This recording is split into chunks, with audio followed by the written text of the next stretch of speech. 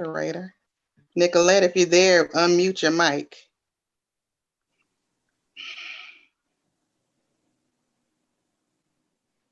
Let's see if the link is live.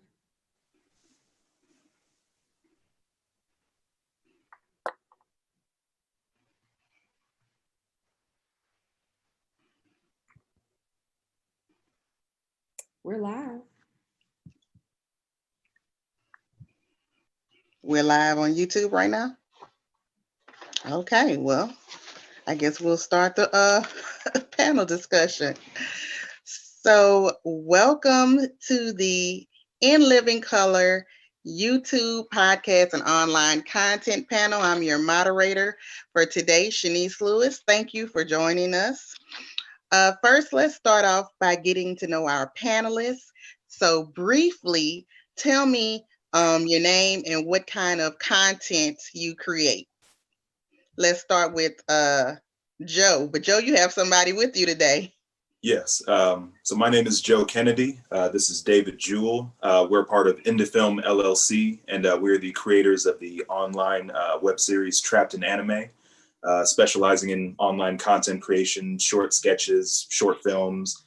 Dave, anything you want to say about it real quick? Yeah, I mean, basically, Trapped in Anime is essentially a live action parody web series where we try to take regular real life scenarios and change them into kind of an epic anime short film, whether it's making a sandwich anime, forgetting your mask in anime, you know what I'm saying? Anything like that, we kind of change into this kind of epic, hyper active, essentially short film at the end of the day.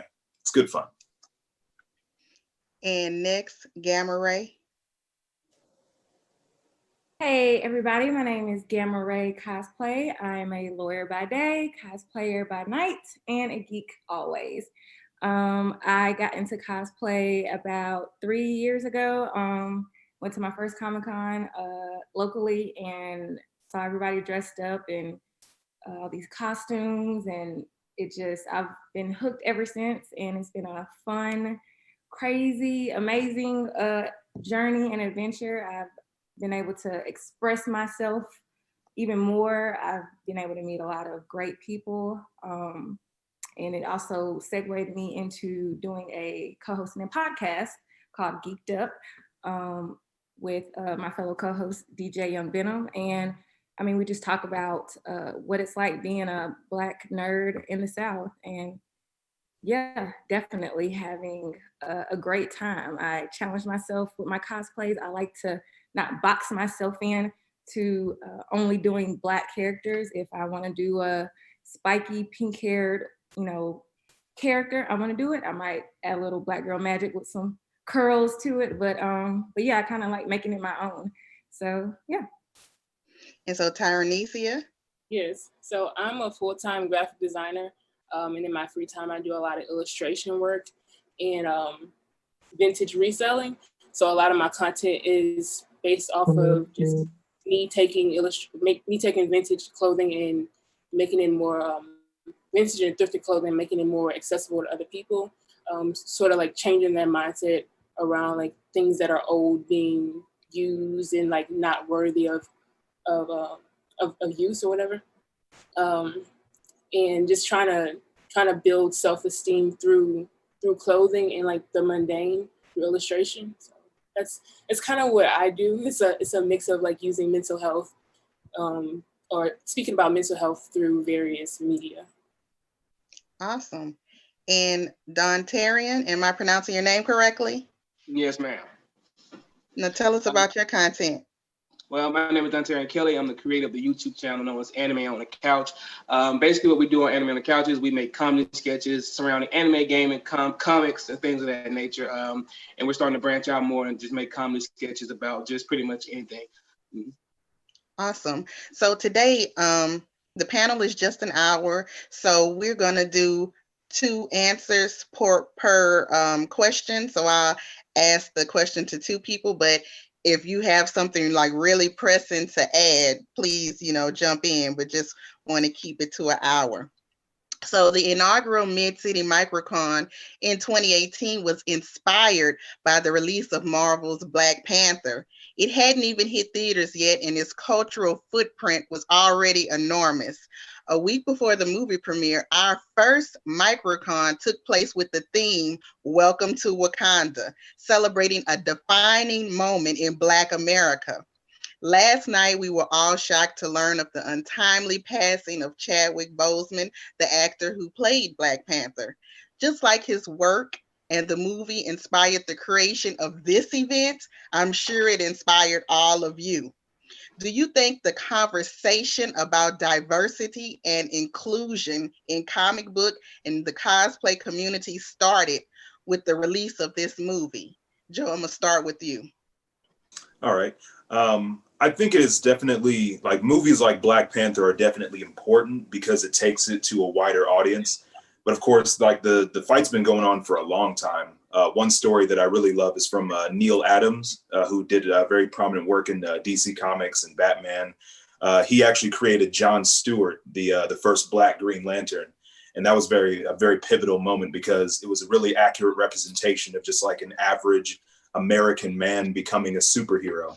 So I think these conversations are definitely important because it's got to become something that's normal, where seeing a Black character stand alongside the Justice League or the Avengers or any other superhero team is just another part of a group and less about, that now this person has to be here just to fit a quota. But, characters like Black Panther, Spawn, John Stewart, I think they very much earn their places among these pantheons of characters. So I think it's incredibly important. Dave, anything? No, I agree with you. And for me, I mean, it was really important and impactful for me, not just, seeing, Chadwick Boseman, but also seeing the, behind the scenes, Ryan Coogler, this writer and director come on board as well. So for me, seeing someone like that, all come together, Black creators across the board to be on that side of, on that level was really important for me to see as well. And Gamma Ray, I want you to put in your input because I think when Black Panther came out, a lot of people were doing Black Panther cosplay. So did you think that was a big impact to the Black cosplayers? Oh, most definitely. I want to say the months leading up to the movie and even well after to today, a lot of the cosplays that I saw at the cons were definitely inspired by the movie Black Panther, the characters. I myself did a group cosplay mashup of Sailor Moon and the Dora Milaje with Wakanda Moon, and just that inspiration to pull something that reflects us, where we can see ourselves, and pull that culture into cosplay, where it kind of continue to make it our own. People have been taking it and putting their own spin on it, and I think it's been incredible. I've seen some amazing cosplays, and I think that pulled a lot of people who were never probably introduced to it or kind of skeptic of, I don't know if I'm really into cosplay, I don't know if I want to do it, like, is this for me? I think connecting it to rooting it into something like Black Panther, which is just Black culture in itself, and also nerd culture, bringing it together, I think it definitely opened up a wide avenue for more Black nerds and geeks to get together, just from all different fandoms. So definitely had a strong influence. Now, as a Black content creator, what obstacles have you had trying to build your brand and grow your audience? Tyranikia? So for me, it's just constantly doubting, like, whether or not, like, I should put my full Blackness, like, out there first. So yes, like, always, like, debating on whether or not, like, I should be this Black or that Black. I'm nervous. I'm sorry. That's okay. Can you ask me the question again? As a Black content creator, what obstacles have you had trying to build your brand and grow your audience? Well, we could go to Don Terry and then we'll come back to you. Thank you. Well, a few obstacles I've come across is it's kind of hard to get your content out there, especially starting off really small. It's kind of hard for people to see your content, because for things like algorithm, it doesn't push your content because you are one of those bigger content creators. And just another obstacle could be some people aren't as likely to look at your content because you are a Black content creator and you're dressing as characters that people may quote unquote believe to be white or not Black. So that could be an obstacle because people are less inclined, I guess you can say, to watch your content. But yeah, that's just a few. And Ty, can I call you Ty? Because I know I'm messing up your name. Yeah, that's fine. So with me, like in a lot of the content that I put out, my face is always the first thing that you see for the most part. So I don't necessarily see it as an obstacle. It's just wondering if people are gonna take me in this full look, or like if people are gonna to take the words that I put out and really take heed to like what I'm saying or what I'm experiencing as a Black woman. Like if they're gonna really like show some compassion to like what I'm experiencing through these thoughts and like these ideas. So it's just like always wondering like if the white audience is really paying any attention to anything that I have to say or that I have to express at all. So yeah, and I don't really know what it is that I could do to make them listen, but I do think that's like a mental obstacle. Mm-hmm. So how important is it to invest in equipment to get started as a content creator? And what do you do when you have a limited budget? Joe? Sure. I mean, because in working amongst my own group and even associating with other friends of mine that are in this sort of creative online field, there is, of course, an importance, and especially how competitive things are now, to step up your production value so that you can compete on a level playing field. But the important thing is, if you've got a passion, if you've got a drive in what it is that you want to do and what you want to talk about, at least finding enough equipment to get your start, whether it's a matter of investing in certain things first, but then over time, adding more parts to the PC, getting better lightings, getting better cameras over time, just so that way you can start getting some momentum going. I feel like there's absolutely nothing wrong with that. He's more the technical guy. He knows more than I do on this question. So. I mean, yeah, just briefly, I think equipment's important, but what's more important than that is honestly what you do with the equipment, right? I mean, we actually have like 4K cameras and things like that, but we actually film traps and anime with our phones, and it's really about, I think, the talent behind it at the end of the day. So I would say brush up on your skills and editing and the creativity and stuff. That's more important than the camera, because anybody can get a good camera, but what can you do with that camera to take it to the next level? And to find ways to make yourself unique as well. And Dontarian, I heard you giggle when I asked that question. So what's your opinion on it? Well, honestly, I guess it depends on your content and what you're making for is like equipment and things that you'll need. But for me, I literally spent I guess collectively maybe of $3,000-$4,000 on content since I started creating content back in 2018. I don't necessarily believe that you need to have a bunch of different like equipment, things like stuff. Like they just said, you could just literally film content with your phone. But yeah, your production value, I feel like, for me anyway, I like for my production value to consistently increase. So for me, I have more equipment. I have, light fixtures and microphones, stuff like that, because I want my content, my production to be better as time goes on. But I feel like it's really based off of you and what content that you create and like the videos that you create. Because some videos you may not need, you may just need just a phone.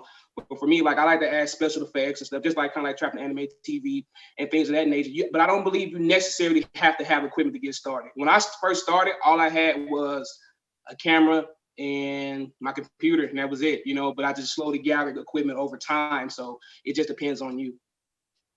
So I'm gonna stay with you for the next question, because you said that you have invested like $3,000 to $4,000 in yourself to create your content. So what are some of the best ways to monetize the content you create so you can get some of that money back? I would say Man, honestly, just to continue to pump out content, continue to make content is, I feel like, it's the best way. I think you'll get a return. As long as you keep putting in the effort, I feel like you'll eventually get that return. You can do things to help boost that by, maybe paying for ads if you need to on Google, or Google ads, or Facebook, Instagram, anywhere.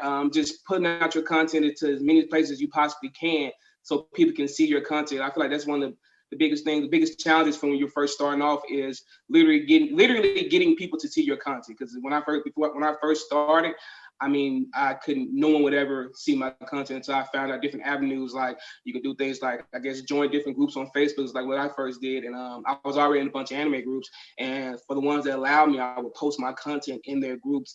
And then I would do things like I use Google Ads stuff, because like they said in Trap Anime, it is a competitive market now. So, I mean, you got to spend money to make money, and that helps boost you up. Then I say go for it. And Gamma Ray, how do you monetize your content as a cosplayer? For me, it's about kind of connecting it to my podcast that I help co-host with. As I said, with Geeked Up, we essentially try to utilize our Patreon, encouraging our, followers and, supporters. They kind of ask, like, how can we help? How can we support? And we're just like, share, like, subscribe, follow, share, because honestly, the more people that kind of help get your name out there to create a buzz as far as your content and what you're putting out, whether they want to contribute and support financially or just help to build up your following, that definitely can help kind of bring back that revenue and help cover expenses. Because with our Patreon, thanks to our subscribers, we're able to now cover any of our expenses as far as that associate with streaming on our streaming platform. So that helps out a lot. Like, we tell everybody, every dollar helps, every dollar counts. I mean, even if it's nickel, dime, quarter, penny, whatever, even if it's just a like, the fact that if you shared it, somebody else that saw it, that person might decide to want to contribute and support financially. So it's definitely about utilizing it on those kind of platforms in that aspect, and also through your connections, even like, sponsorships are getting associated with other businesses. If they reach out and be like, hey, I like what you're doing and posting, if I send you this kind of free of charge, or if I offer to help cover this, would you help promote or get in cosplay and, holding this DVD or something like that. So you're like an influencer. Yes. Mm-hmm. Definitely. And so I think I want to take this question around to everybody, because I think a lot of people be interested in how you make money from doing this. So Ty, as a photographer, are you trying to monetize on social media, or you would instead book clients to do photo shoots? Unmute yourself. Both.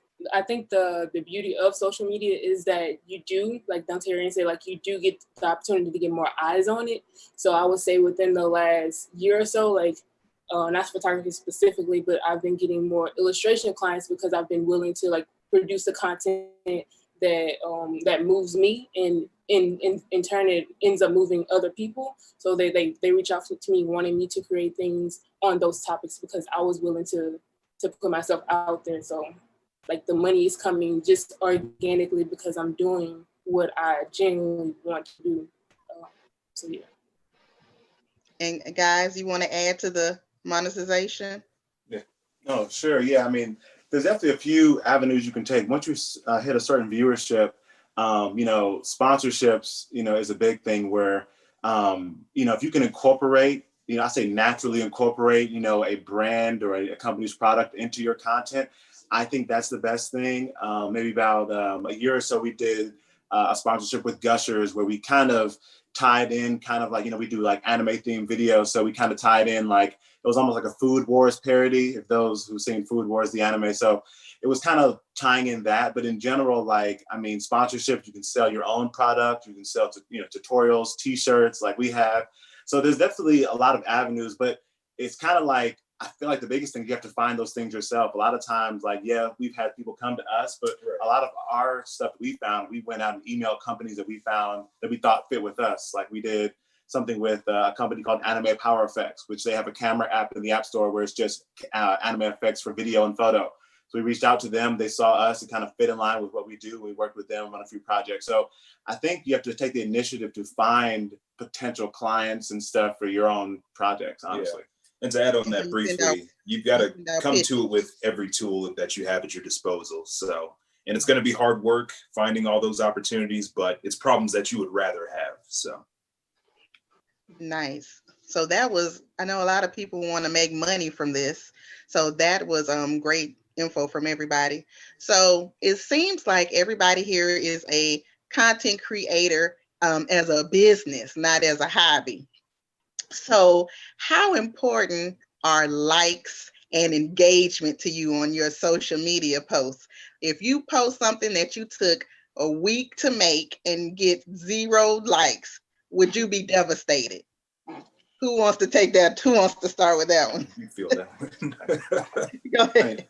I can take that. I mean, it's interesting for us because we've had a lot of videos, and for us, we're doing full productions where it's storyboarding, writing, location scouting, full multi-cameras, shooting special effects. So we have a lot of videos that take a lot of time. But what we've noticed is, like, at the end of the day, it's like a roll of the dice in terms of how the audience reacts. We've had videos where we spend 2 weeks of working on where it gets like maybe 1,000 views. We've had other videos where it takes like 2 minutes on set to hit 1 million views. So it's almost like roll the dice. For us, it's just about putting the work out there and letting the audience decide, and we kind of have to let go, because if we get too personal and attached to each individual video, we will be heartbroken and crying at the end of some of them. So it's really up to the audience. But yeah, it's hard to say which is going to work. The audience decides it at the end of the day. Definitely. No. Anyone else want to chime in? I definitely want to chime in on that, because that was an adjustment because when I first started getting into cosplay, definitely was hobby, just a creative outlet for myself. And then I definitely started to become more fit into it as they, download this editing software on my phone, inexpensive, but I spent all this time on trying to put the perfect filter and get the right pose and, hours and all this, and especially hours in the cosplay, building a prop or something. And I'm like, I posted and I'm like, watch, it's going to just like, oh, I'm so excited. Everybody's going to want to give me likes and look at it and whatnot. And it would just be like crickets. And then a random closet cosplay, something that I pulled, either got from a thrift store or something I put out of my own closet, threw that on and did like a quick selfie in my Insta story and posted it, and everybody's just like, what? So I was just like, wait a minute, I didn't really do anything. But then I had to kind of check myself and tell myself, like, wait, remember why you're doing this, because if you get too caught up in, even though we are content creators and we approach it as a business, but if you get too caught up in the likes and like, oh, why isn't anybody following me, or that person unfollowed me, or I'm not getting that much engagement, like you'll burn out so fast. Like you literally have to kind of hold on to that passion that kind of pulled you into it in the first place, and just remember to just have fun with it, and the benefits will kind of just follow after that. Because if you kind of stay focused on that, you will stop doing it for yourself, and you really will just be like, what can I do for the people out there to just get them more engaged, versus doing stuff that I genuinely can connect with, because it won't come off authentic at all. It'll be like, you're kind of trying a little too hard. So yeah, it can be discouraging, but you just continue to have fun with it. Absolutely. Anyone else want to chime in on this? Yeah. They pretty much said it all. I mean, because I think it seems like we all experience the same thing. I know for me, when I first started Anime on the Couch, like everything that you guys, if you watch my videos, everything that you see in the videos is literally me just coming up with these ideas. And I have no background in editing or anything. When I first started this, I had no background in cameras, editing, anything like that. So when I'm learning things, or you see maybe the special effects, you maybe see me clone myself in my videos, it's literally me just coming up and looking at them how to do it and trial and error. So I definitely went through that.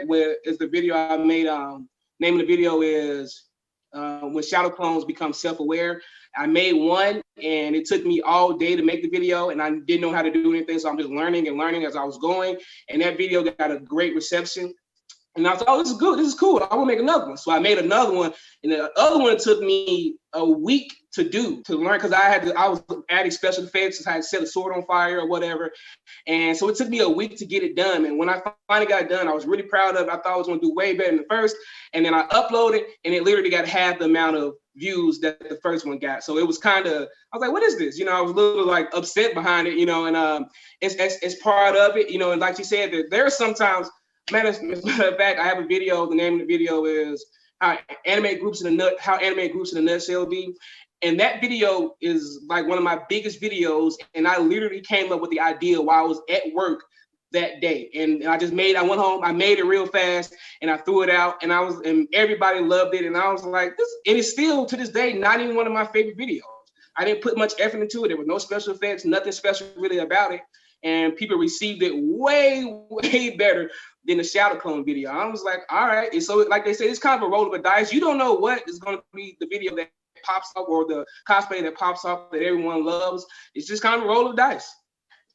Do you guys ever delete content with low engagement then repost it? Because sometimes people say a certain time of the day or a certain day of the week gets higher engagement and you're supposed to know your audience.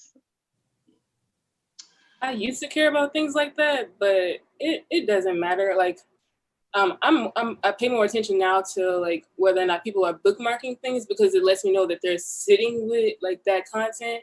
But as far as like trying to be very technical and strategic about like this has one like, let me delete this. No, like it was true to like how I felt in that moment, so I'm gonna keep it on there. Otherwise, like I'm creating this persona that's not really true to the content that I'm trying to create. So yeah, I don't do that. Anybody else has a schedule, like a certain day or certain time that you think you get higher engagement?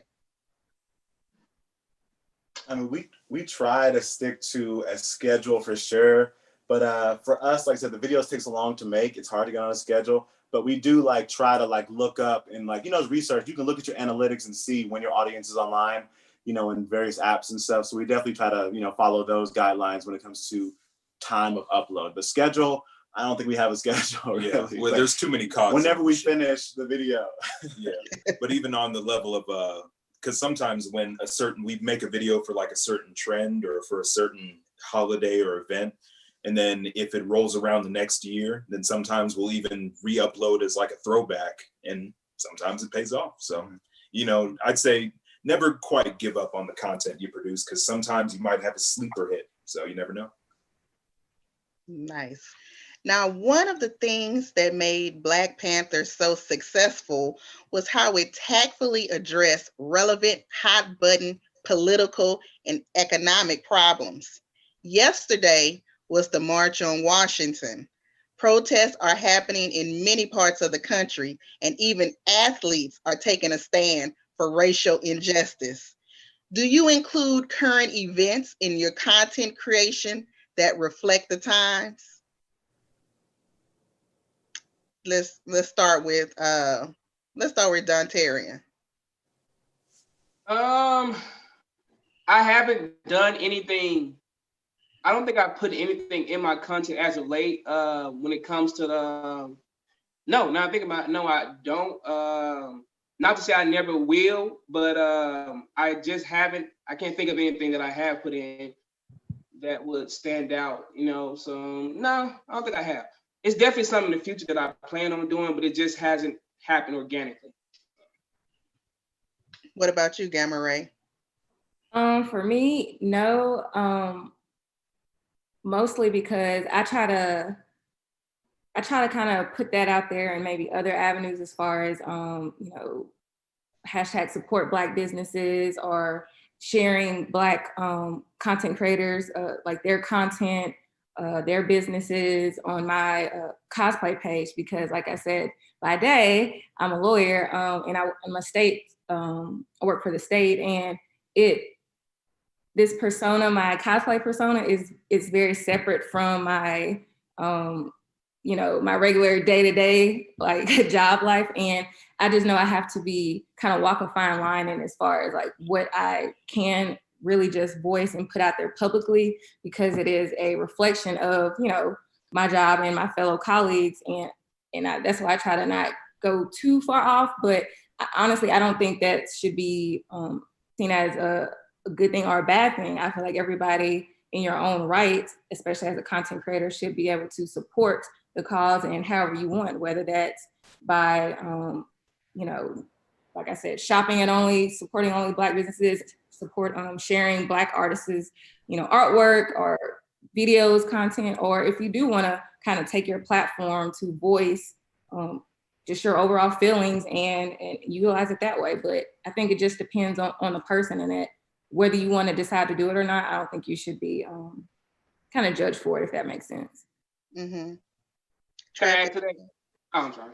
Oh, you want to add something? Yeah, I just want to add that I agree with what she's saying. Like for me, what I do is like I buy a lot of content. Like the art pieces that you, if you might see my videos you see on the wall, were all made by Black content creators. I support like Black content creators by, you know, buying their Patreons, and I just bought a book from Death Note Chris, who's also a Black content creator. I think there's a lot of different ways that you can showcase your support. Like if I have conversations with people at work, I'll repost about Black Lives Matter and things of that nature. So I think it's just a bunch of different ways, because some people, like, I know I talked to Caleb City, or what's Caleb City? I think so, or heard him talk, and he does it. I don't think he politicizes a lot of things in his content, because he wants his content to kind of be an escape for people, you know, from them everyday life, you know, because being Black in America can be stressful, and it can have you just emotionally torn all the time. So sometimes it's great to have that escape, where you can watch some content that makes you feel good, makes you laugh, and not, you know what I'm saying, make you think about what's going on in the world. So I agree with what she was saying. To chime in on that too, super quick, because it's a fine line that even, you know, we have to walk too. Like, we're a team of 6 people, so there is a good diversity in like the ideas and everybody in the group.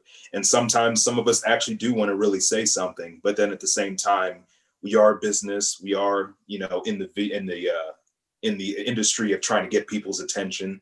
So we understand the risk of sometimes when you make this content, it's not going to please everybody. So sometimes you have to take sides, and we try to keep things lighthearted, but also try to keep things relevant. So, you know, maybe we'll poke fun at the absurdity of modern events of like people refusing to wear masks or forgetting to wear their mask, or dealing with Karens in public. That's always fun.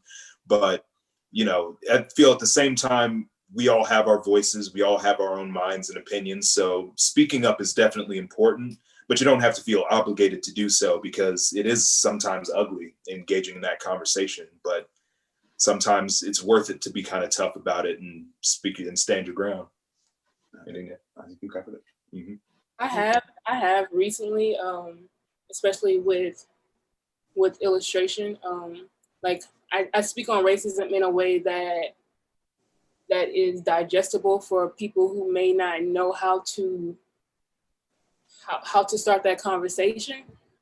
So like I start with microaggressions, because that's something that people can understand, or at least have seen or have experienced if they have not experienced anything overt. So like speaking about microaggression and breaking it down, and just so like white people or Black people who may not have realized that they've ever experienced it can start that conversation. Like, it's all about just getting people to think about it, hopefully share it, and then hopefully have that conversation with someone else. And just like with me posting outfits, like it's very hard to escape the fact that I am a Black woman who looks like this. So that in itself is me talking about like my race and like my body. So yeah, it's just, there are ways to do it very lighthearted, but I don't think there's a way of dancing around it or avoiding it as a Black person. Now, I find it very fascinating that no one on the panel is really, you know, into posting Black Lives Matter across their platform. Not judging, but do you think it's because you're in a community that's underrepresented by African Americans? Do you think that you'll get a backlash? Because some of these, like in the cosplay community, I heard could be very racist. I'm not sure about the comic book. Do you think that is a part of why you guys aren't more vocal? Because I'm not really in that world, but on my social media, I, put about plantations, Black Lives Matter, I can't breathe. I put it all on mine. So I'm wondering, is it because of the market you're in that you're hesitant to do it? Mm-hmm. I can chime in a little bit on that. See, I think the thing for us is that, you guys know we make, anime parody videos. And I think, it is sometimes a creative struggle to come up with natural ways to incorporate that into the content, like we don't want to just put up, just like we still want it to be in line with what we do per se, right? And I think that's something we're struggling with now, like trying to figure out, honestly. We've had a lot of conversations about how can we talk about this topic, but it still be a Trapped in Anime video. You see what I'm saying? Like it's still incorporated with what we do and what our fans expect, right? Because I think if we can somehow put that into our content in subtle ways and stuff, it doesn't take away from the video and the message is still there. So we're still working on figuring that out. So that's really what it comes down to for us. Yeah, it is a challenge. Mm-hmm. I'll chime in. For me, the cosplay, like you were saying, I want to kind of keep it separate, on my personal, regular Rachel Sprinkle, like that social media platform. Like I will share, certain things that like stories as far as anything dealing with protests or anything like that, just to kind of put it in, just bring awareness to it and shed light on it on that social media platform. But more so when it comes to my cosplay, like they were saying, I kind of want to keep it not necessarily light, but kind of keep it as an escape. But I also try to maybe tie it in to supporting, like I said, other fellow Black cosplayers, because as you mentioned, we definitely, some of them have definitely experienced some horrible, just backlash and like racism. And it just blows my mind how I see this amazing cosplay. And of course, the character they're based off on necessarily isn't Black. Some of them aren't necessarily even human, but somehow because a Black person is cosplaying as that character, they're just like, that's not what they look like. You're wrong. This character's supposed to be kind of white. Like you look horrible. All this. And it's just, it blows my mind. I'm like, this is cosplay. There are no rules. Like, what do you mean? Like you're able, that's the whole purpose of it and the point. You get to dress how you want. So when I see stuff like that, I try to share that person's hard work and effort on my page and lift them up. And that's kind of how I try to use my cosplay platform in that aspect when it comes to kind of bringing awareness and light to the just negative and sad world of just, racism and craziness that we live in. Anyone else want to add to that? Yeah. I've got a small point to add. I had it and then I lost it and then I got it again. But basically, it's kind of also an interesting thing where you've also got to be understanding of how things are on the other side. As much as I hate to divide left and right, because it really doesn't matter, but it is weird because we are almost speaking two completely different languages. And the sad thing is that even though our intentions may be pure in what we say, of course, Black lives matter to us. We have friends who are Black. We have families who are Black. We are Black. But on the other side, they hear Black lives matter. And it's like, well, why don't I matter too? And it's like, that's not what we're talking about. Or defund the police. On paper, it sounds scary. But if we have to go out of our way to explain this is what we actually mean, we've pretty much already lost them. So it's going to be, and even for me personally, like we made a little small video on our page to kind of talk about, recent things that had happened. But even at that point, I almost didn't fully get it. And then I had actually heard the perspective told to me in a different way. And it's like, okay, now I get what you're talking about with systemic racism and this and this. So I think these conversations are important to have and being respectful about it so that people are actually willing to listen. Ty, you had something to add? Oh yeah, like you were mentioning in the beginning that you don't see it like posted on all of our pages. I think it's like there's more than one way to be Black, and there's also more than one way to say that Black lives matter. So if you go through my page, you'll see me speak about it in a way that is true to me, because sometimes it can be very performative to just place it here and there just so people can acknowledge that like you do this and that. But it's like my social media is just one facade of like who I am, or just one part of who I am. So it's more important to actually like live that outside of that. So me knowing that I do the work outside of my social media is way more important than people seeing this posted here on this day. Like, because I'm not looking for that validation from people in that way. Got it. So I don't know what everybody does for a living beside content creation, except Gamma Ray. I don't know if I'm allowed to say.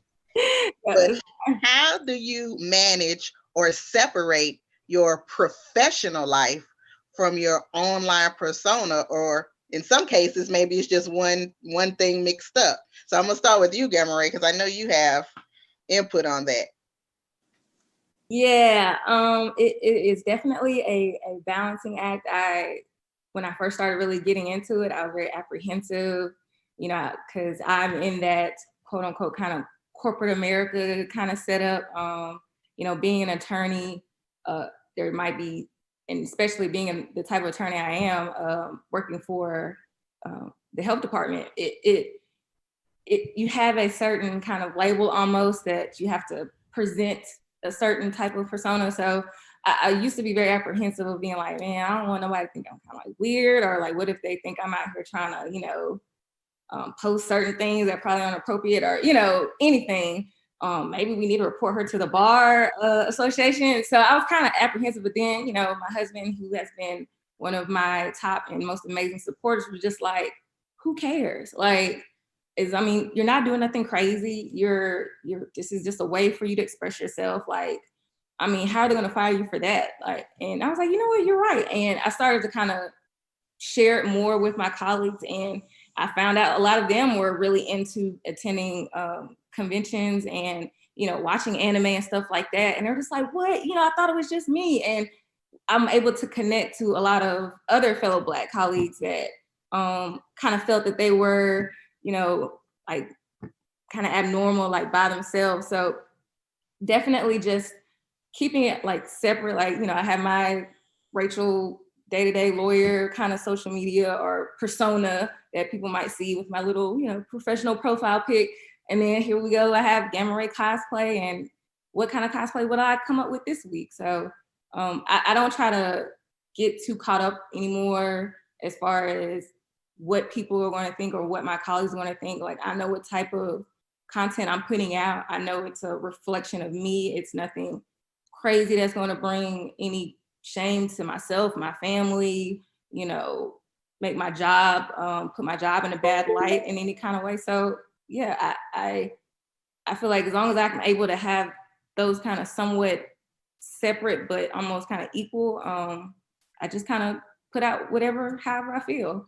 So it was a balancing act, but yeah, I just try to not worry about it and just connect and share. Does anybody else have to separate real life from this content? Yeah, I work for a university, so I can't get too political about certain things because I'm an advocate for the state. But then I have to remind myself sometimes like that they knew who I was when they met me. So I'm not going to hold back in a way that like makes me doubt myself. So like that's a reminder for me to keep doing what I'm doing. So yeah, it's separate, but like she said, there's a way of doing it so that you stay true to you and what you're trying to do. Anybody else? Now, Dontarian, you have your government name on your pages like me. So you are one with your brand. Yeah. For its jobs and work and all, I keep it separated in the sense of I never post about my job. I never post. If you see me at work, you just know where I work. For me, my job literally is just to make sure my bills are paid. So, I want to do this full time and do much more besides just having me on the couch. But my job literally is just to pay my bills. To be honest with you, I don't post about it. You know, it's really just to get my bills paid. Pretty much, just as what my job is. You know. I just keep it separated. I keep my job separated. But I've done this before. Even when I was a content creator, I just always never talked about my job, never posted about my job, no matter where I worked. People at my job, I don't hide the fact that I'm a content creator though. People at my job, everybody that knows me pretty much knows that I'm a content creator at work. I don't hide it. I just don't ever bring my work home, basically. Well, do you think, I'm gonna ask this to you guys, Trapped Anime, do you think like if you did tell your job, you could get some fans and some followers, or you'd rather keep it separate?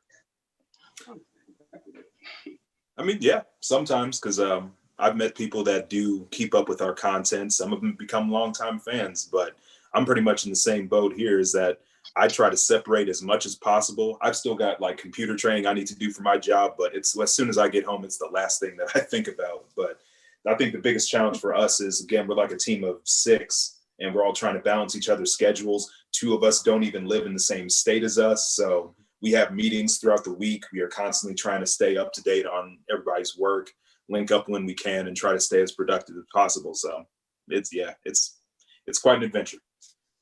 And I'm pretty open with mine. I mean, outside of Trapped Anime, I'm a video editor and an instructor. So I mean, like, most of my video editing friends think it's cool that I have a page that we, make content on, because, like, a lot of us do a lot of client work where the videos that we work on are a lot more dynamic, a lot more fun to make and stuff. And then as an instructor, like, I have a lot of students who I teach video classes to. So, a lot of my students become fans because they see like, oh, your instructor is like, they think it's cool that we do like anime videos and stuff versus like kind of the typical corporate videos and stuff like that I do. So I'm pretty open with it, especially because, the content that we do is, I mean, relatively clean. It's like around PG-13. So we're not doing anything too crazy where I would be embarrassed of my workplace knowing about it. So because of that, I'm pretty open with it, and everybody's pretty accepting. And like Joe said, they become fans too. Yeah. I just can't bother to bring it up because I just don't care at work. Let me just get out of there. So the only content someone would probably be embarrassed and hide if they had an OnlyFans page or something like that. Depending on what you're doing on there. Yeah. It depends what you're doing. So we are winding down to the panel discussion. We coming towards the end, and we covered a lot of things today, but I want to leave our viewers with some advice. If somebody is watching and they are interested in being a content creator and following in all of your footsteps, but they're scared to take the first step, what advice would you give, and any final thoughts? So we're going to take this to everybody. Who wants to start? I'll start. Oops. Oh, no, I was keep it short and sweet. I was just going to keep it short and sweet. Okay, go ahead. Because I feel like I am one of the beginners in comparison to a lot of what y'all have said today. So I would just say, like, trust in your ideas and start with what you have. Very good. Dontarian? I say this to people all the time at work, because people ask me about content creation. Some people at work, they want to do what I do as far as being a content creator, and they ask me for tips, and some of them say they're scared and stuff like that. Just be quite blunt. I always tell them, you're going to die. All of us here are going to die. You know what I mean? And life is short. And I feel like if people really, really, really realize that, yeah, one day I'm going to die and I don't know when I'm going to die, I think it would, like, that would make them live life more. As we see, like, with Chadwick Boseman and Kobe Bryant, like, I mean, they died very unexpectedly and young, so forget being scared. It doesn't matter. You know what I mean? It doesn't matter. Do what you want to do. You know what I'm saying? If you're going to be here and you're going to live life, enjoy life. Actually get out and do something that you truly want to do that makes you happy. If making content makes you happy, then do it. Forget what everybody else says, so just go for it. That's all. That's what I tell people. Just go for it. And Gamma Ray? Definitely kind of to piggyback off what Dave said, because I've been approached by, people wanting to get into cosplay, even, Black people are just kind of like apprehensive. They're just like, is that even a world, or is that even a place for me in it? And I'm just like, of course there is, like, because if you want to be in it, then yeah, there is a place for you. You make your place, you put yourself in it if that's what you want to kind of experience. And to just, like they said, not get caught up in who's going to look at it, who's going to like it. If it's something, if you're having fun with it, then do it. Like, who cares if, you're going to have a slew of followers, or if you're going to end up getting this like high dollar subscribing Patreon or whatnot, or who cares if you can't build a 10-foot tall transformer out of cardboard and craft foam and it looks like a real walking robot. Who cares? Like, if you just want to put on a dress and a shawl and like a wig and you're the character, that's cosplaying. I think you're doing great. I definitely think and try to encourage them, because I'm like, who knows, by you getting into it, that might help to further kind of like paying it forward to encourage somebody else to want to like kind of actively get into cosplay. So one, definitely have fun with it, because you will burn out if you're doing it for, I don't want to say the wrong reasons, but if your heart isn't in it for the right reasons, I'll just say that. But just have fun, and who cares? And by the way, who are you dressed as today? I don't know if you mentioned. I totally did not say that when I introduced myself. I am, if anybody has watched the Netflix anime series BNA, I am Marie. Oh, I just started watching that yesterday, actually. Yeah. So she's a mink, as she likes to keep reminding people. But yeah, I thought, and then she's a Black character. I'm just like, I love it. Dope. Why not? And Nice. very simple. Clothes, wig, bam. And so, Trapped in Anime, any advice for those scared to get started? Dave, you want to start? Sure. I mean, I think I agree with what Dontarian said. I mean, that's definitely true. And then one thing I think that you have to understand is, like, you know, you're going to put out your first couple of videos, and they may not do well, but you have to stick with it, which sounds very cliche, but I'll give some more tangible advice as well, where sometimes different types of videos work better on different platforms. You upload a video on YouTube and it gets like 2 views. You never know. Put it on Facebook, put it on TikTok, put it on Instagram, Twitter. You have to diversify and put all those things out there. So definitely make sure that you diversify and try other platforms, because you never know. We've had videos that worked on one platform, but then the other one it did not work, and vice versa. So that's some tangible advice that I would recommend, is like, make sure that you're on all the platforms, because you never would know which one is going to work for you at the end of the day. Yeah, I mean, part of some of the success that we've got is that we've had footage that we've used on other platforms, and we're like, you know what, let's just throw it up on this platform, see how it goes. If it's good, if it works, cool. If not, forget about it. And then boom, it blows up, and it's like, all right, let's roll with it. The best advice I can give personally is you got to learn how to roll with the punches, because it is challenging. It's very difficult. Like I said, it's very competitive. You know, you deal with, you know, if we're trying to take this as a business, but we were working with your friends, learning how to maintain those friendships and still be close and still learn how to talk and hang out with each other while still trying to navigate these challenges. It's tough, but again, it's the problems that you would rather have. Sure, like my day job is I deliver packages for Amazon, but at the end of the day, I recognize I don't care. Let me just get the job over with, get it out, and then get to the stuff that I really care about, which is stuff that me and my group do. So yeah, it's like I said, it's the problems you would rather have. So give it your all, stay tough, grit your teeth, stick your chin out, and say, come on, life, give me your best shot. Nice. So usually when I'm, interviewing people, I say, before we go, tell us where we can find you next and what you have coming up. But due to COVID-19, I don't know if, it's anywhere we can see you coming up. So before we go, just close out, tell us your website and your social media pages, and if you have something coming up. Trapped in Anime, you keep going. Sure. For us, we do try to stay on as many platforms as possible. We're on Instagram, TikTok, Facebook. We upload on YouTube as well. Of course, our company is Indifilm LLC, but our biggest property right now is Trapped in Anime. But we do have things down the line that we are trying to do. We are trying to do bigger and better things. So as long as you stay up to date with Trapped in Anime and Indifilm, then you'll hear all the news that we have. And Ty? Yeah, you can follow me on Instagram at Sassfiend. That's SASSFIEND. And you can go to my website, which is my full name, tyraniciamore.com. Dontarian? You can find me on YouTube, Facebook, Instagram, TikTok, Anime on the Couch, or you can type in Dontarian Kelly. Either way, it pops up on all social media platforms. We don't have much for us outwardly going on coming up, because Corona did stop a lot of things that we had planned, but we're just going to be continuing to make content and upload content. So keep checking for us. Gamma Ray? Yes, you can find me on all social media platforms at Gamma Ray Cosplay.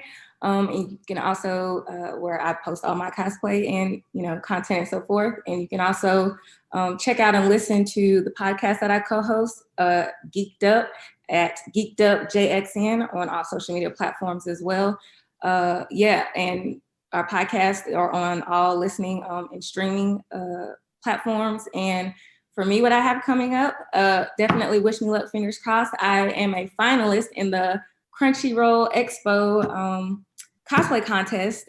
Their virtual con is next weekend, and the cosplay contest is next Saturday night. And they will be announcing who is the winner. So I submitted my cosplay, so I'm nervous, excited. It was a challenge, it was fun. So if you want to kind of check out to see what I cosplayed as, and if I at least make maybe the first or second or third place, or even if I don't, it was just a great, overall experience just to be picked. So that's the only thing I have really coming up next. Well, good luck with that. And if anybody is watching and didn't get to keep all of those links in their head, make sure you go to the events website at ebrpl.com/MCMC, and you click on the creators tab and you'll see info about all of us with our website links and social media links. So I've been your moderator today, Shanice Lewis. Thank you for tuning in and supporting.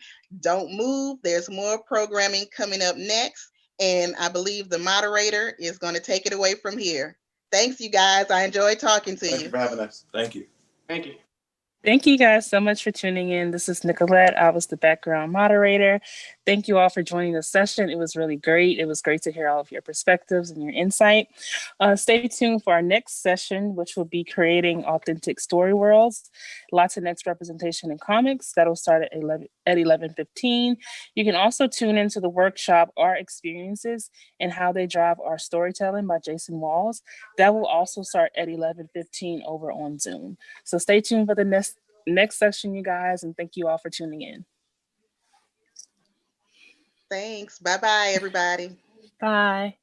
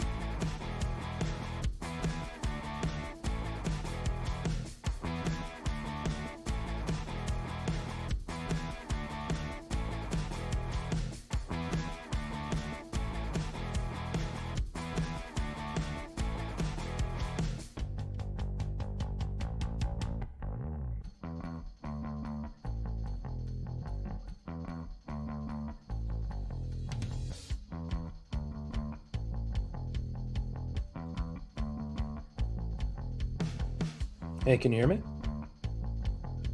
Hello?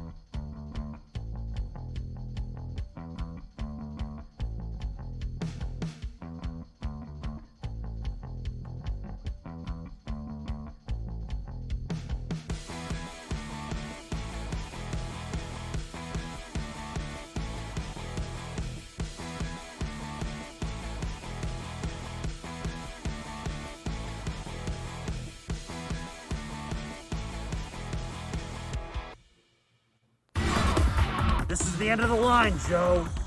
I would say it was a challenge. But then I'd be lying. I'm not defeated yet.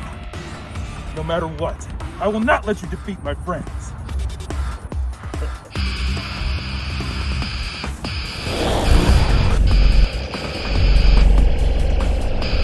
This blast has taken it out of me, and I can't breathe with my mask on. But I can't stop, or he will have a perfect opportunity to hit me. I must keep charging!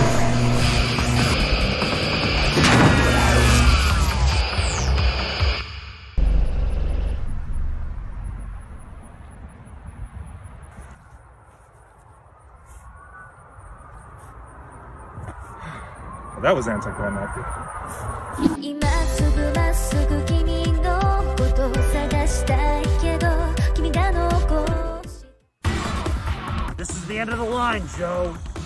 I would say it was a challenge. But then I'd be lying. I'm not defeated yet. No matter what, I will not let you defeat my friends.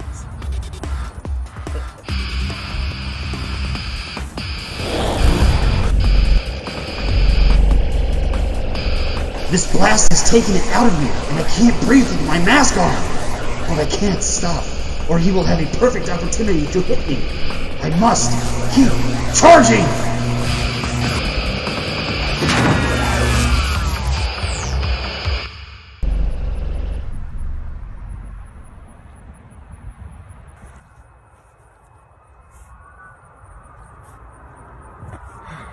That was anticlimactic. 今すぐまっすぐ君のことを探したいけど君が残し This is the end of the line, Joe. I would say it was a challenge. But then I'd be lying. I'm not defeated yet. No matter what, I will not let you defeat my friends.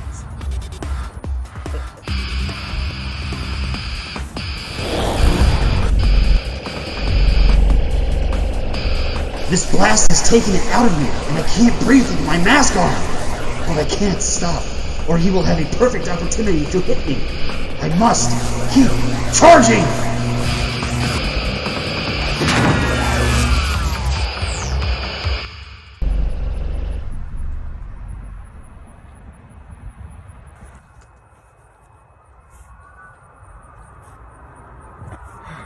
That was anticlimactic.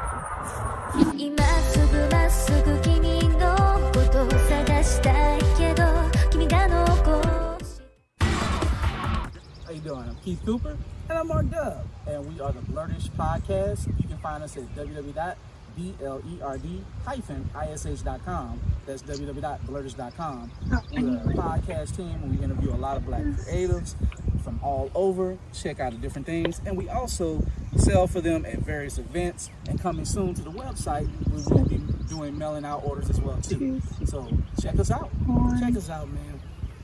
We dope. And enjoy the show.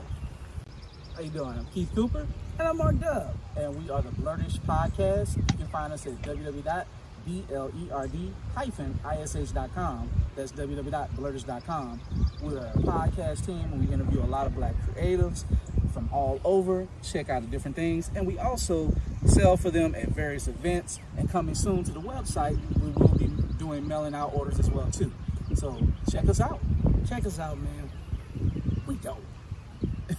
And enjoy the show. How you doing? Morning. Keith Cooper, and I'm Mark Dub. Bill. We are the Blurtish Podcast. You can How's it find going, us at man? www.blerd-ish.com. So are we being seen? I saw this message from Jessica. Oh no, like right now, I think the YouTube stream is just playing like their kind of commercial content where they're like different stuff. I think it would only made a difference when there was actually a panel going on. Like right now, there's about 15 minutes between. So. Can I check the share screen real quick? Yeah. ish.com. That's www.blurtish.com. We're a podcast team, and we interview a lot of Black creatives from all over, check out the different things, and we also sell for them at various events. And coming soon to the website, we will be doing mailing out orders as well too. So check us out.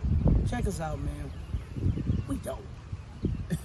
And enjoy the show. How you doing? I'm Keith Cooper, and I'm Mark Dub, and we are the Blurtish Podcast. You can find us at www.blerd-ish.com. That's www.blurtish.com. We're a podcast team, and we interview a lot of Black creatives from all over, check out the different things, and we also sell for them at various events. And coming soon to the website, we will be doing mailing out orders as well too. So check us out. Check us out, man. We dope.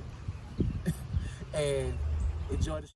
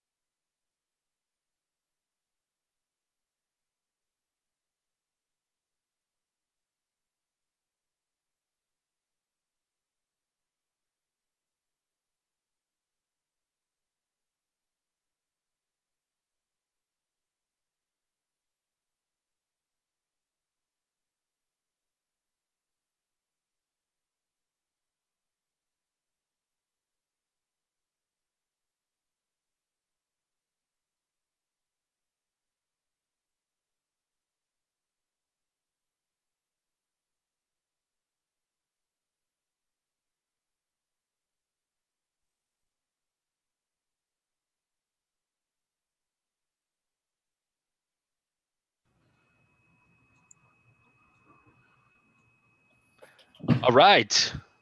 I think we're live. Woo! We are. Hi. I'm Jessica. I'm with the library. I'm just going to be a background moderator. I just wanted to welcome everybody to this panel. This is Creating Authentic Story Worlds, Latinx Representation in Comics. I'm just also going to, we're waiting for Luisa to join us. We were having some technical difficulties on our end, but we're going to go ahead and kind of gently get started and hope that we can solve this problem. This panel is going to be recorded live. It's going to be recorded and we're going to upload it later to this YouTube channel and link it on ebrpl.com/mcmc. We're going to try to make this a family-friendly session, but topics can be mature, and we just want you to use your best judgment. If you have any questions, please put them in the YouTube live chat, and I'm going to hide my screen now. All right. So it was an exciting first panel in Living Color about sort of YouTube content. And so with this panel, we're going to be tracing some similar topics about representation in comics and media. But this panel is called Creating Authentic Story Worlds, Latinx Representation in Comics and Beyond. So first, I want to hit you guys with some sort of facts. By the way, my name is Stephen Andes. I'm a professor at LSU. I teach Latin American history. And I found some interesting data, and this is online, freely available from the Pew Research Center. And so as of July 2020, it was estimated that Latinx people made up approximately 18% of the United States population, right? So with the 2020 census coming up, I'm sure that will increase. So we're talking about at least 61 million Americans. As Pew stated, Latinos accounted for about half, 52% of all US population growth over this period. They are the country's second largest racial or ethnic group behind white non-Hispanics. So the question is, how and in what ways are Latinx people represented in comics and beyond? In reality, the largest racial ethnic group behind white people, Latinxes are largely absent from media. And perhaps where they are present, they can also be absent as well. One of our panelists, Bill Naricio, along with Frederick Luis Aldama, has recently written a book titled Talking #Brown TV. And they say that Latinxes are 18% of the population, yet they are less than 3% represented on screens across the US. Right. And so in today's panel, we aim to dive deep into the question of what is authentic representation and how do we build inclusive story worlds. So before we get into this question, I want to introduce our esteemed panelists, our guest experts, artists, writers who represent the past, present, and future of building authentic story worlds that include Latinx voices. So first, I'd like to introduce Javier Hernandez. He is a cartoonist and educator. He's been publishing through his imprint, Los Comics, since 1998, and his signature character, El Muerto, has appeared in live action films, right, in 2007. Javier has been teaching comic workshops since 2003 and also conducts lectures on Latino comics. In 2011, he co-founded the Latino Comics Expo, the nation's first convention dedicated to showcasing the works of Latino creators in comics and related popular arts. So in a minute, we'll hear from all the panelists, but I just wanted to introduce you guys. So second, we have Henry Barajas.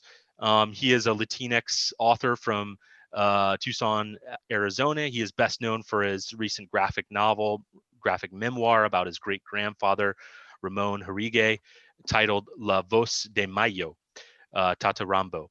He has contributed to anthologies, many of which that benefit mass shooting, Route 91 victims, and the Southern Poverty Law Center, such as Where We Live and The Good Fight. Currently, Barajas is Director of Operations at Top Cow Productions, and he lives in Los Angeles.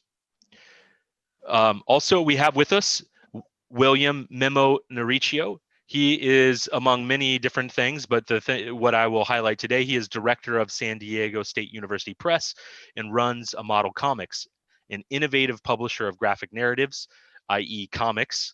And already there are 3 volumes under their belt, and A Model Comics is publishing some of the most outstanding contemporary graphic narratives around today. His latest book, as I said, co-authored with Frederick Luis Aldama, is Talking #Brown TV Latinas and Latinos on the Screen, and it appeared in 2019.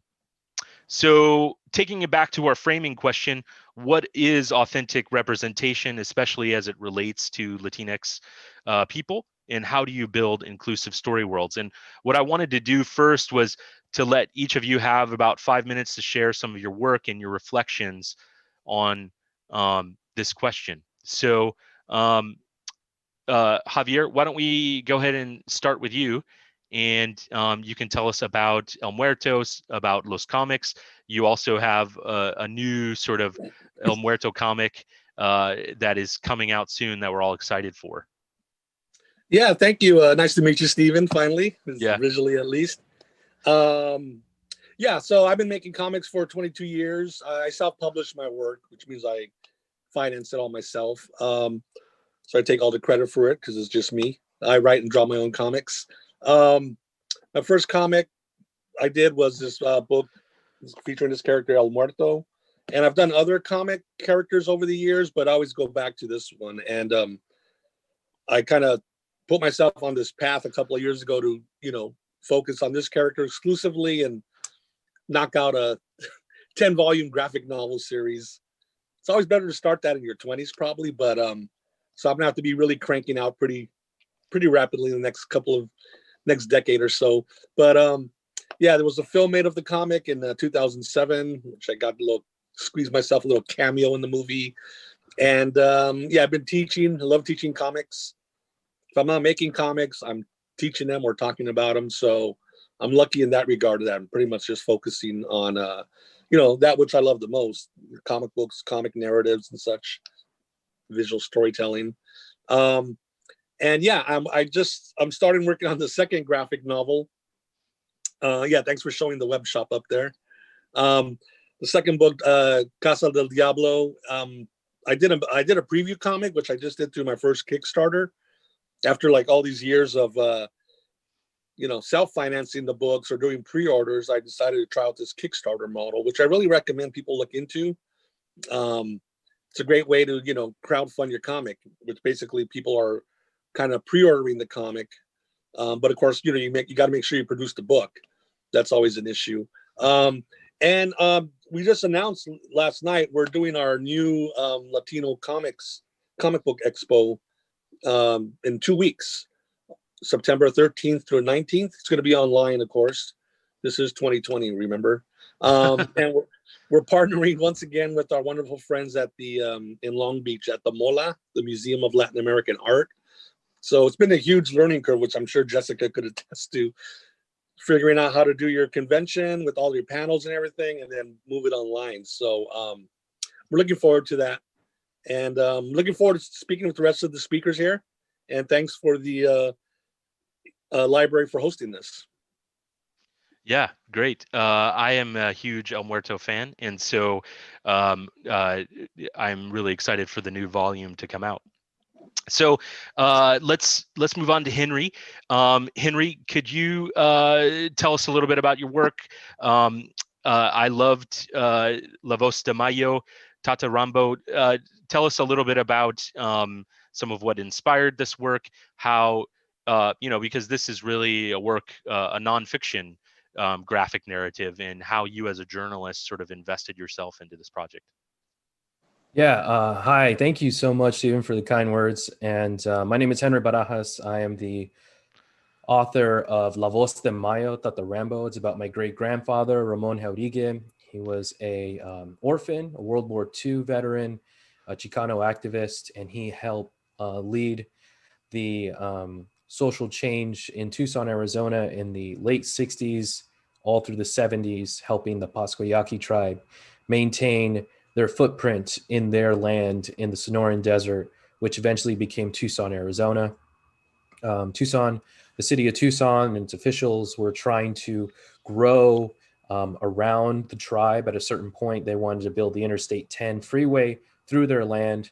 So my great-grandfather started this organization called La Voz de Mayo, the voice of Mexican, American, Yaqui, and others.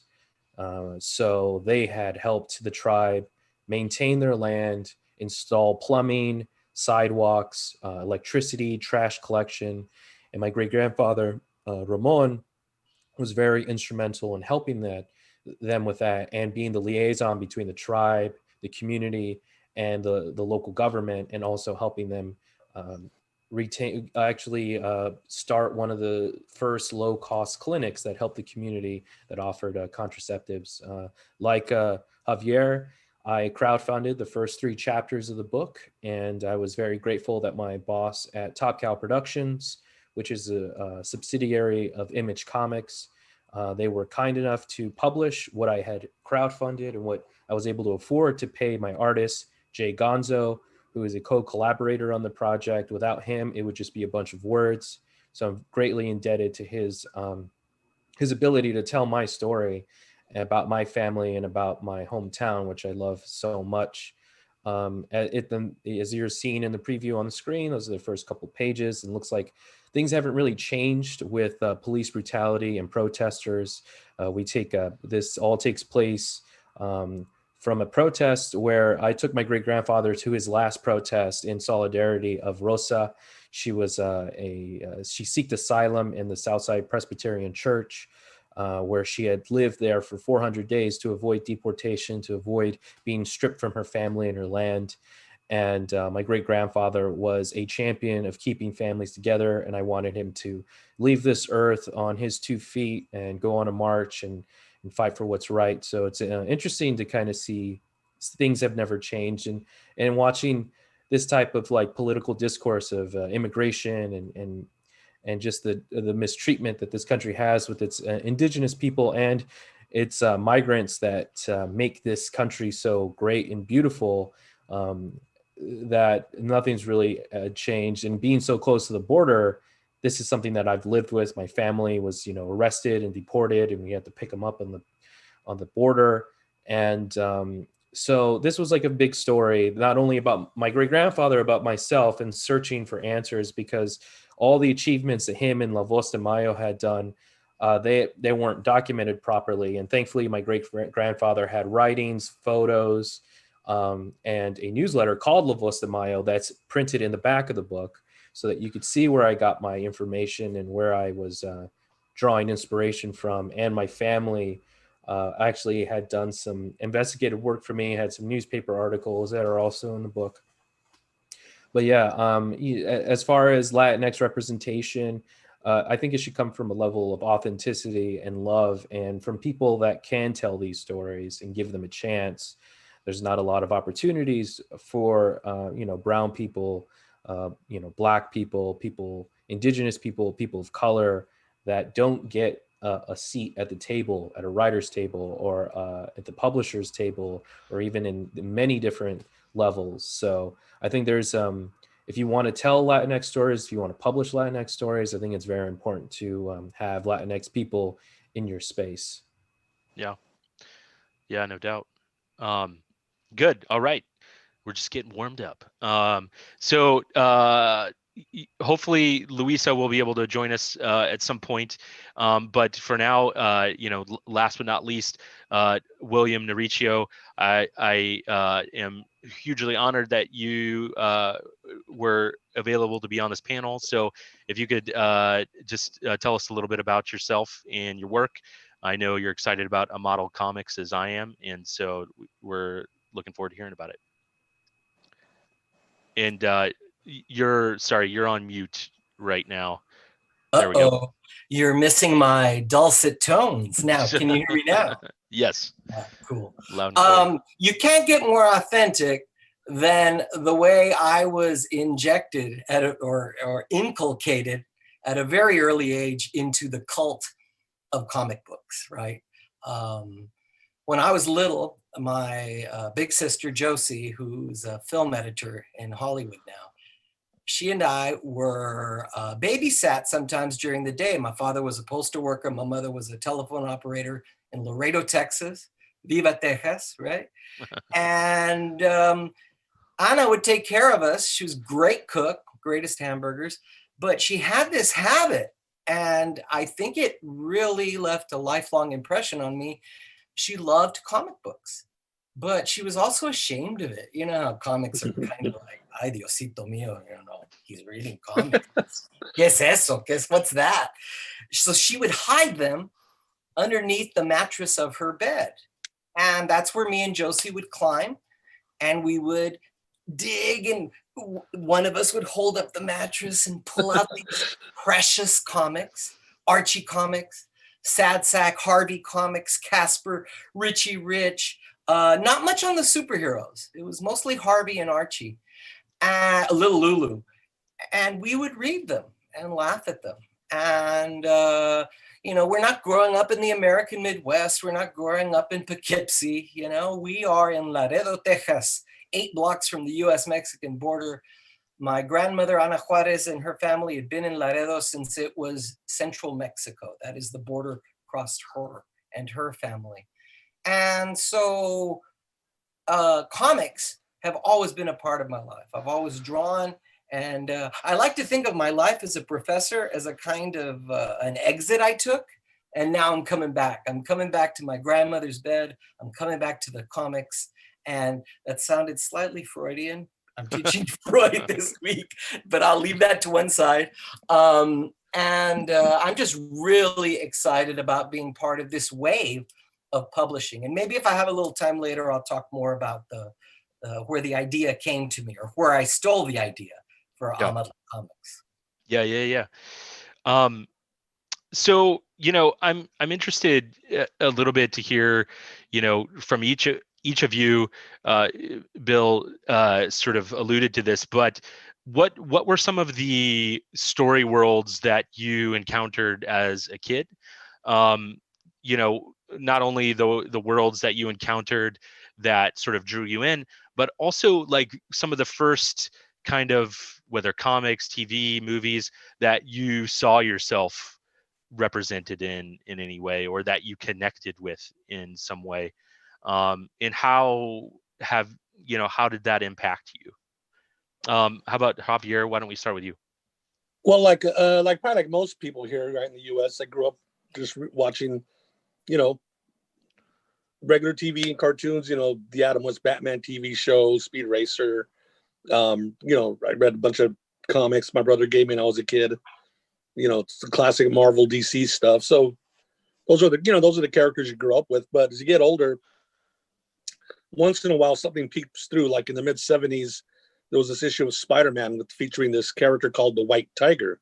He kind of looks like the Black Panther, but it's all white, and he's got, I think, 2 little slit eyes. And it turned out he was Puerto Rican. He was a Puerto Rican martial artist. This is the 70s, remember? So in the comic I read, I think Bill Mantlo was the writer. He threw in a little bit of Spanish here and there. Then when you grow up, you see some of it wasn't correct, but I gave him an A for effort. And as a kid, you know, as I'm reading the comic, I'm reading Spider-Man, and then here's this Puerto Rican character, and he's throwing in a little Spanish in between, you know, some of his word balloons. So that you know, that was like a big deal. Like, oh wow, you know, characters can speak Spanish in comics. And then you start seeing more and more stuff. And then as I got older, then you hear about the Hernandez brothers, no relation, Jaime and Beto with Love and Rockets. You know, that was a huge that was like a bombshell in the comic publishing world, right? These guys doing like completely authentic Latino stories, you know, growing up in the Oxnard and such. And so things would peek through here and there. And then of course, you know, you see the Speedy Gonzalez when you're a kid. We can debate all that, right? Right or wrong. And then of course Zorro, which I think Stevens has heard of that character before. So as you're growing up, you see things here and there. And then, of course, I could code switch, as they call it, at home. I'm watching, Adam's Family on one room, and next room, mom and dad are watching, Siempre en Domingo or novelas or whatever, Chavo del Ocho. So, and you're growing up with two types of music in the house. So back then, it was just kind of like a normal thing, right? Like, okay, we're in America, everything's in English, but then I got that other side of me, that background where it's in Spanish and Spanish TV and such. So when I got older, I think I got started late making comics, but I was probably about 30. It's like, damn it, I got to make my own comic. And I definitely want to do something based on like a Mexican cultural background. And because I self-published, I didn't have to run it by anybody. Who knows what they would have said back in 98. But I ended up doing this character where I took some Day of the Dead folklore and Aztec mythology, which back in the 90s, I don't know how many comics you would ever find that in.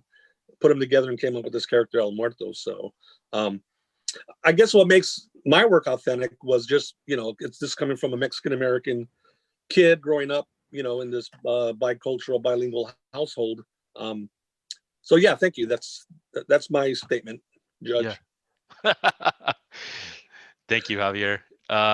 Henry, what are some of the things that you remember, sort of growing up with and sort of connecting with or not connecting with in sort of your sort of formative years? In my formative years, I was reading like Vertigo comics. I became obsessed with Stray Bullets by David and Maria Lapham, and just really got into noir stuff. Growing up, I lived in a college town, Tucson, Arizona, so kids would leave the U of A and leave all their comics, and their parents and grandparents would just throw it in a giant box and leave it on the curb or sell it at yard sales, and my mom and dad would pick them up and take them to me. So I had an array of 90s comics: Batman, Wonder Woman, Spider-Man, a lot of superhero tights and stuff. So I tried to draw my own and was never a good artist, but the only thing I was really good at was writing as a kid. But my parents didn't want to teach me Spanish. They didn't want me to sound ghetto. We had zero connection to our indigenous roots, and my mom's side was Pascuayaki. The only thing we would do is go to the annual Easter fariseos, where we would go to the ceremonies in the middle of the desert sometimes. And those were always beautiful because of the food and the connection that you have with family and stuff. But it never really resonated with me until I went to high school and took a Native American studies class and realized, oh yeah, this is a part of me. And even at that time, I had a history teacher that used mouse to illustrate the Holocaust to us. And I was, oh, good, Louise is here. Just want to acknowledge her. I'm so glad. Yeah. So I mean, in my whole life, I wanted to be in comics. Then I started to write about comics. I started to self-publish comics. I created a comic called El Loco with a political cartoonist, Arnie Bermudez. Then I created another comic called Captain Unicorn. So I was doing these like very political superheroes that weren't really interesting to any publishers. So I ended up kind of putting that on hold and focusing on my journalism career. Oh, glad you're able to make it. Yeah. Thank you. I'd like to yield my time for Louisa. So she can... Yeah, no, just joining us. We have Luisa Restrepo, and I'm so glad this worked out. We were just talking a little bit about some of early influences in sort of media representation and stuff like that.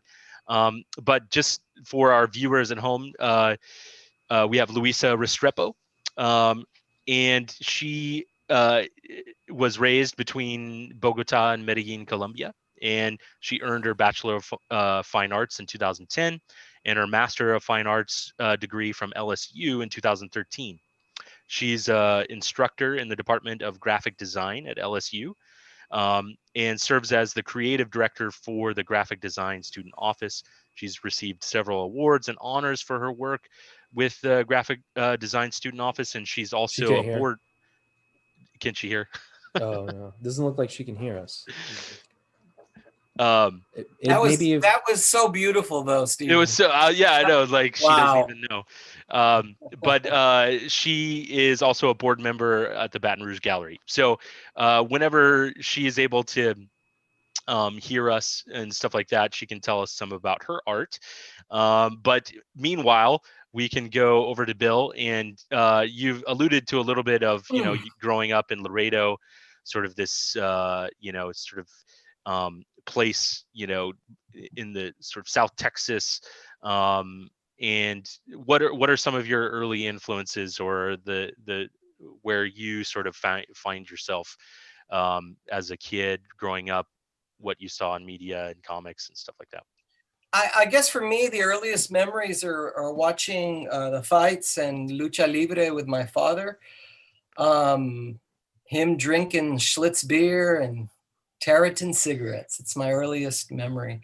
But my father was a news hound. He had wanted to be a lawyer. He ended up being a postal clerk. And he just loved the news. So I can remember Walter Cronkite. We didn't have cable. Huntley and Brinkley, I remember the nightly news, and then I remember the lucha libre. In fact, in my mind, I mean, this is the essence of being Chicano. You know, it's Mil Máscaras and Johnny Carson, or Raúl Velasco from Siempre de Domingo and Johnny Carson side by side. And of course, Speedy Gonzalez is in there, and he was such an obsession. I went on to publish scholarly articles about him. He's in my first book, Text Mex. Mad Magazine, huge impact. Al Jaffe, Sergio Aragonés, Antonio Projías, the Cuban illustrator of Spy vs. Spy. I used to trace all these things on my kitchen table. And finally, Charles Schulz, Peanuts. What a master of timing and minimalism. Between him and Ernie Bushmiller and Mad Magazine and Lucha Libre and the smoke from my father's Tarletons, my destiny was set. That's great. So, you know, like I think there is, you know, the way, you know, growing up in America, obviously there is a sense of this mix, you know, pop culture is so much of a mixture, right? And so we alluded to it a little bit with Henry, you know, in what sense is there like, do authentic stories? Hey, there she is. Luisa. Luisa, can you hear us? I have a sneaking suspicion she's on a PC. I'm not sure. That's my prejudice. It's my prejudice. We can hear you, Luisa, when you just said hello. I think she's calling. Yeah. Luisa, can you hear us? That sounds like buffering problem. Yes. Yes. Can you hear us now? Yes. Can you see me? Yes, we can see you. Perfect. I'm trying literally like everything, guys. You know what? You're fine. If you just stay right where you are and speak, then we can hear you and see you perfectly. Awesome. So I just introduced you. It was a beautiful introduction. And I heard it. I heard it. Thank you. I really appreciate it. Okay, good. You just couldn't hear me. Right. Okay. So why don't you tell us a little bit about yourself, you know, some of your work, graphic design, your artwork, your work at LSU, and perhaps tell us a little bit about your journey and telling an authentic story about yourself, about, I know some of your artwork includes, you know, Latin American sort of indigenous themes in it and stuff like that. And so just tell us a little bit more about you and your work. Yeah, definitely. So I had a presentation. I had a few pictures to show you. I'm not sure if I'm going to be able to share them right now, but I'll tell you a little bit of kind of what I do. So as you said, I'm from Colombia. I was raised between Bogota and Medellin. I have lived there pretty much all my life. I've been here in the United States only for 10 years, which seems like a lifetime to me, but it's very little time. I started in the College of Art and Design. I'm in there a professor and a creative director for a little kind of agency that we have. I serve also as a board member, like you said, for the Baton Rouge Gallery, so I'm very involved with the community. My journey kind of here and what my work kind of revolves around is a lot of cultural identity. I have embraced where I'm from. I'm very proud of being Colombian, and I'm 100% all in at all times. Love to talk about it and share my experience through that. So my work, or the one that I wanted to talk to you about today, it's called Intermix. And in that intermix, I combine symbolism from pre-Columbian art with more elements from the present. I like to share the beauty and the rich ethnic traits of my culture with my own words, and I use design to do that. So most of my work is heavily influenced by gold work from the pre-Columbian era, is what I really am interested about.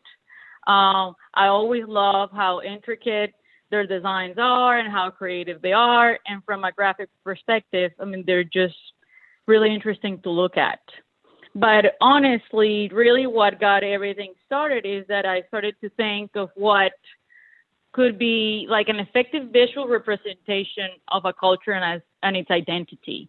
I wanted to express or say something about the people, but using symbols. I was in a not written way, in a visual way. I wanted to tell a story. Gold and clay were kind of like my main points of interest, because it was in my research, it was an interesting turning point for me, because social and political structures changed when those materials came to the pre-Columbian era. And in there, it was interesting to find that only very privileged civilizations had access to gold. So in there already, it's kind of like a very interesting niche. And in there, what got me all interested about the particular symbolism is that they classified all their artifacts into three different sets of values. And in those values, there was like, is it valuable because of its usage? Is it valuable because of its exchange? Or for the value of it as a pure symbol, as a representation of power, as a representation of who they are. And that's kind of where I found myself kind of really intrigued to look for more stuff. So I'm going to refer you later to like my website, and you can see some of this work.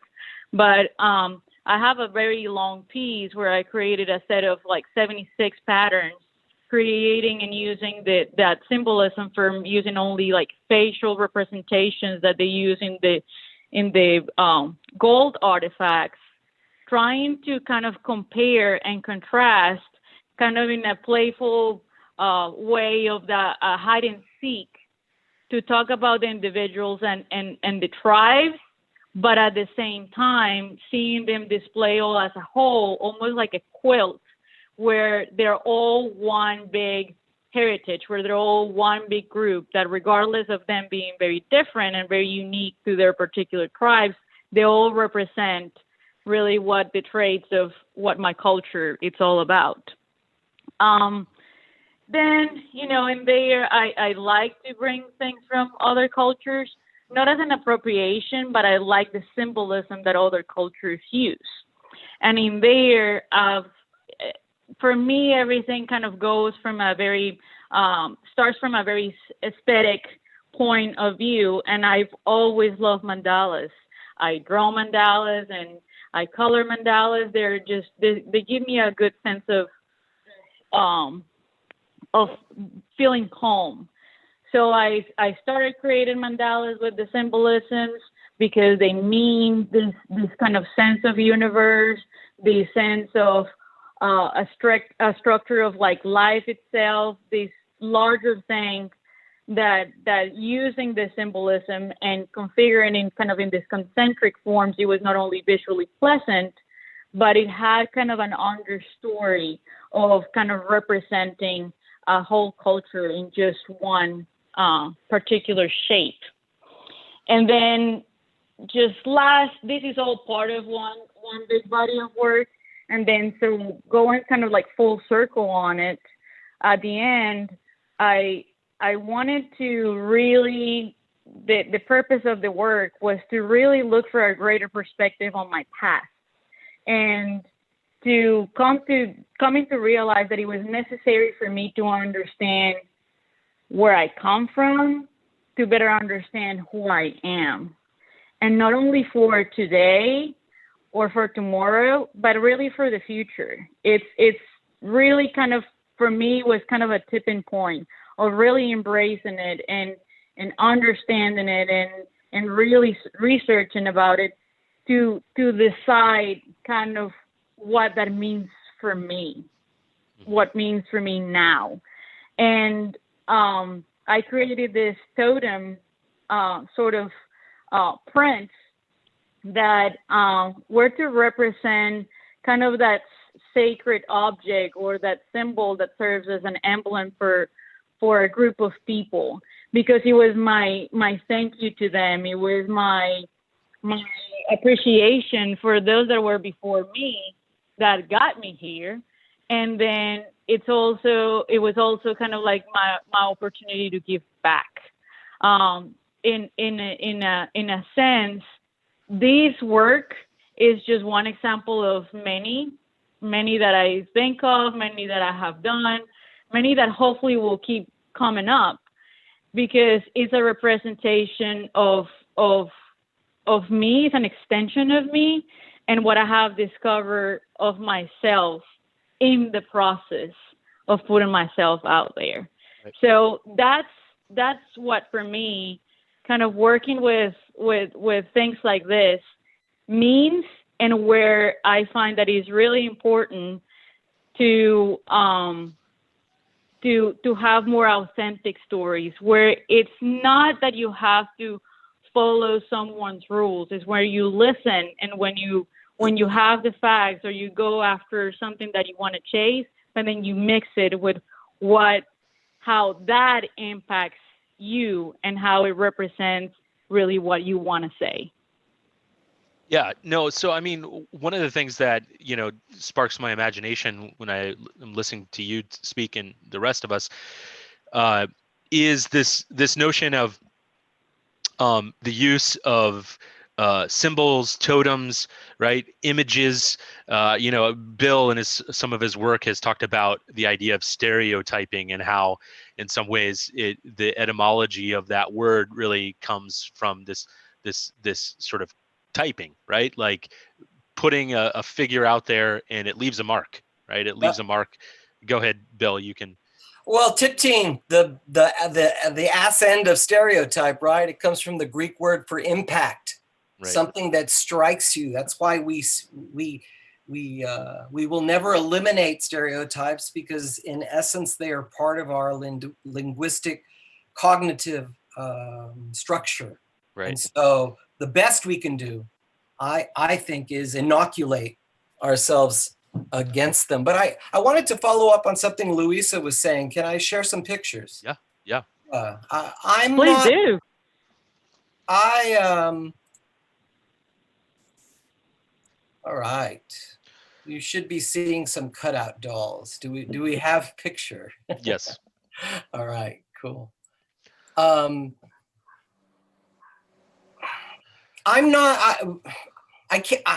became a professor at a time where ideas like authenticity and truth were not everyone's thing. So I think we should be very careful about the word authenticity. I know as a publisher, the line between what is authentic and what is gimmicky or stereotypical, it's a razor's edge. In my own graphic work, like the first two I'm going to show you here, this is an idea I'm trying to play with. I have a traveling exhibition, an art show called Mextasy that's just full of these graphic works that kind of foreground the constructedness, not of only of Latino or Mexican or Chicano bodies, but of white bodies, right? The ideals, the Caucasian kids, right? So I came up with this word called Chicanasmosis because I wanted to describe the way what happens in Laredo and San Isidro, San Diego. Along the border, you get a bleeding together of cultures. There's a semi-permeable layer between Mexico and the United States, across which elements fly, like the Ramones were huge in TJ, right? Gloria Trevi was huge in San Diego. We get these crossovers. So I call it Chicanasmosis. One of the most peculiar is this one, right? Chávez del Ocho, Pee Wee Herman, Paul Rubens, right? And Mexico, a star of entertainment for children and for the young at heart. Same with Paul Rubens as Pee Wee Herman. We got two vatos, two dudes who make a living out of dressing like they're little kids. Pee Wee's a little bit more complex because he dresses like a little kid dressing up as an adult. Very, very peculiar. So this is the kind of stuff that I do in my own artistic graphic work. I like to foreground the intermixedness of the American and Mexican context in a way that foregrounds the fact that what we call authenticity is sometimes very much hybridity, a kind of fusion of things. But I want to talk about Untitled Comics and my publishing world, but I think I'll hold off until you give me the cue, Stephen. Yeah, no, that's perfect because I think please go ahead because the way in which Untitled Comics obviously comes from this Nawa word meaning paper, right? Right. So Luisa was talking about her influences in sort of pre-Columbian sort of cultures and indigenous cultures, and so please go ahead. Yeah, well, it was a very easy thing to call it Untitled Comics, using the Nawa word for the paper that the Mexica used to make their codices, right? And there it is. This is the splash page for Untitled Comics with the work of the other Jaime Hernandez, right? The other Hernandez, not brother of Javier. And I work at San Diego State University. Unfortunately, our mascot is the Aztecs. Fortunately and unfortunately, it depends. How I wake up some mornings, where I feel on that. The whole idea of indigenous as mascots, kind of problematic right now. But I went with it and I said, well, let's do real honor to the Mexica and their intellectual legacy that was largely burned by the Spanish, stupid asshats. And so let's name this comic book company Untitled Comics. And so we've had 3 issues, like you mentioned. Oh, this is just, before there was Untitled Comics, I'm a graphic designer for SDSU Press. Now I'm the director of SDSU Press. And one of the things I like to do is showcase brilliant Americans and brilliant Mexicans side by side. This is an example of this. This is the work of photographer Antonio Turok from Mexico with the political scientist Alvaro Huerta, who teaches at Cal State Pomona. So you could see here that even in the publishing vision of SDSU Press, we have this kind of impetus to show the fusion of Mexico and America politically and intellectually. I'm going to foreground that intellectual thing, even though it turns off a lot of folks, just because we can't run away from the fact that we need now more than ever intelligence, not pointy-headed intellectuals telling you how you're wrong or you speak wrong. We need intelligent people to be running the joint. All right. So this is another example. This is the work of Perry Vasquez with his version of Coatlicue, doing the cover for Daniel Olivas's book on Latino-Latina literature. This was Amador Comics #1, More Than Money, by a woman from Mexico, Claudia Dominguez, who wrote a story about her father being kidnapped. I could not think, I was so proud to be able to, this is my first comic that I've ever published in my life. I'm so proud of it. Her work is unique. All of the works I'm mentioning, by the way, just to plug, are available via Jeff Bezos's Awful Machine at Amazon. But you can also come to our website, sdsupress.sdsu.com. This was our second issue of Amador Comics, which was Latinx comic book storytelling by the man who never sleeps, Frederick Luis Aldama, who when we started this thing, he had 40 books published. I'm sure by the end, there's gonna be 47. The man is hated by the Lorax. I mean, he's killing too many trees with all his books. I tell him every day, stop it. Anyway, I contributed to the problem. We published this brilliant book, fully illustrated, full color. All our books are comic book sized, by the way, even though this is a graphic collection anthology of interviews and Aldama being brilliant. It's a comic book. It's colorful, brilliant, and it'll introduce you to close to 30 or 40 Latinx comic book storytellers, some of whom you know, and some you've never met. And lastly, our latest comic, of course, The Phantom Zone and Other Stories by Jose Alanis. There should be I'm so tired of seeing Narcos.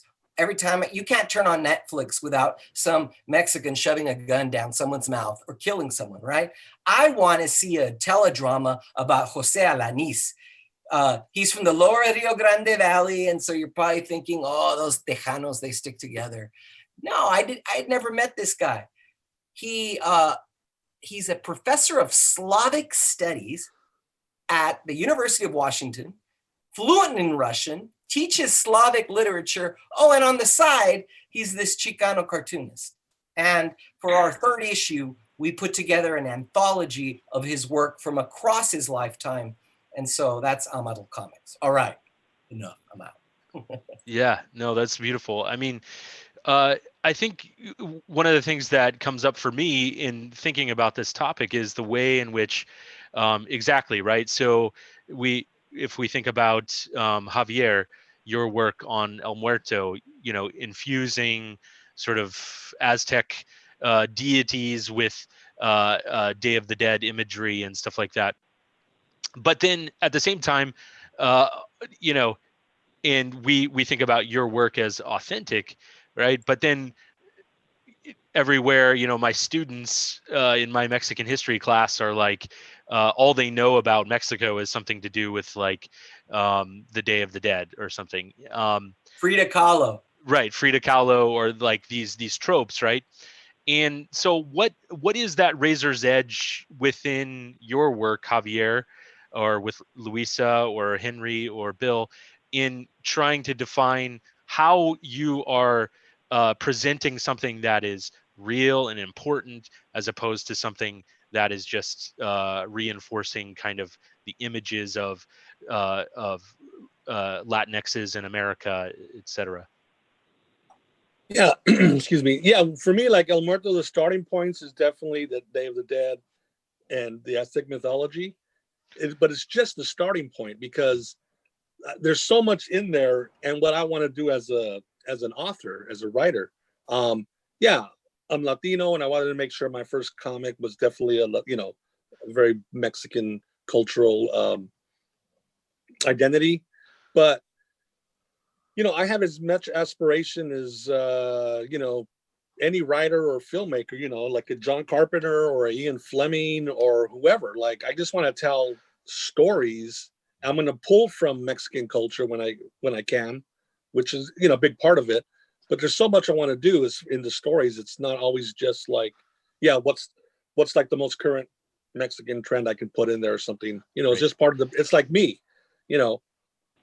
Mexican culture, Mexican American culture is part of my background, but I'm also, into like Japanese manga and anime and, horror films and all that. So, Muerto is just a vehicle for me to express myself. So part of me is, Mexican.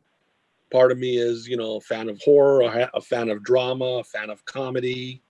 As an artist, as a cartoonist behind the book, I want to kick myself in the butt to be as visually interesting as I can. So I pull a lot of stuff from American comics and film. And so it's just a complete mixture of stuff. Yeah. But the starting point for me always was like, plant that flag of a Mexican cultural identity.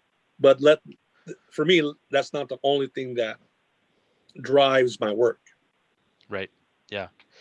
Henry, I wonder, with your work with La Voz de Mayo, all art is intimate and autobiographical to some extent, but you are very explicit in that you show up as a character in your story, right? And I wonder if you can kind of talk about some of these issues of authenticity, representation, in your quest to tell a sort of historical story, right? To put the actual sort of La Voz de Mayo newsletter in there to show that this isn't just a story that you've made up, that this is real, that this has roots, this is something that was. Oh no, it's all made up. I forged all those documents. Oh jeez. Cool. Well, that was surprising. Thank you. Yeah, my ex-girlfriend said it was narcissism to put myself in my own book. But well, we're letting the masses dictate that. But just to piggyback off of what Javier said, what I love about Latino, Latina, Latinx, however you want to dice it, everyone has their own specific experience as a person of color in this country, telling stories. There's a lot of people of Afro, Latinx, Afro-Cuban. There's just so many ways to like turn this beautiful puzzle into a beautiful image that we can share with the world. And mine specifically speaks to, from where I come from, my father's from Mexico, from Juarez. My mother's family is indigenous to the Sonoran Desert. So for whatever reason, they wanted me to be American. They didn't want me to sound like I had any background or any kind of flavor or culture. They wanted me to be American. So I find myself at 31 years old trying to go back and see what I missed and how I can share that. And La Voz de Mayo was just a story that I needed to tell. Whether it was going to come out through Image Comics, Top Cow Productions or not, didn't matter. It was just something I needed to do for myself, for my great grandfather, for my community, for the Pascoyaqui tribe. And then my next story, like Javier said, I don't want to just be boxed in as that guy who writes about Latinx or Latino history. I want to tell a fantasy story. And the idea behind it is, what if Mordor, Lord of the Rings, had a south side? There was, an Aztec world, a Mesoamerican history that was undiscovered like we are in now. So I think it's very important that if you're watching and you are a person of color, that you don't have to limit yourself to who you are or speak to or be the mouthpiece of your people. You have the freedom to tell whatever story you want, but it's also important to tell your story however you want, because we need your voice and we need more people of color. We need more Black and Indigenous and Latinx people putting more stories out there, because if you're not going to do it, some white guy who's written a video game is going to get hired to do something and speak for you, right, or speak about you and do a very disingenuous story that really just puts us backwards. Mm-hmm. So I think it's very important. Or a movie, a lot of people from Hollywood and TV love to come into the comic book medium and tell a story about a Latino woman or a Latino man and have just really no prowess of what that all entails, because it's complicated. We're not right. We're not all the same. Right. Yeah. And I think that, the image is that we become familiar with that are easily digestible or consumable are such because they're so simple, right? Or they're easy to sort of take, right?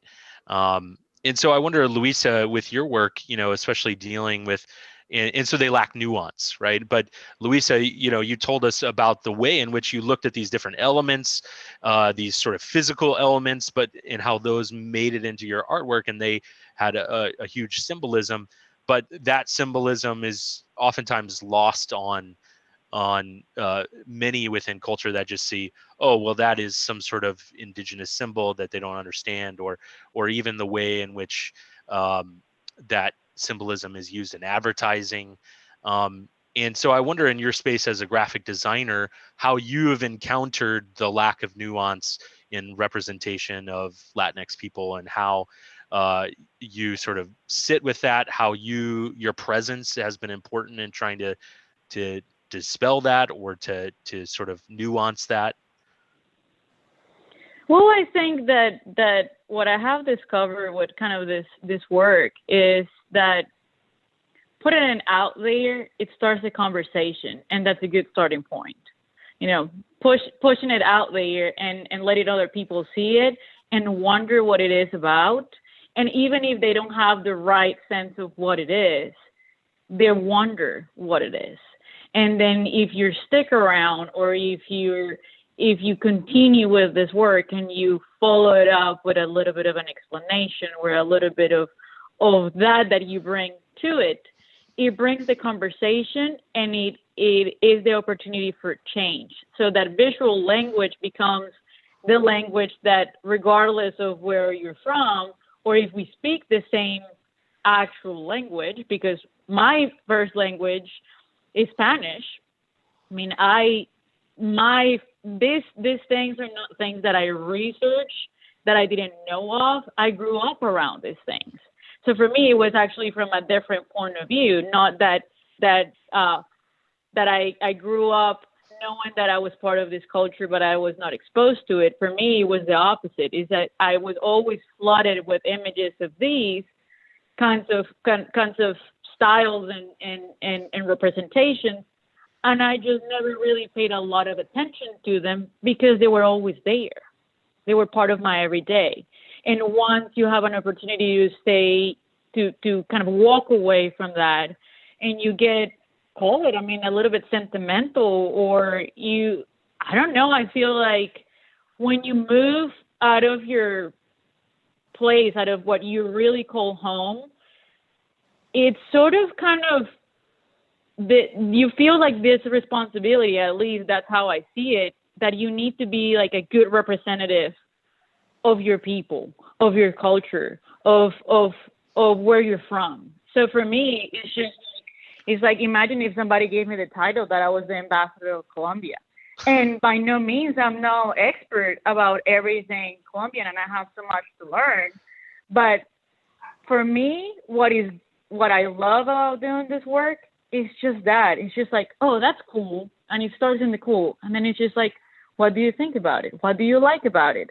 And in that conversation, I guess, is the graphic design side of me, that I'm not just pushing it out there to say what I want to say. But for me, I actually want to hear back what you have to say about it. And I want to have that dialogue. I want to have that conversation. I want to hear what you interpret from what you're seeing.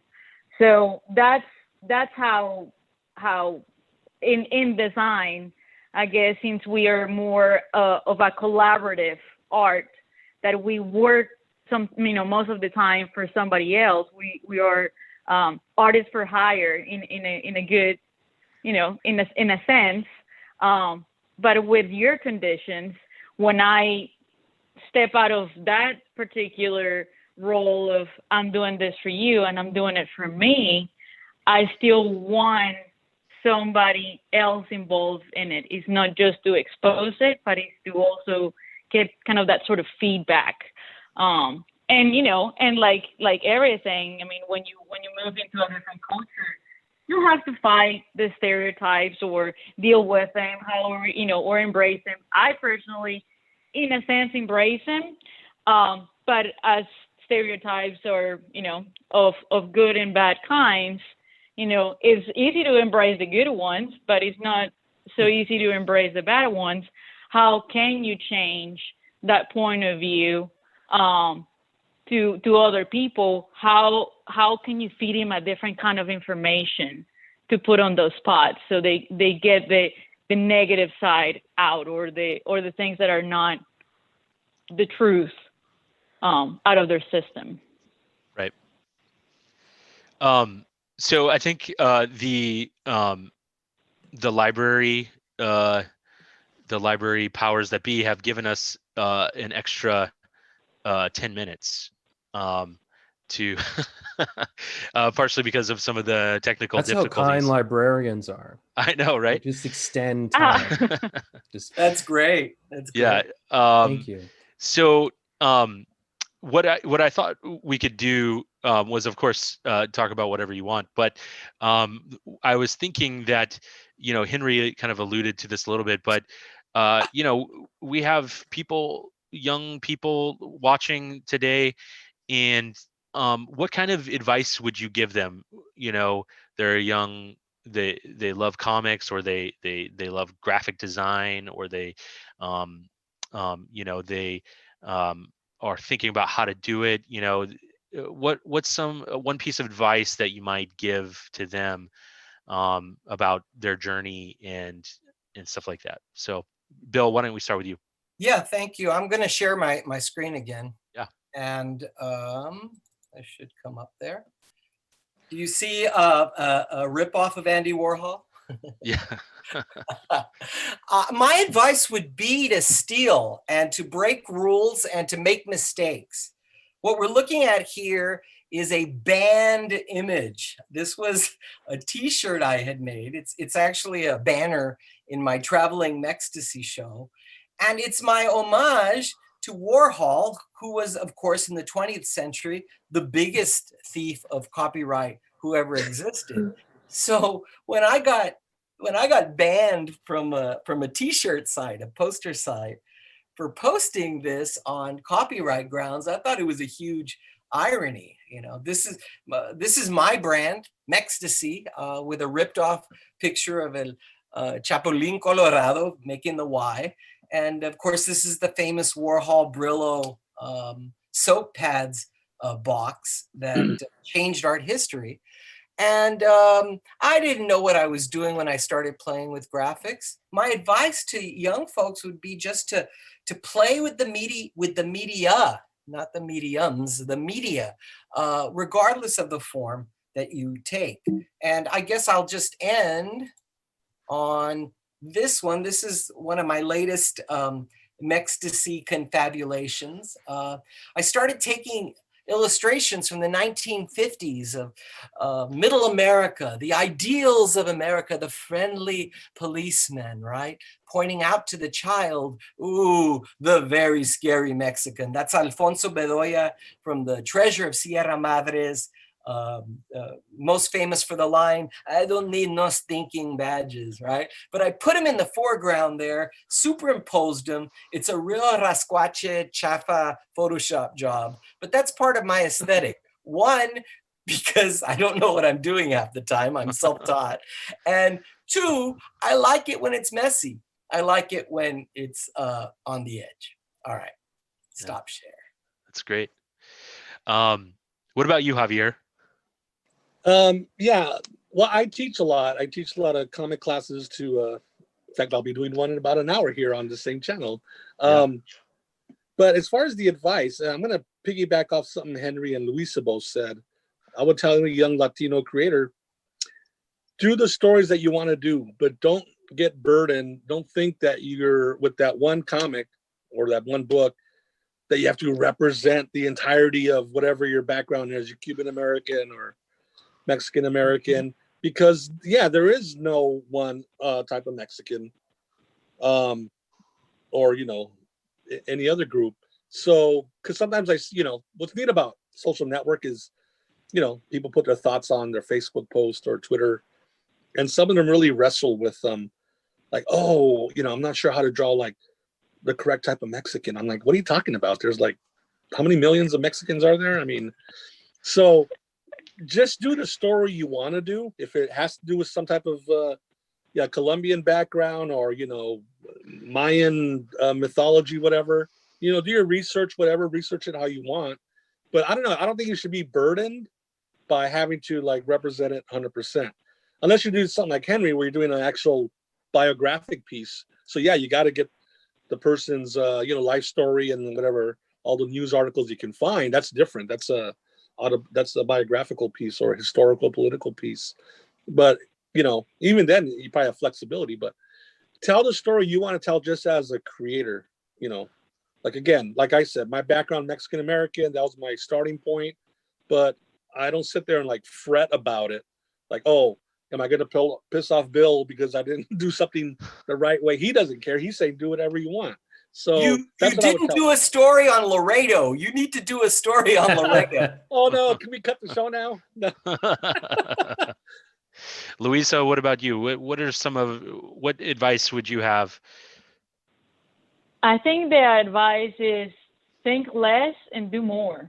You know, just do it. I mean, whatever you want to say that it's coming from you. I agree that it's 100%. It's like, oh, how about this? You know, these people don't like it, or these people don't like it. You'll be surprised of what a good response you get when you are yourself, and why are you doing this? Oh, just because I wanted to show you this that I was thinking, and this particular part of my culture. By no means ever let the pressure of having to represent as a whole, you know, everything that you do has to be a perfect representation. For me, mine, I base it up on research, but it's by no means intended ever to be like historical or trying to teach you something like very specific. Is visual. It's to give you something visual to look at that is interesting, that it comes from,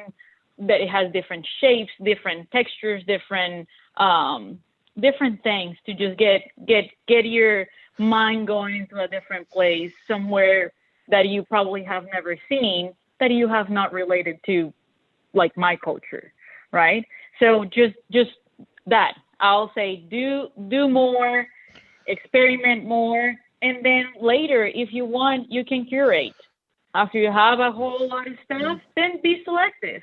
But think less and do more, for sure. That's good. Henry? You know, I'm writing a book called How Not to Make Comics. And 'cause I'm tired of people telling me what to do.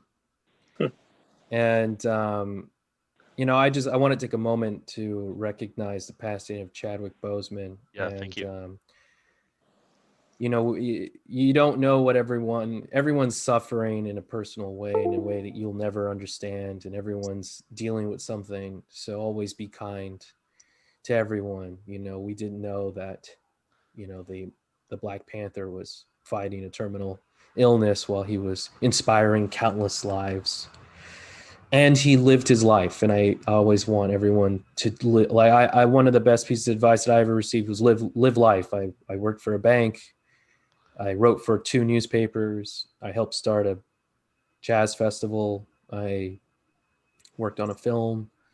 I've worked for multiple publishers, and I've written and published so many comics. And that's the most important thing, is if you want to make comics, make comics. Find a way to do it, partner with people, you know, elevate everyone. You know, don't do something that you think will get you something back. You know, do it because it's the right thing to do. There's a lot of people in our community that have taken advantage of people and that have really set us back, I think. And you don't want to be that person. You want to always be the person that's forwarding, that's, you know, looking to see everyone in this panel and beyond do well. So yeah, I mean, I just started printing comics at Kinko's, and publishers aren't really interested in working with me. So I just got to keep self-funding my own comics. And, you know, I'm very thankful that I get to work with the 3rd largest publisher in North America. And I have a place that is pretty keen on helping me tell stories on a big platform. So Call your shot, be kind, and do the work. And hopefully people will read it. And if not, if 302 people read it, I think that's a pretty good life that has been lived. Yeah, that's awesome. And so thank you. I will turn it over to Jessica. Thank you to all of our panelists. It was such an honor to be able to speak with you and to be able to listen to you. Thank you so much. Jessica, take it away. This was such a wonderful conversation. Thank you all for coming. I want to especially thank Louisa for her patience. We made it really hard for her to join this room, but thankfully she was able to join. So thank you so much, Louisa. Thank you, Javier, Stephen, Bill, and Henry. This was a wonderful conversation. Thank you so much for joining, everybody. We've recorded this session, and so we're going to make this available later on to view and share. If you have any questions, email us at midsitymicrocon@gmail.com. Our next, what's going to be next up on the stream is just a live drawing lunch break where a local cartoonist, Ethan Killett, is going to just kind of draw and fill up the screen. And then at 1:30, of course, we have Javier coming in with a Zoom workshop, Let's Make Comics. So be sure to register for that so that you can attend and interact. And we hope to see you then. I am so happy that we got to have this conversation, and I'm going to go ahead and sign us off so that we can just kind of go on with our day. Thank you. All right. Thanks, everyone. Thank you. Thank you. Bye, everybody. Thank you. Bye-bye.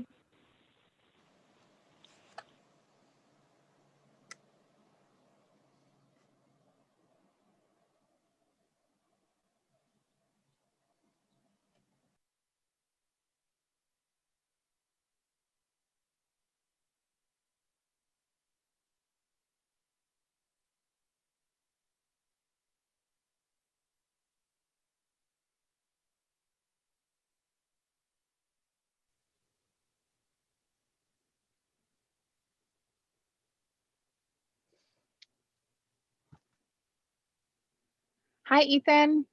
So you can go ahead and just share your screen. There You we can go. I can introduce hear you yourself. now. Excellent. Yeah. So Let yeah, me- just share your oh, screen, goodness. introduce yourself, and then just draw on this live There we drawing go. lunch break That's what I'm for looking us. for. Perfect. There we go. I hope that's working right.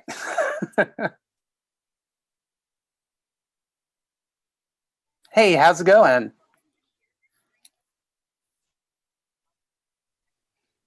All is well. Perfect. There we go. Sorry. All right. I'm gonna draw some fun stuff for y'all. I hope everybody's been enjoying the stream today. It's been really great. Had some great discussions. But yeah, I'm gonna draw. I'm working on just a fun little project here. I started out with a quick little doodle sketch, and then I made it, not as crazy. But yeah, I'm gonna. I'm using Photoshop. That's how typically I draw. And with my sketch layer, I'm just gonna make this a little lower. I kind of have already started working a little bit on it. But yeah, these are some characters that I have been drawing comics of for a few years now, off and on. They are a tiger named Stripes and a little mouse called Plaid. They are pirates in this silly little fantasy world that I've written up. They get into a lot of capers, a lot of problems. I've been trying to get this project going as a children's book series, either a children's book series or just a comic, like a graphic novel.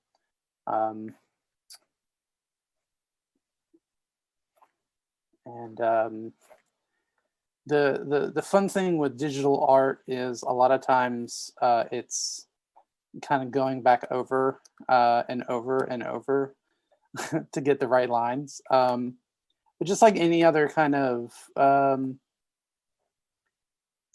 art, you know, it takes practice, and that's I used to do some cartooning lessons a few years ago, and no one ever likes to hear the answer, you know, to practice if you want to get good at something. And it's especially true with art. I really believe that anybody can draw. It's something that anybody, it's just a skill like anything else. Anyone can, you know, learn and figure it out.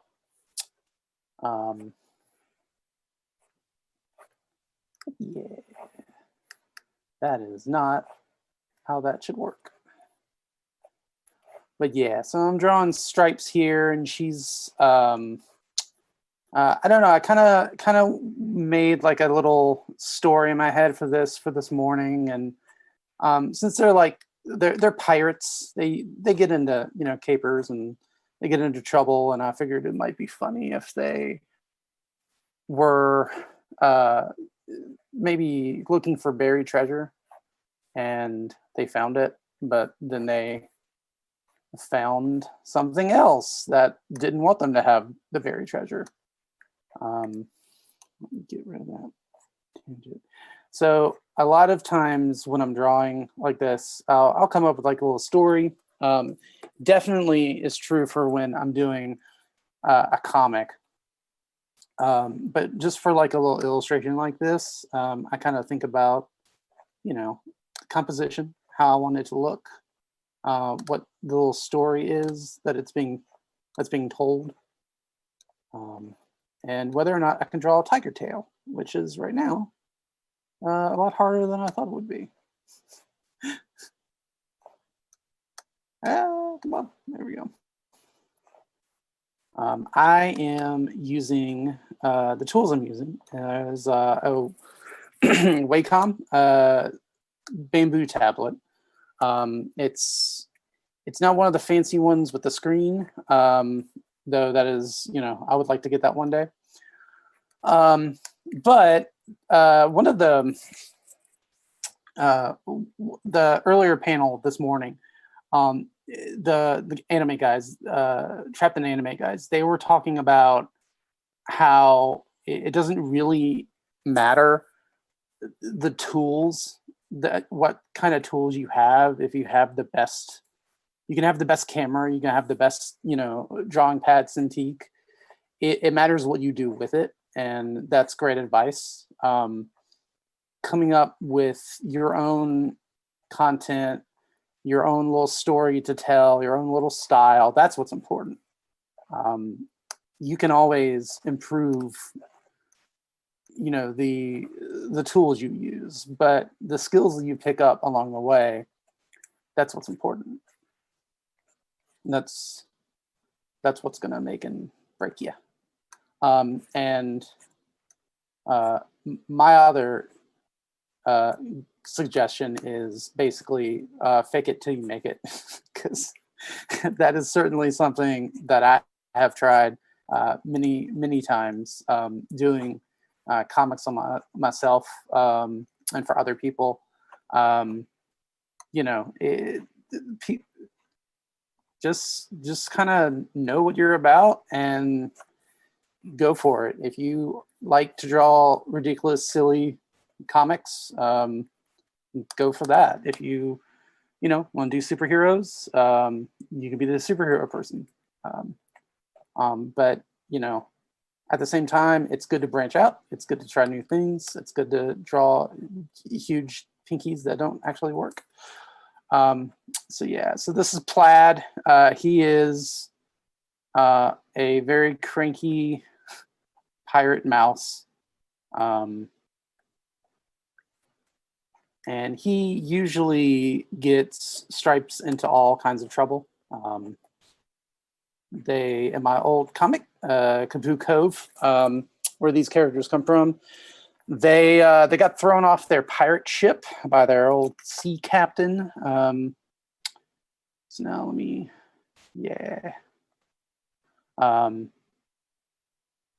and you know, it's never good to make a sea captain mad.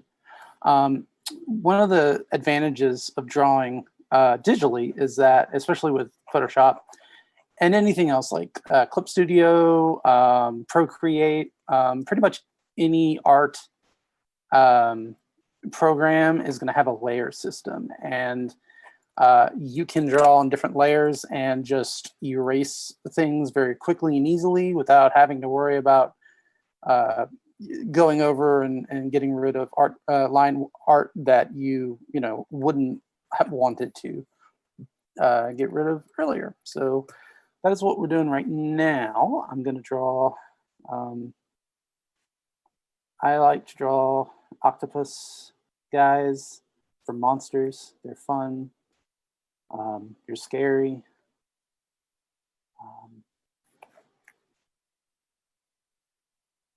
But yeah.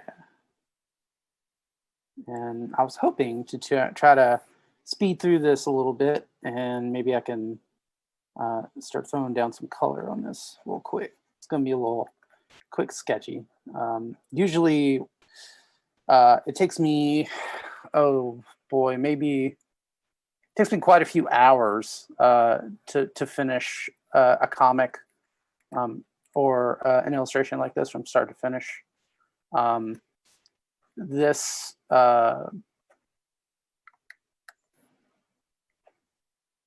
part, the line art, the inking,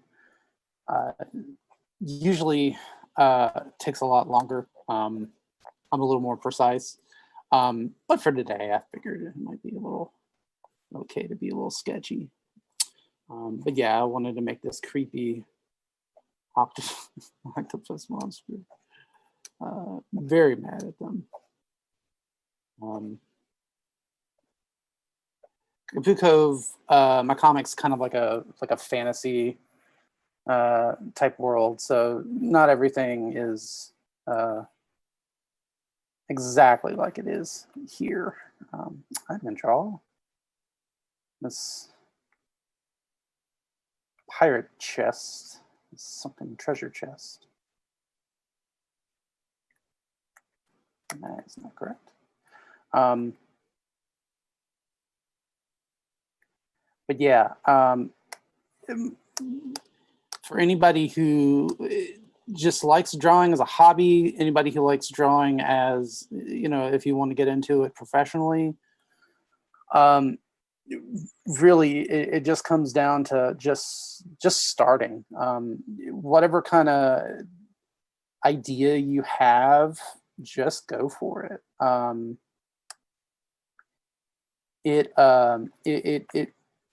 It's one of those things, like, especially with webcomics, anything really, like your first 100 comics will probably be not that great, just because that's something you're learning.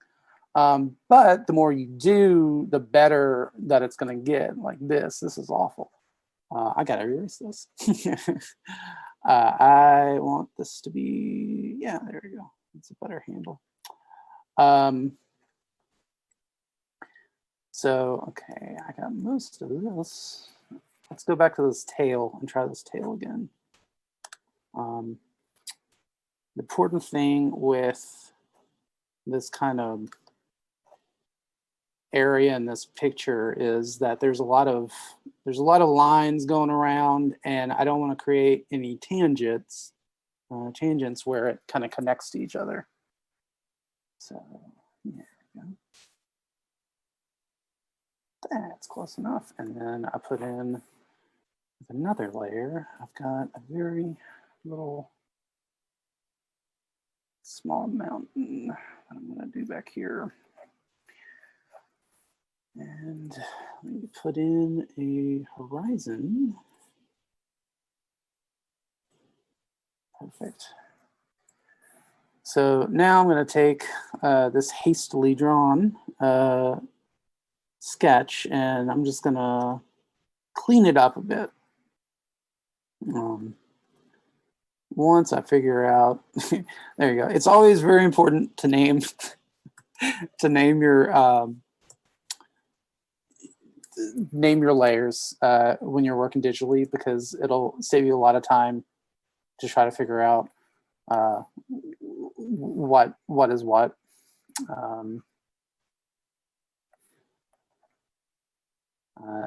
Cleanup can take a while, depending on how sketchy you are. I see a lot of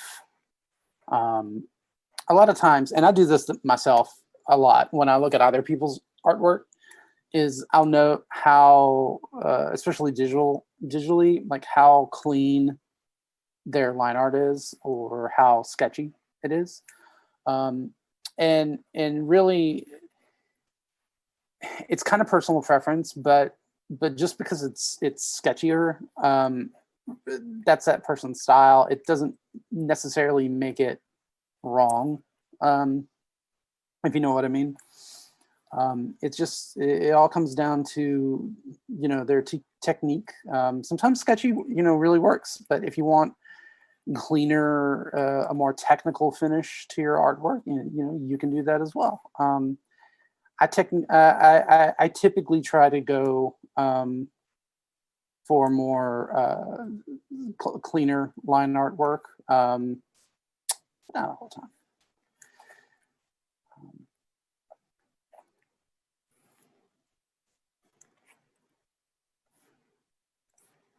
Yeah, I have too many layers and I don't remember which one is which. That's another problem. But, Stripes and Plaid are two. I started getting into comics when I was really in middle school. I grew up with Calvin and Hobbes and Peanuts and, newspaper strips like that, but then also comic books. Spider-Man, the X-Men were two really, really big influences on me growing up. And especially with Calvin and Hobbes, it was the first comic that really made me want to start to draw comics, not just, any other kind of little drawing that I would do. So I actually made up Stripes and Plaid in English class one day because I was bored in class, which is something you should not do. You should pay attention to your teachers. But I was a little bored one day, and I just started making a little comic, and they were a ripoff of other things I like. And when you're just starting out, having ideas, like pulling from things you like isn't necessarily a bad idea. At least just to learn what you like, learn how things, work for you and the kind of story you're telling. But I used to draw little comics of them all the time. And they just kind of stuck with me throughout the years, and I've re-envisioned them tons and tons of times. Originally, Stripes was actually a boy tiger, and that's not good. Fairly recently, I've changed it to be a girl tiger, just because I felt I wanted a little more. I needed to mix up the formula a little bit and get some, more representation in there. It's interesting, the way when you're a creator and you come up with different ideas and characters, how they can change throughout the years. that process can be really hard too, because sometimes it's like that's your baby and you don't really want to make a change, even though that change may be for the better. It can be difficult to commit to that. And I struggled a little bit with the how do you draw a tiger to look like a girl, and my comic is pretty, I guess, if you think in terms of like Zootopia from Disney, it's a very I just use their outfit or whatever. All right, that's pretty good. I gotta fix this, and then I'm gonna throw down some color real quick.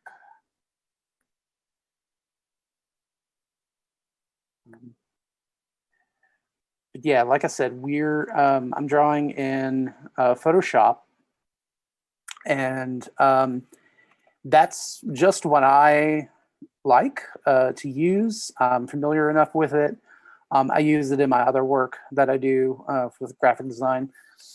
So it's a program I'm familiar with, but that doesn't mean that if you're trying to get into digital art that you have to use it. Clip Studio, it's also called, I think, Manga Studio, is a fantastic program for drawing. A lot of professionals use it. Procreate is another one that's used, I think, primarily on iPad. I don't know if it has versions on other smart pads outside of Apple, but it's a really good one as well. So here is my quick little drawing of these little guys who have gotten in trouble. I need to fix this because there you go. Poor Plaid. Poor little Plaid. He's always in trouble. So now that all my line art's done, I'm going to make a new layer. I'm going to set it to multiply. And what this will do is it will actually make the, let me throw down some color on a new layer, but my black ink lines are not messed up. So I'm going to throw, I think the first thing, usually what I typically do is I'll actually start with the background and kind of work my way up the picture. So for clouds, a lot of times, the composition of your background is just as important.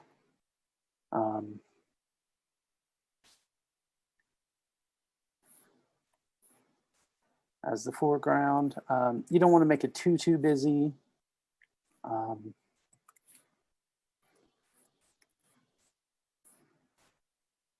Here I'm going to select. One of the nice things about Photoshop is that there is just a ridiculous amount of different tools you can use. Here I'm using the lasso tool and a certain paintbrush that I have. Brushes are just a great tool to use. There's a lot of artists out there that will make use of different tools. They'll actually make brushes for you to kind of play around with. And a lot of them are free. I'm going to make a little soft gradient back here for my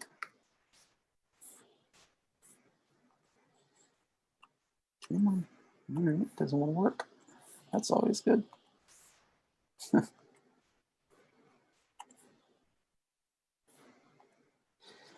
Color theory is important. Like everything, it's it's another something to learn from. So here I have for all my little guys, these are my character portraits, and I have all of their colors planned out so they can be consistent for everything I do. So like for Plaid here, I'll just go around and coloring the way I do it is the most time-consuming, most tedious process. But in some ways, I think it's the most fun. The way I do it is I'll use the lasso tool in Photoshop, draw around the. Whoop, got my channels mixed up. There we go.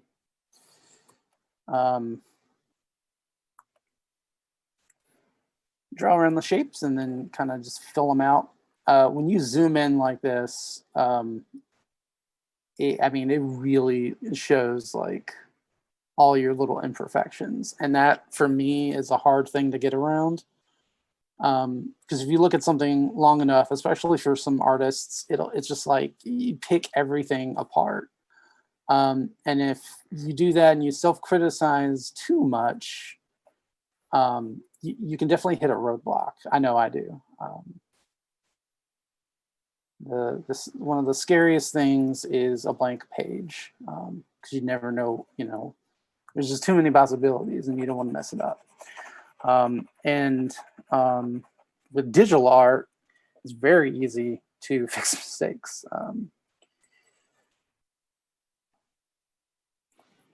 But nonetheless, it is very, very nerve-wracking sometimes when you're not sure what you're going to draw. But at the end of the day, the most important thing is just do it. Just start. Go outside the lines if you want. It's okay.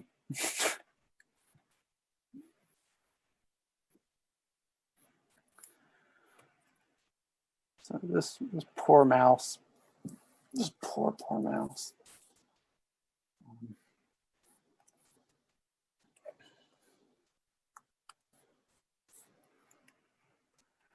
Now, I've always put these characters in wacky situations, and it's usually Plaid that gets the most in trouble. He's definitely kind of a wild child. Definitely, probably part of me is written in him when I was younger and was a very rambunctious child.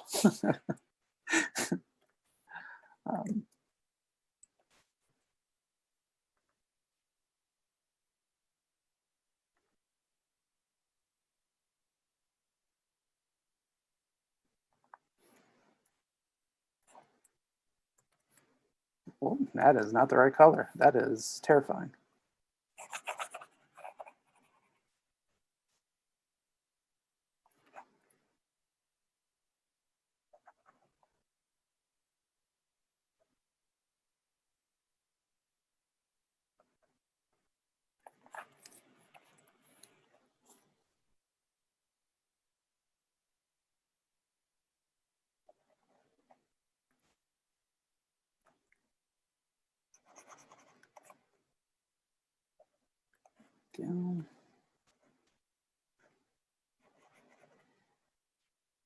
So yeah, seeing there's the interesting thing about Photoshop is or working digitally is with all these tools there's no right or wrong way of doing something. There's multiple ways of getting the same result. So a lot of times like it may be more efficient and quicker to do the lasso tool and just select what you want. I do that, but sometimes I just want to kind of color like I'm, with a crayon almost, or a marker.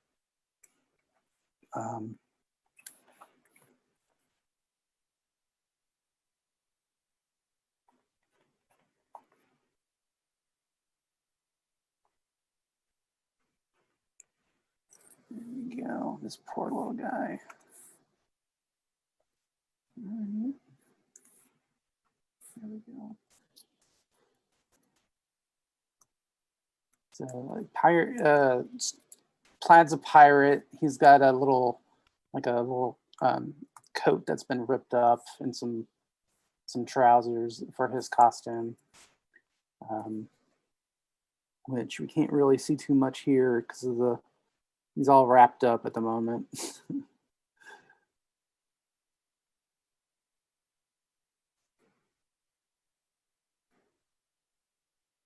Did just enough.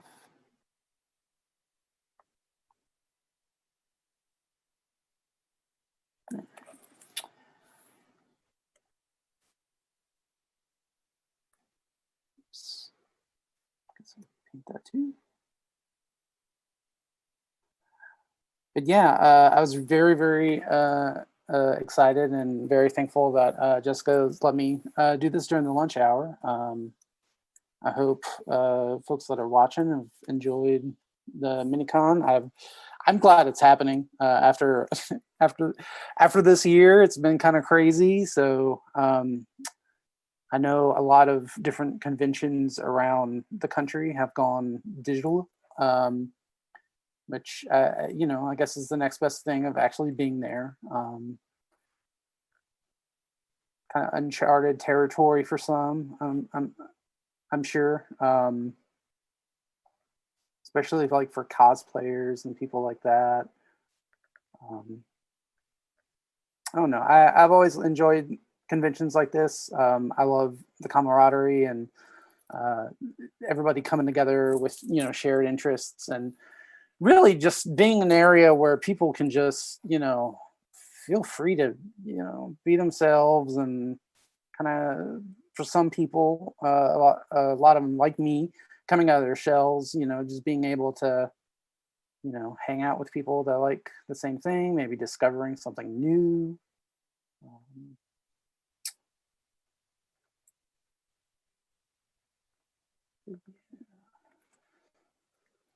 So one of my design issues with Stripes here was trying to figure out how to incorporate her, how to do her stripes differently, and I don't know why, but I can't. My solution was this weird, like almost David Bowie face stripe. I think it's just odd enough that it works. Because it's like, you know, how many different ways can somebody draw a tiger? Probably an infinite, but I don't have that kind of time.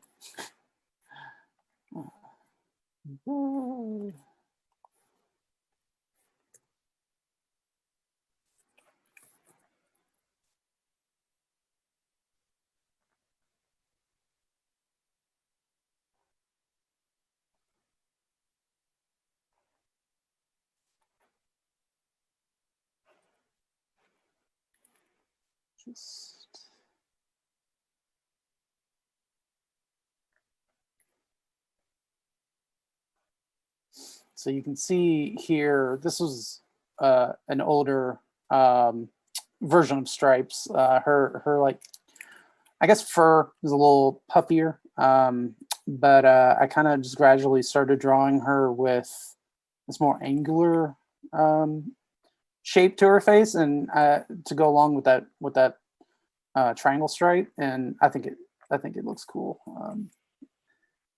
It kind of juxtaposes. There's some good juxtaposition between her and like the roundness of Stripes. I mean, sorry, roundness of Plaid, because he's such a tiny little round guy, and yeah. So when you get down, you start like zooming in like this, you can see how not all the time, like the ink work will not be 100% darker than the color, so they'll show through a little bit. But when you zoom out, it's can't tell. That's one of the things that I always have trouble with is I'll always zoom in and I'll think everybody, it's going to look bad. What is this property? Go away. It'll look bad because everybody can tell, and nobody can tell, nobody can see, because the way you view digital art, it's very, very tiny in terms of screen resolution. There we go.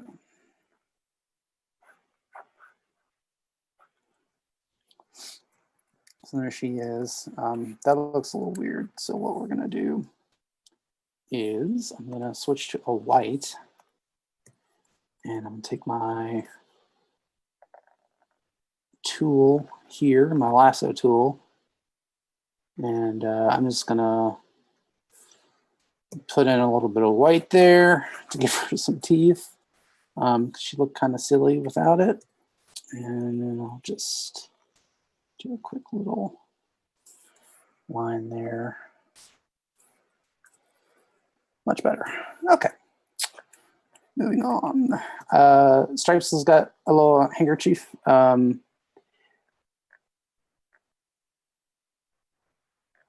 So Stripes actually comes from welcome to Ethan's corner, where he tells people too much about himself. Yeah. Sorry, I don't remember which thing that was.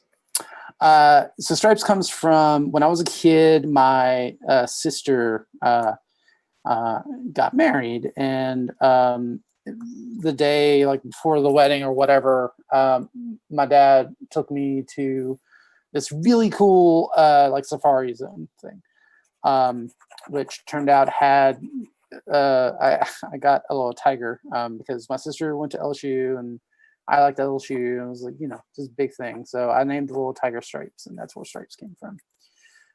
So to play off the Stripes pun, I named Plaid because a tiger and a mouse in my head back in middle school, they wouldn't be friends. So that's why I named Plaid. So to play off of Stripes' name a little bit more, a lot of her handkerchief or bandana, I guess, and her dress have stripes on them.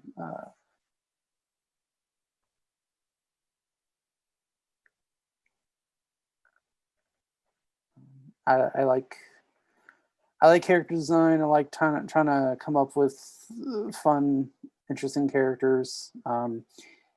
Kaboo Cove is fun because, especially in some of the comics I've done so far, because there's lots of pirates in there, and pirates are just fun to draw because it's pretty much anything goes. Because they're ridiculous. They can be for like a cute little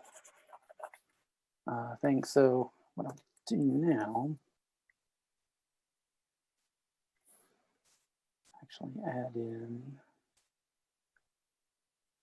stripes and stripes.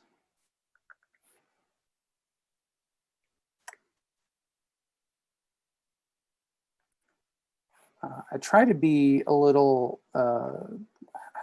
consistent with my character designs, but for whatever reason, whenever I draw stripes, there's never a set number of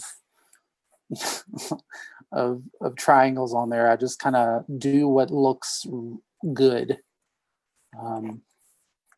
If I don't like it, I'll just change it. So there we go. Where am I? There we go. See, yeah, she's got a green shirt.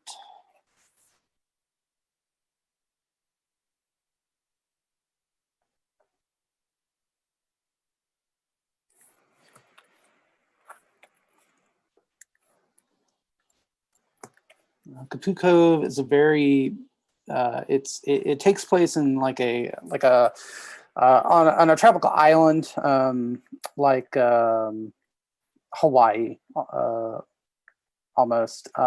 So the comic is just very, very saturated with colors. It's very vibrant.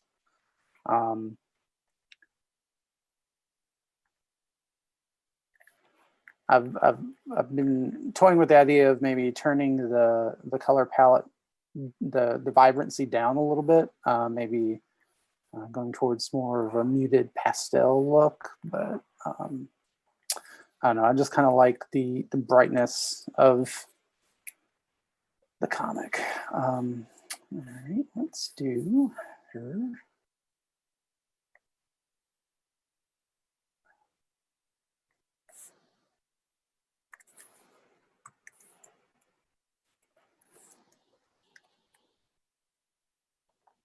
Skirt.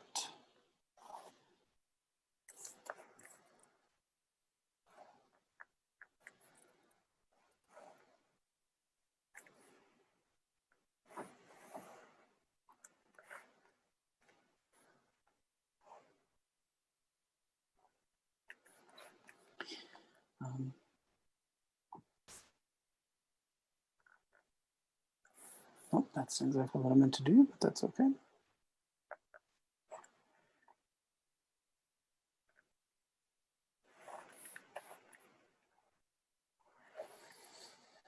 Another thing that is kind of like one of those art tips that no one really likes to hear. Besides like practice is it's really beneficial to draw from life and have references, especially in art school. You'll draw a lot of still life. The instructors will typically put like some cloth up there on a pedestal with some plants and vases and all that kind of random stuff that really wouldn't go together. And you draw it and you paint it and you look and see how the cloth interacts with how the shading interacts with the lighting. It's just one of those things that it's a skill that you develop over time.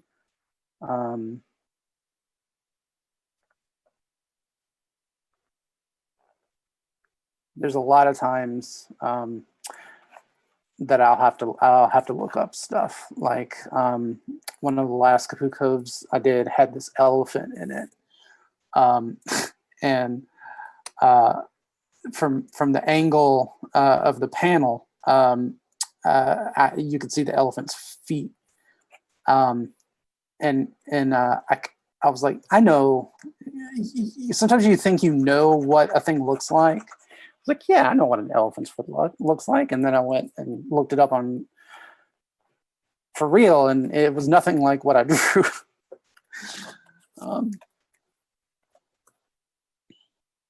That happens a lot. A lot of times you don't know how to draw things. Like since the comic starts out and they're kind of like pirates, I wanted to get the feel to look right. I did a lot of research on just ships, like tall ships, and I had to learn how to draw like the rigging and the everything for the sails, which was fun. It was very time consuming and tedious, but it turned out okay.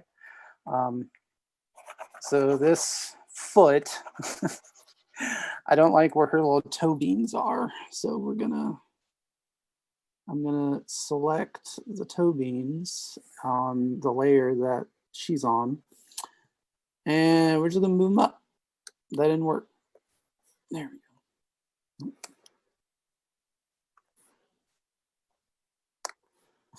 I have to find the right layer. This is why you do your layers correctly.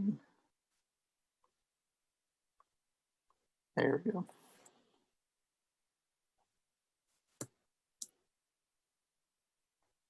Oh, I know what the problem is. Yeah, Photoshop definitely has a learning curve sometimes. And like anything, it takes practice to figure out. So like the issue I just had there was I had basically had the wrong layers selected. Working digitally has its own sets of problems. One of the presenters that was just presenting earlier, he was talking about being self-taught in Photoshop, and I, along with quite a lot of my friends who are also artists, are also self-taught when it comes to there we go, Photoshop. It's a very daunting program to get into.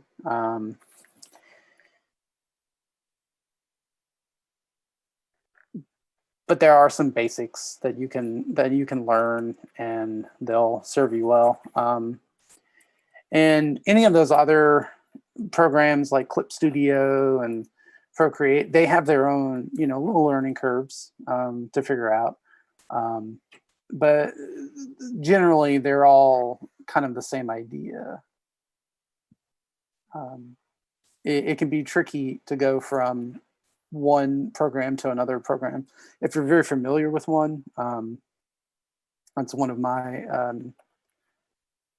trepidations about going from Clip Studio to Photoshop, is just because I know Photoshop so well. So a lot of my muscle memory for selecting different tools and things would be completely different with a new program, and that can be one of those factors of like, you should probably try something out, but you just kind of don't want to because you like it this way, and that's fine. But trying out new stuff definitely has a benefit. I know Clip Studio has this really cool perspective tool, because it is primarily used for people who do like sequential art and manga.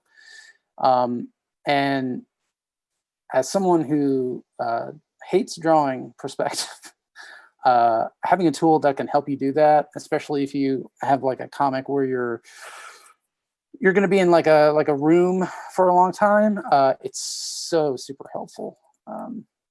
So let's finish up Stripes here real quick, and then I will get to this giant octopus monster.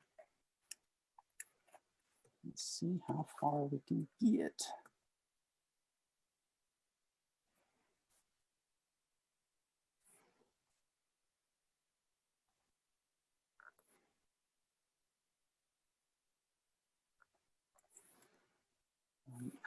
I hope this is all coming through okay. I haven't actually ever done this on Zoom before,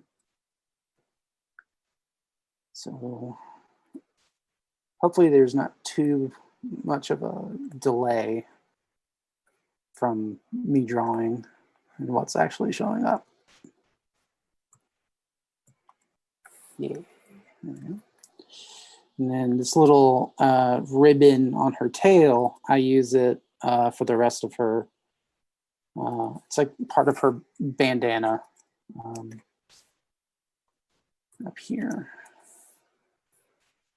Just to kind of throw that back into the mix. And forgetting how that works. There we go. That's not it at all. Perfect. Okay. Oh, I forgot her hand and this creepy treasure, which I'm not quite sure what I'm going to color yet. But since I do know I'm going to color it, I can just get messy and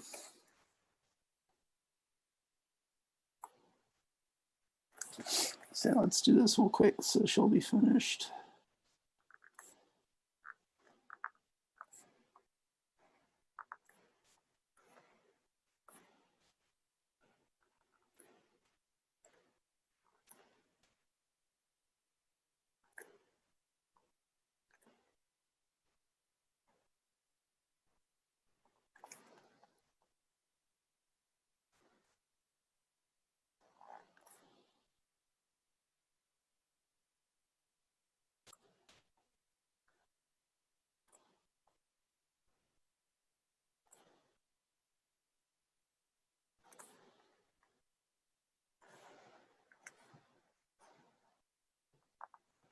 There we go. Let's see, what would be a cool color? Let me look at my swatches here and see what I got. Yeah, I think that'll work. I will make this a little darker, and I'm going to use, I got a bunch of different kinds of different interesting brushes that some of them look like watercolor, some of them look like chalk. I'm looking for something that's kind of messy. I want to try to make some text, put some texture on this thing maybe. Ooh, that's not showing up at all. There we go. Yeah, there we go.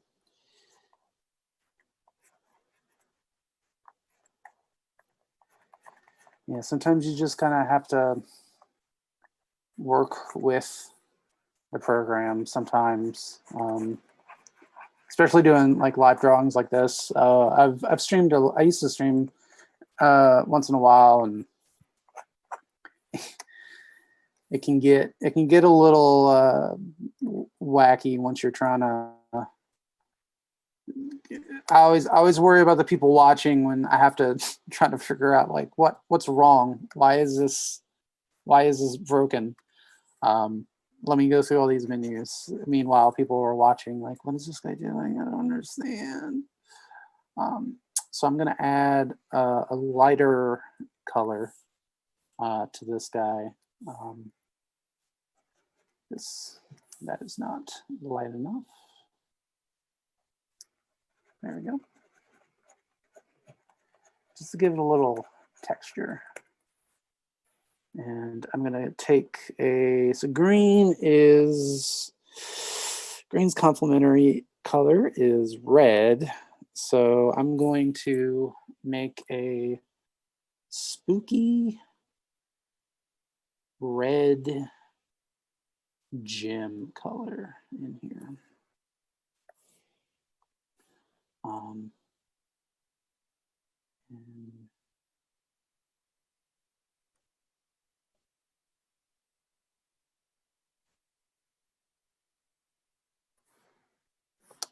that is not the right color I want. No, come back.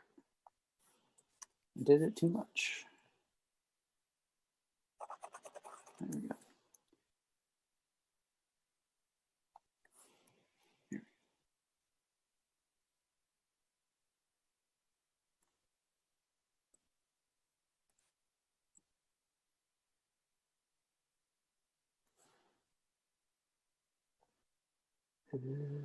Pick a highlighter color. Nope, that ain't gonna work. Yeah, so a lot of times it's just kind of trial and error, seeing what works, what doesn't work.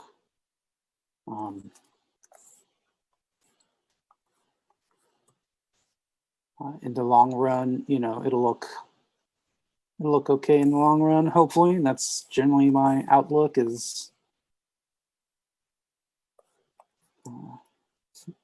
will this be okay?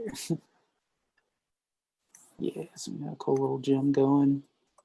Yeah, clean up these lines a little bit. And I'm going to do this and turn my opacity down. Just to give it like a little shine. Perfect. All right. Let me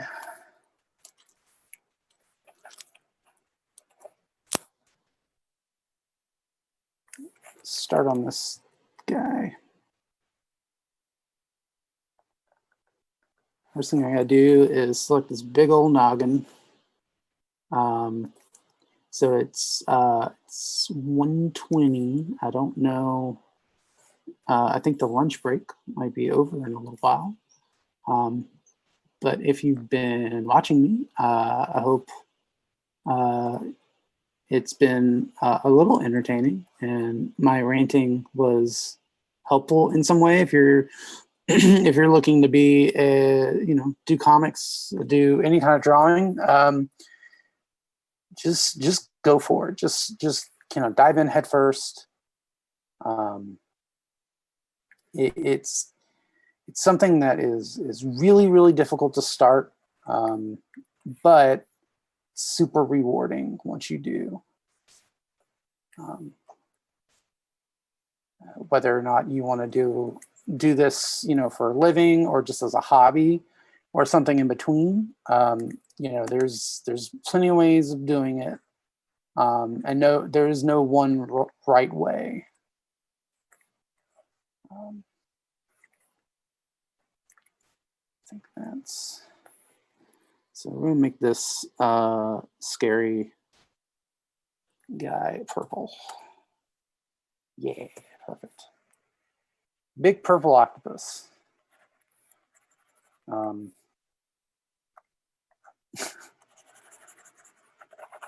I'll try to throw this up somewhere. I'll definitely put this up on my my website. It's Kapoo Cove, KAPUCOVE.com, and I'll get this drawing finished and throw up there.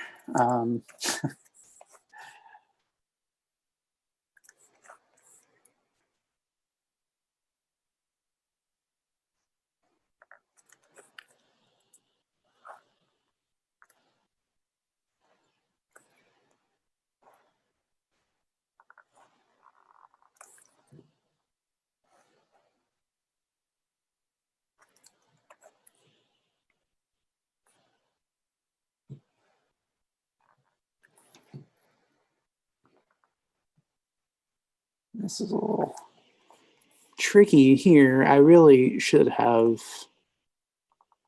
done the background, the octopus first, but I wanted to paint the characters first. So, oh well.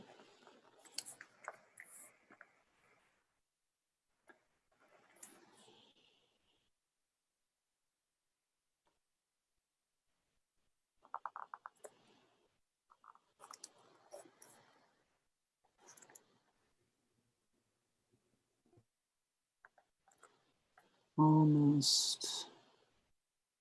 Well, I'm not sure about that part, but there we go.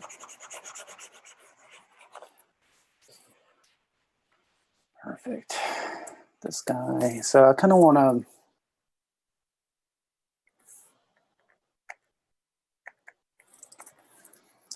to add some different textures and things to this guy. So I'm going to use I've got, I'm sure I have a good brush for splatters.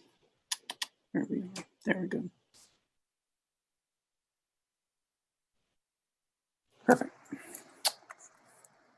Maybe too much. Yeah, there we go. So yeah, so select.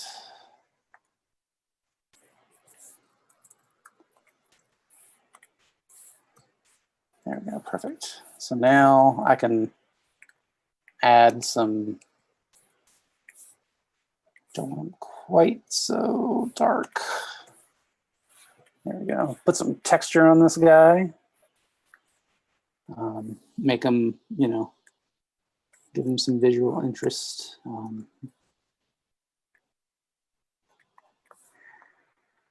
This is another one of those examples of like having different brushes that can do different things really can save you time, because like doing all these little splashes would take forever. It would be fun, but it would take a long time. So now that that's done, I'm going to choose a little lighter color for some more splotches.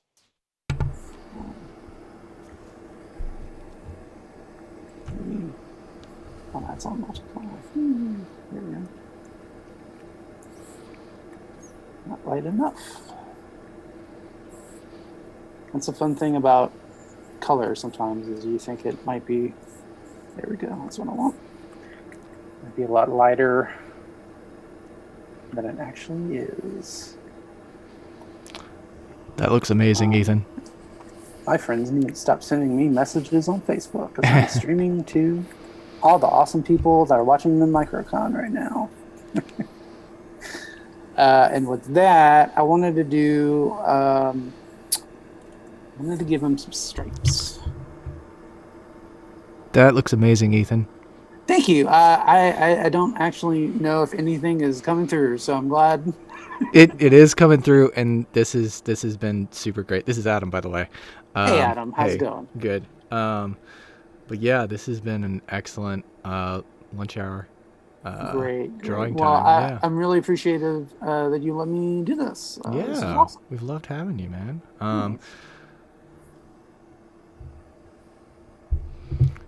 But yeah. No, it's been amazing, and that octopus looks great. Thank you. Cool. Well, I guess I'll hop off then, huh?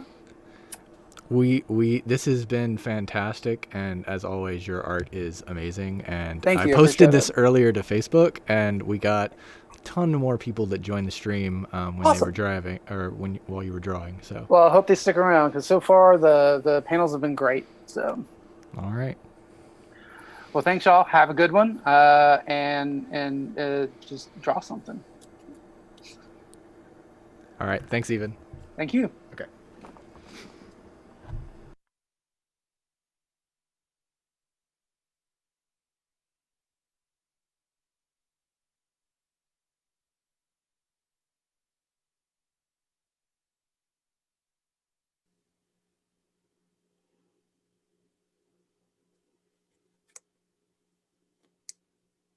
Hello. Man, hello to me, man. Oh gosh, yeah. Hey guys. Oop. I want to talk to the awesome people.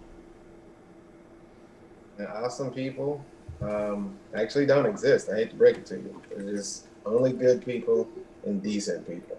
That's it. Everybody else is just, going for extra credit.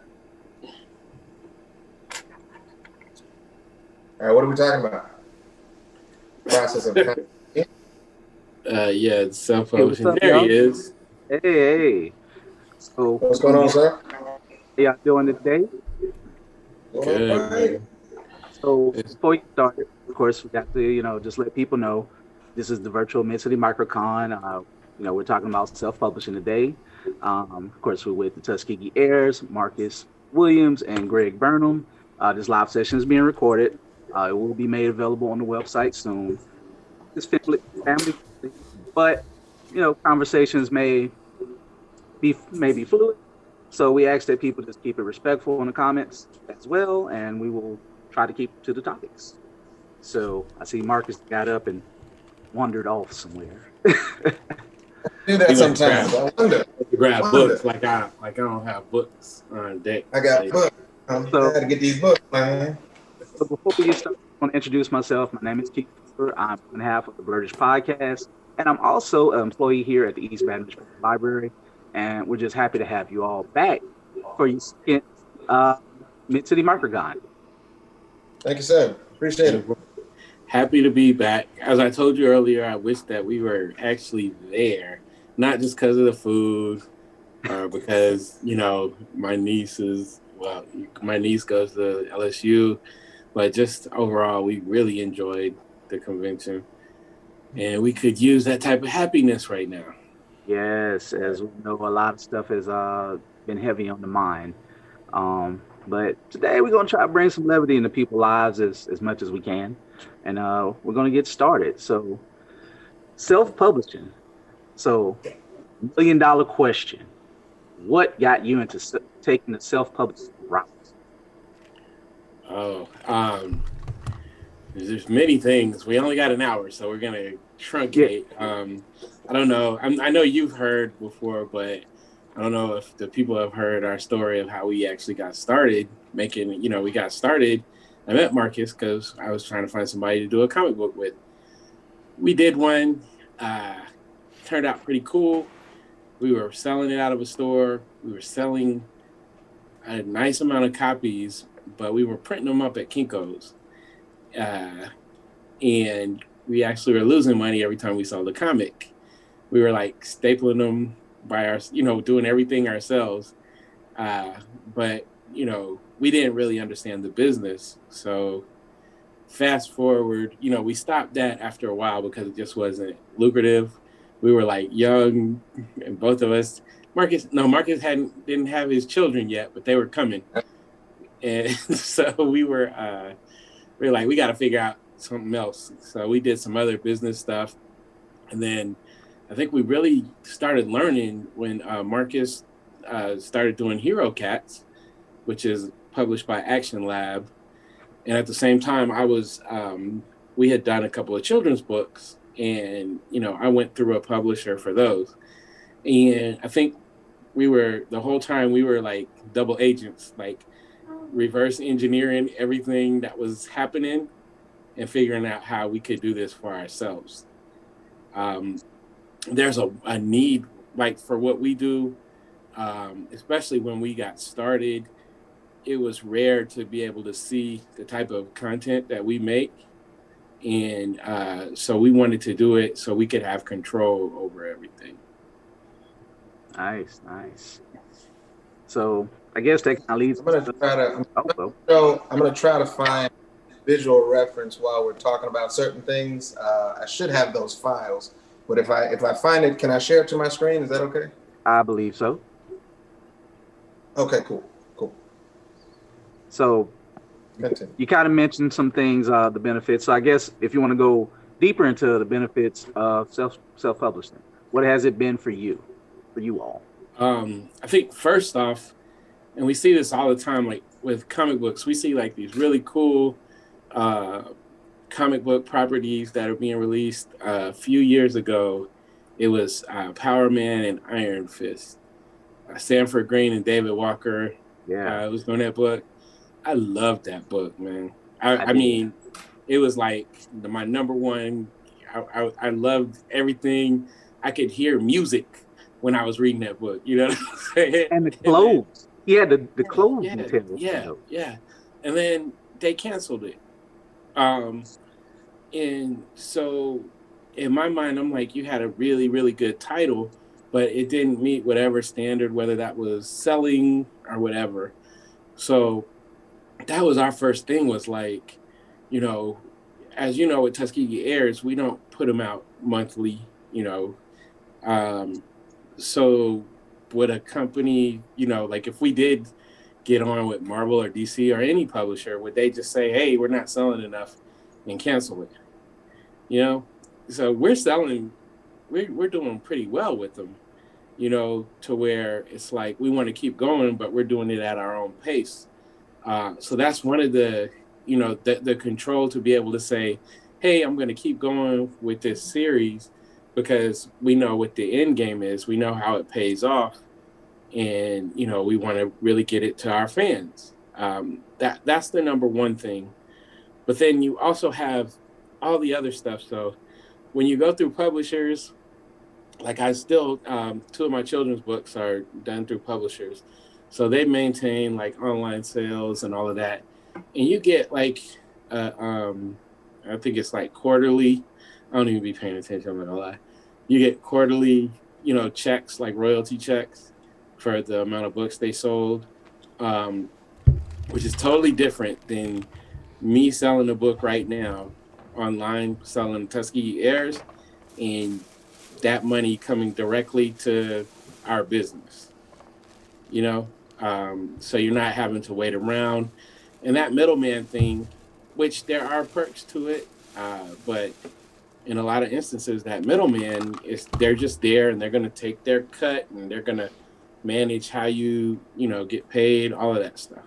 We use the money that we make off the book sales, for travel, for whatever business stuff that we need to handle. So it really helps to be able to have access directly to your cash. Definitely. I'm sure it's like a great feeling, as you know, when, a person who said, I've seen you on the internet, I've seen this book, and then they come and get it and they put that money in your hand. What is that? Man, it's, go ahead, Marcus. No, we were talking about it the other day, and I tried to explain it. I said, the hard part about not doing conventions this year is that's like a soul food in itself, man. When you get to make a fan, but it's not just, they just like your art or they just like your work or your product. When you actually get to shake someone's hand, you actually get to answer questions. They get to feel your energy about, they can tell that you're passionate. You can tell that they're passionate. That's a whole different layer. That's numbers of layers of transaction in terms of energy, and that feeds the creative. So it's, yes, you want to make money at a convention. Absolutely want to make it worthwhile. The travel, the hotel, the food, the money, the monetary get back. Of course, you're expecting that, but when you meet those people that are genuinely excited about coming to pick up something you toiled and worked and it took many weeks now and months, when they genuinely are passionate, man, and whether they're with their family or by themselves, that feeds the soul. Like we can actually say that was a great convention. We're tired, especially when we're doing a gauntlet, but you come out of a convention like that saying, "I felt good though. I felt really good." The one that happens in January in Harlem, Black Comic Fest. We try to explain it to other people that have not gone, and we're like, we've gone to some of the biggest ones. We've been to San Diego, we've been to New York. Those are hundreds of thousands of people, but the feeling is different at the one in Harlem. It's because everyone's there to genuinely support, and they're genuinely like, keep doing what you're doing. I know you guys are working hard. Please don't stop. Or threatening, if we stop, they're gonna hurt us. So yeah. I work really well under threats of violence. Right. And with when have I not you about getting a new copy all the time? Exactly, right.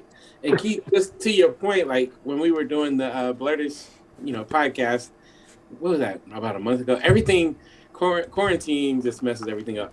But when you were talking about issue 3, and saying how that was your moment, like you was like that.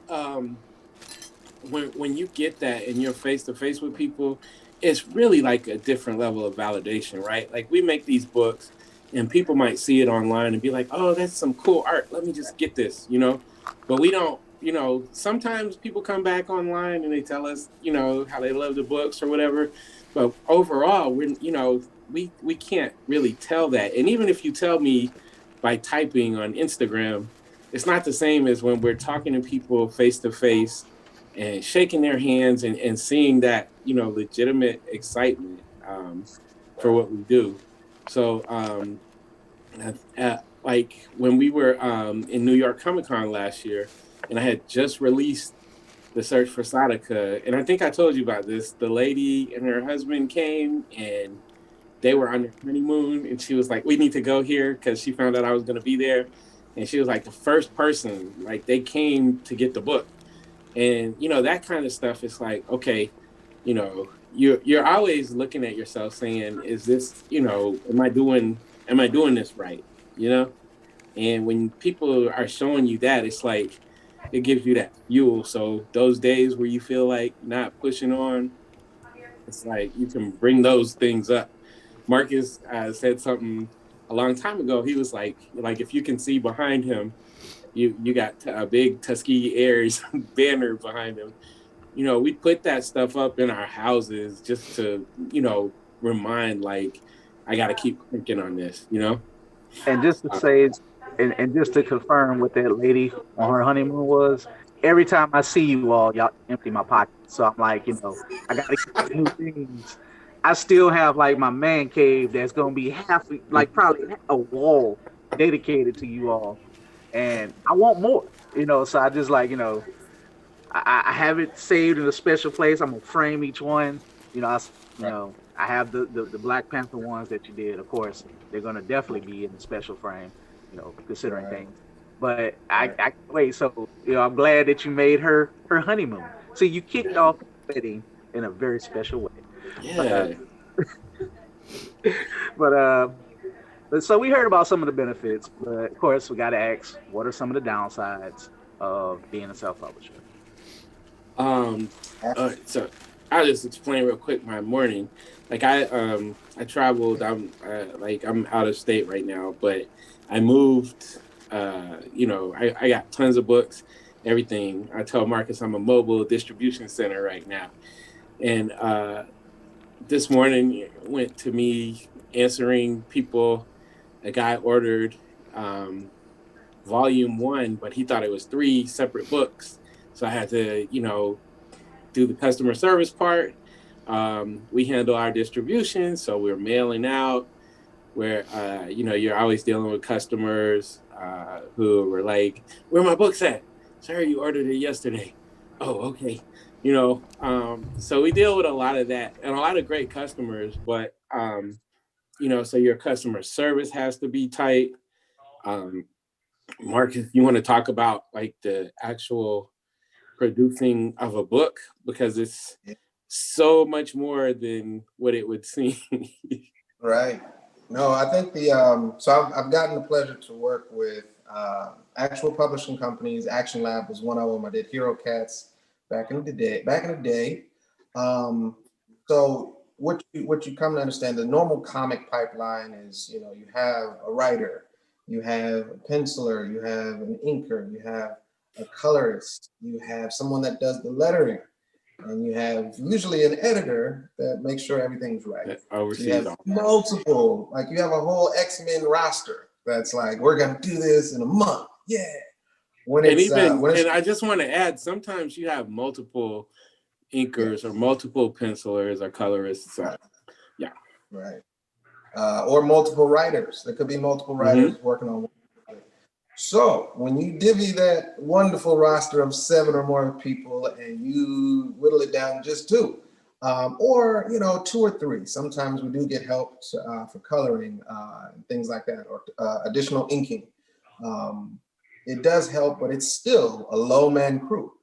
And self-publishing means you may not, you don't see I don't see money. Like we don't pay for our part of it because we're the owners and we're trying to, you know, make sure we get as much rolled into getting that product out and so forth. So if we have to pay for additional help, that's a cost, but we usually eat that cost. When you're self-publishing and you own it and you actually are trying to make profit, you have to cut costs everywhere.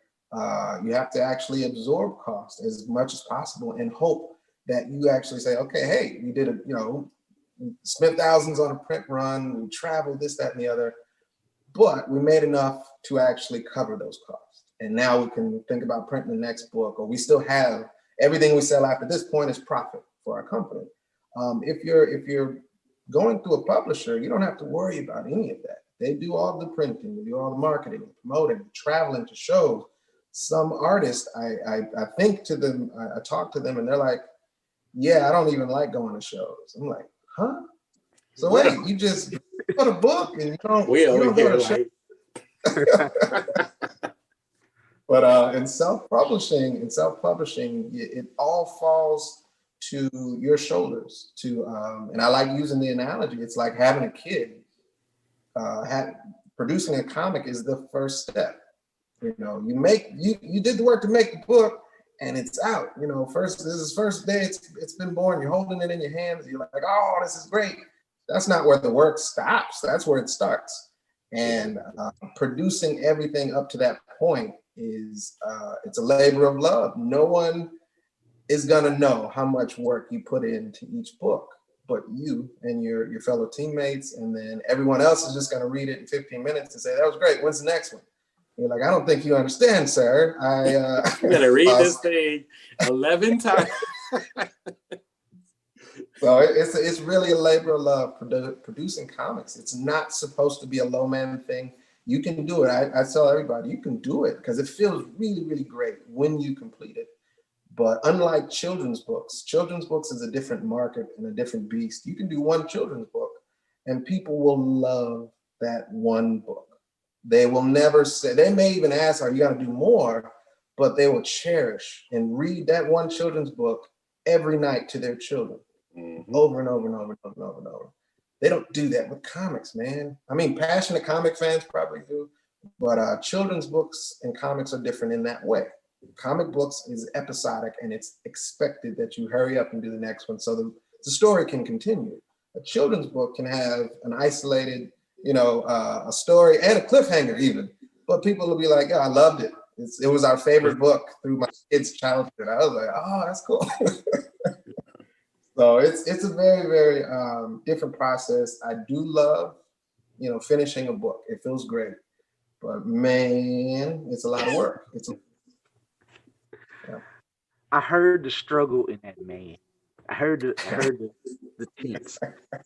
So I guess we're counting this down. So when we say self-published, not only are you the creator, let's see, you are the traveling salesperson, you are the mobile distribution, you are distribution, you're the hype man, like a DJ for a DJ on the weekends or whenever. Let's see, you're your own social media marketeer, your regular marketing. Let's see what else you are. So that's several hats right there to get one book done, and you always have to promote it. So you're constantly in marketing mode.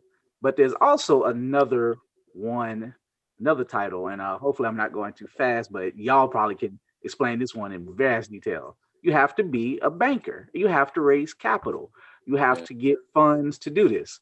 So let's talk about the methods you use to raise funds, the troubles, the successes you have with it, because at the end of the day, if you don't have the funds or if you can't get it done some type of way with whatever level of funds you have nothing. So, nowadays the crowdfunding is a really good tool to, try to generate some funds.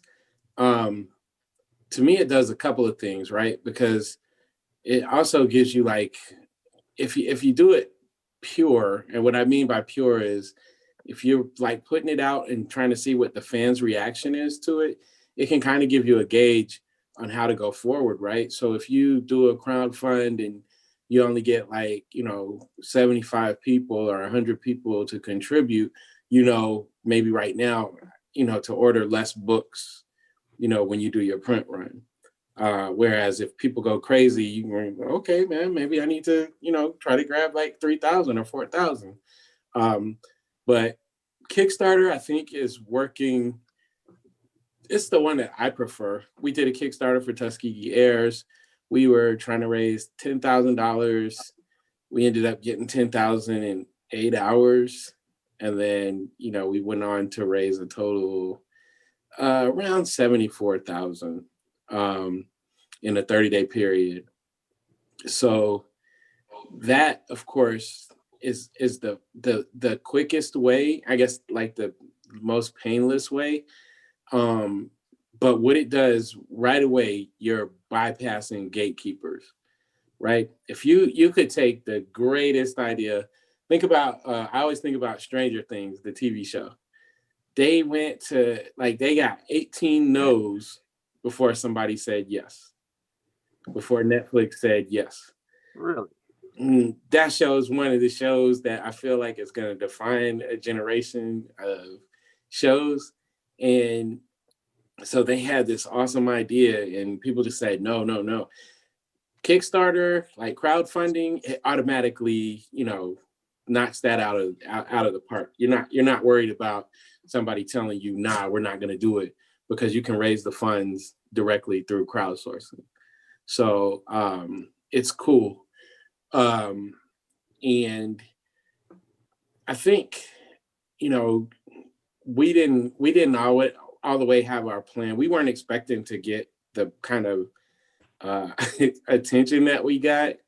And with that came all these comic book conventions and all this stuff. So in our minds, when we did the first one, we were like, yeah, man, we're going to have this done by July. We did it in January, which now we realize we made a mistake by saying we were going to have it finished that fast. But, it's all lessons. When I did the one for The Search for Sadaka, I already had the book done. Because it was like, I didn't want to go through that part again. But now my next one, I'm going to be releasing that before the book gets finished. That's going to be coming next month. So crowdsourcing is good there. I haven't tried Indiegogo, but I've heard some pretty cool things about that as well. But right now, I'm just comfortable with Kickstarter, I guess. Marcus, you have anything to add to that? The banker question, or yes, the specifics? Oh yeah. I don't think there's ever a time that you can really not think about creating or generating more income for your product, for your brand. And if you go to a lot of shows, you have to pay attention to the successful tables. You have to look at other vendors and say, okay, we don't have that. Stickers, buttons, T-shirts, mouse pads. Yeah, you kind of have to always think about new ways to generate income and what areas, where's your market? How is the market changing?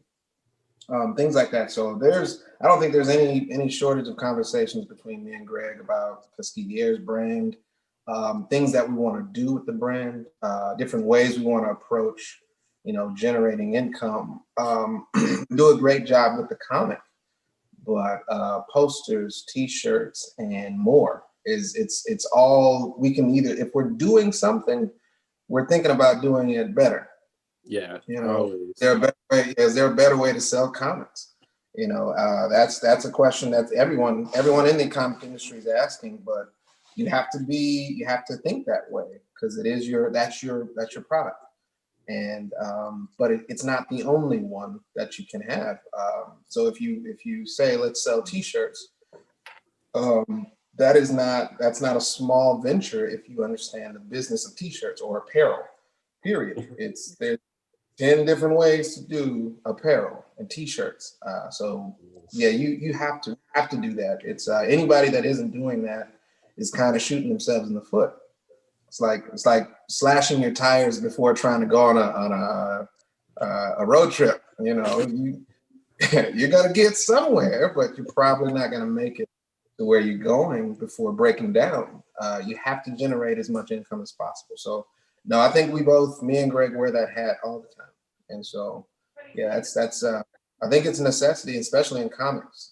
When I worked on Hero Cats, the cool thing I learned about the comic shop owner is he had a comic shop, but he made most of his income with card games, hosting card gaming events at his shop and selling cards.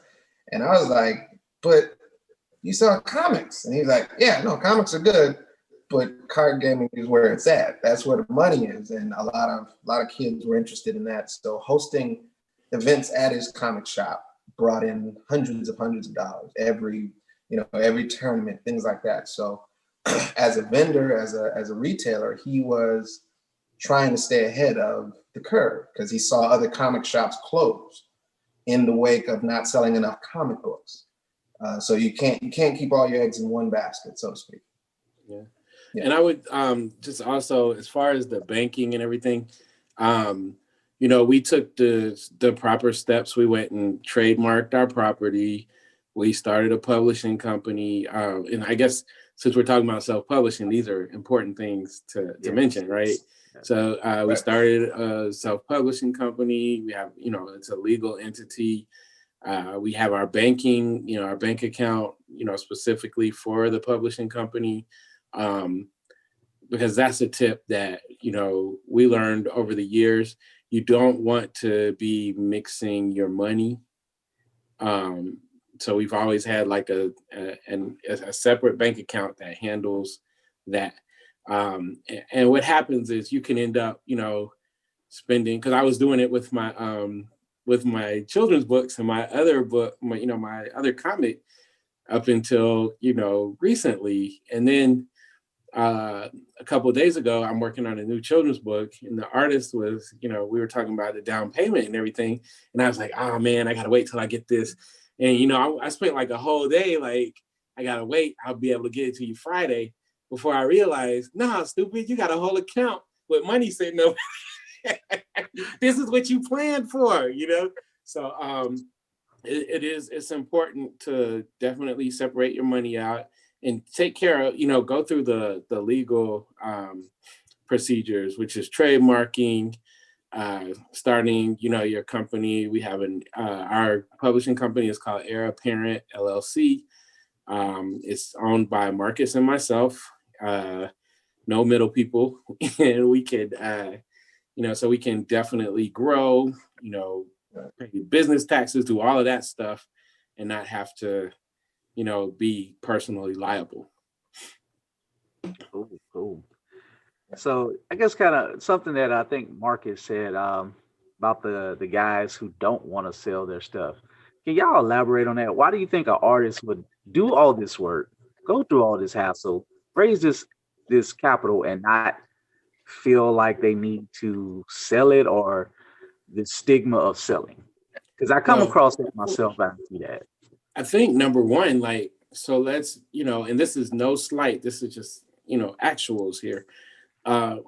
If let's say me and Marcus worked for any, publishing company, and we put our blood, sweat, and tears into a property, at the end of the day, we don't own any of it. Right? So there's the passion's not the same, right? Like if you don't really own, like you're not really getting residuals, like you might pay a publisher to give you some books and you can sell them and everything, but it's different when it's like yours and you have sole responsibility. And you know that if you're not, like if we go to New York Comic Con and bomb out, that, this is going to set our business back. You know what I'm saying? Yeah. So that's part of it. I think there's another part where I think some of it, like if you get, like when we come as guests, like when people, pay for us to be guests, we work just as hard as when we pay on our own, because it's funny, Marcus always calls conventions a social event. We're social people. So it's like, we want to know how you're doing. We like to hear what people are, talking to us about their ideas. And I think some people, especially, artists that are more introverts, they're just not really, it's not even that they don't want to sell. It's just that they're, not into that scene the same way. And I love what you said about being social. You actually met my wife in Jackson, I think. Mm-hmm. And we were talking basketball, and we were just talking about everything. Like you were getting books while talking about the Lakers stuff. So I remember that. Mm-hmm. Yeah. And it's I would say it's it really is a skill, and not everybody is equipped with the skill of, I guess, being comfortable in those environments. There's people that have anxiety, so it's not a knock on everyone. It's just, to me, it's counterproductive to pay, because the people that actually do come to the show, they get the plane ticket, hotel, pay for the table, and don't talk to people at the show baffles me. I just don't understand. I don't care what you're dealing with, to do all of that investment into being somewhere physical, to not talk to those customers is completely counterproductive, in my opinion. It's kind of it's just, I don't understand that at all. But even if you suffer from those, let's say anxiety, social anxiety, you don't like large crowds, you aren't a great salesman. We've sat next to people that don't do well at selling stuff. We've sat at the table, we've shared table, but it's one of those things that say not everybody's on par with being confident in those environments, and that's okay.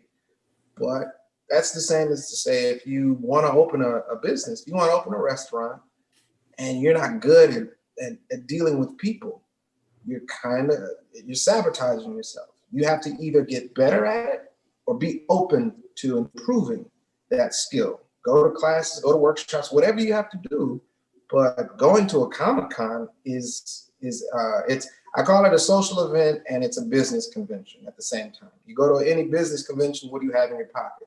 Business cards, your contact information, all that stuff, and you're ready to shake people's hands and talk to them, because that's why you're there. You're not there to be antisocial at a business convention. No. And it's very much similar at a business convention. You're selling yourself. So people shake your hand and say, hey, what do you do? Well, my name is Marcus Williams. I'm an artist. I do, this. I work on Tuskegee Heirs, and here's my art. Have you ever seen my work before? No. Oh, okay. Well, here's my 10-second elevator pitch, just to kind of give you an idea. Feel free to look at my portfolio. And then, oh man, I really like your work, so I'm interested. And, you sell yourself first and your work second. But yeah, if you're not good at those things, man, you have to it's a business. Any kind of business you're getting into where you don't deal with customers. You can have an online business, but you're most likely going to be dealing with, like Greg was saying, customer service. Following up with things and dealing with people in some capacity. So you're still going to have to practice those things. So you're not harsh or abrasive, because people will remember that stuff. Like, yo, I talked to that dude and he didn't even look at me. Right. Oh, okay. And So that's a real thing. I was just gonna say, staying with that business thing, a couple of things that we learned a long time ago. And as much as I love Field of Dreams, if you build it, that doesn't mean they're gonna come. You have to be, inviting. You have to, like we see people that'll look at the art and everything.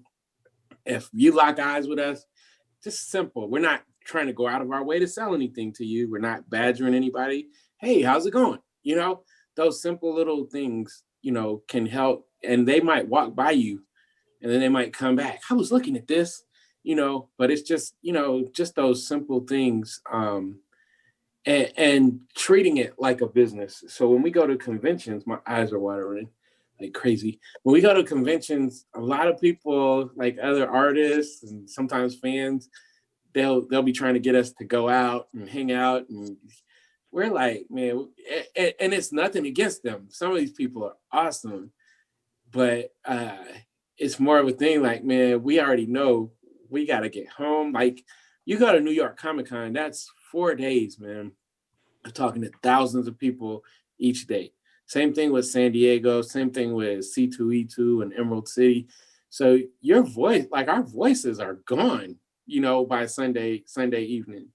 So it's like you're doing everything you can to be able to be present at the table. We know we got a joke, but we know, like, if we're late getting to our table at New York Comic-Con, that's like $500-600 if you're an hour late. You know what I'm saying? Because it rolls. Like, the people, it's such a huge convention, So it's like we're trying to be at our table, at least one of us at the table at all times. And we really look at it as a business event. So what I'm gonna do, I'm just gonna kind of look in the chat while we're kind of got like maybe 25 minutes left. If y'all have any questions in the chat, feel free to drop them. We might get to them. Help y'all out to talk to Greg and Marcus. So, next question. Let's see. I guess we'll talk about distribution. So we know that y'all do direct distribution. Oh, see the look on his eyes, man. Like, what other methods than direct distribution do you do? Do you have you placed your books in any stores or any other type? things? So we have our regular stores like Amalgam Comics and Coffee House in Philadelphia. They're always carrying our titles. We sell out and then they, order more. We have Challenges Games and Comics in North DeKalb Mall in Atlanta, in Decatur actually. A few different shops in Atlanta. Titan, are they still called Titan? They're not called Titan anymore. What are they called? Level Up. Level Up in Duluth. They support heavy. Infinite Realities. But we ship all across the country. Whoever orders, we're shipping books to them. We do wholesale. We have a guy in Baton Rouge that does pop-ups, and he's always ordering books. We're really appreciative of him. I think his name was Keith Cooper or something like that. Yeah, that guy. Yeah, he's wonderful. Yeah.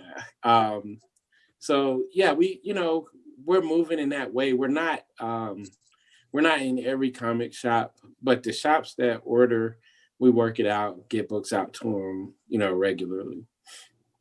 So if there are anybody, I'm sorry? But seriously, I do need some issues though, but continue. Yeah. I got you, man. So any shops that are looking, bookstores as well. We do regular bookstores, not just comic shops. So anybody that's looking, just email us at tuskegeeairs@gmail.com and we will work it out. Cool. Other than comic book stores, have there been any other type of stores or any other type of vending or something that you want people to have it at? Oh, yeah. I mean, and in Duluth, this is actually the first Saturday in like 2 months that we haven't set up. There's a juice bar in Duluth called Sage Juice Bar. I always messed that up. But they're awesome people. They're like family to us. Like really, we've known them for years. And when it's no secret that a lot of artists, writers, and comic people in general have taken serious hits over COVID, just like everybody. I wouldn't even say it's much different. But like with us, we missed out not only on Mid-City, but right now we're up around 15 or 16 other conventions that have been canceled or postponed. So that's like a serious hit to us because we have Tuskegee Heirs. That money goes back into the business, but then, Marcus has his posters and his ideas. I have my books and my ideas. So those are ways that we make money to, keep taking care of our families and stuff, So Sage, they were really nice enough to allow us to set up outside and, just kind of, meet some new people, and then some of our fans come out and then end up supporting the juice bar. So, cooperative economics always works. We're looking for more places in the, Atlanta area right now. Okay. I'm trying to find, look, just to walk you behind the curtain, I'm gonna make her laugh. I'm not used to Zoom stuff. My friend Nicolette, the wonderful Nicolette, who she heard, she put a question in the chat, so I'm gonna have to find it. So thank you. So I put her on blast because I hear the little squiggly thing in the back. I'm like, But okay, I see her question. What's the best way for a beginner to self-publish? By our wonderful co-worker, Nicolette. So you definitely, of course, you want to complete the work first. You want to find printers. We believe in trying to go like to a source instead of like some of the mid-tier printers and everything. We want to go like directly to, a high volume printer because you can get better rates. So you want to find somebody that can print at the, to where it's affordable for you. But at the same time, you can print all that stuff up. You got to be able to have people to sell it to, right? So with us, with our first issue of Tuskegee Heirs, we took our own money because our Kickstarter was for a graphic novel. So we took our own money and we bought like 100 books, and then we sold those books and then flipped it, and just kept going from there. So that you gotta learn the business. I'm gonna let Marcus, do you have you want to add to that? My audio kind of fluttered on the end of the question. Can you just ask that question? It was just saying for. Oh, go ahead, Keith. Basically, the question was, what is the best way for a beginner to self-publish? Oh, to self-publish, yeah. It's a unique thing because it's I would say the best way to do it. It's about investing in yourself.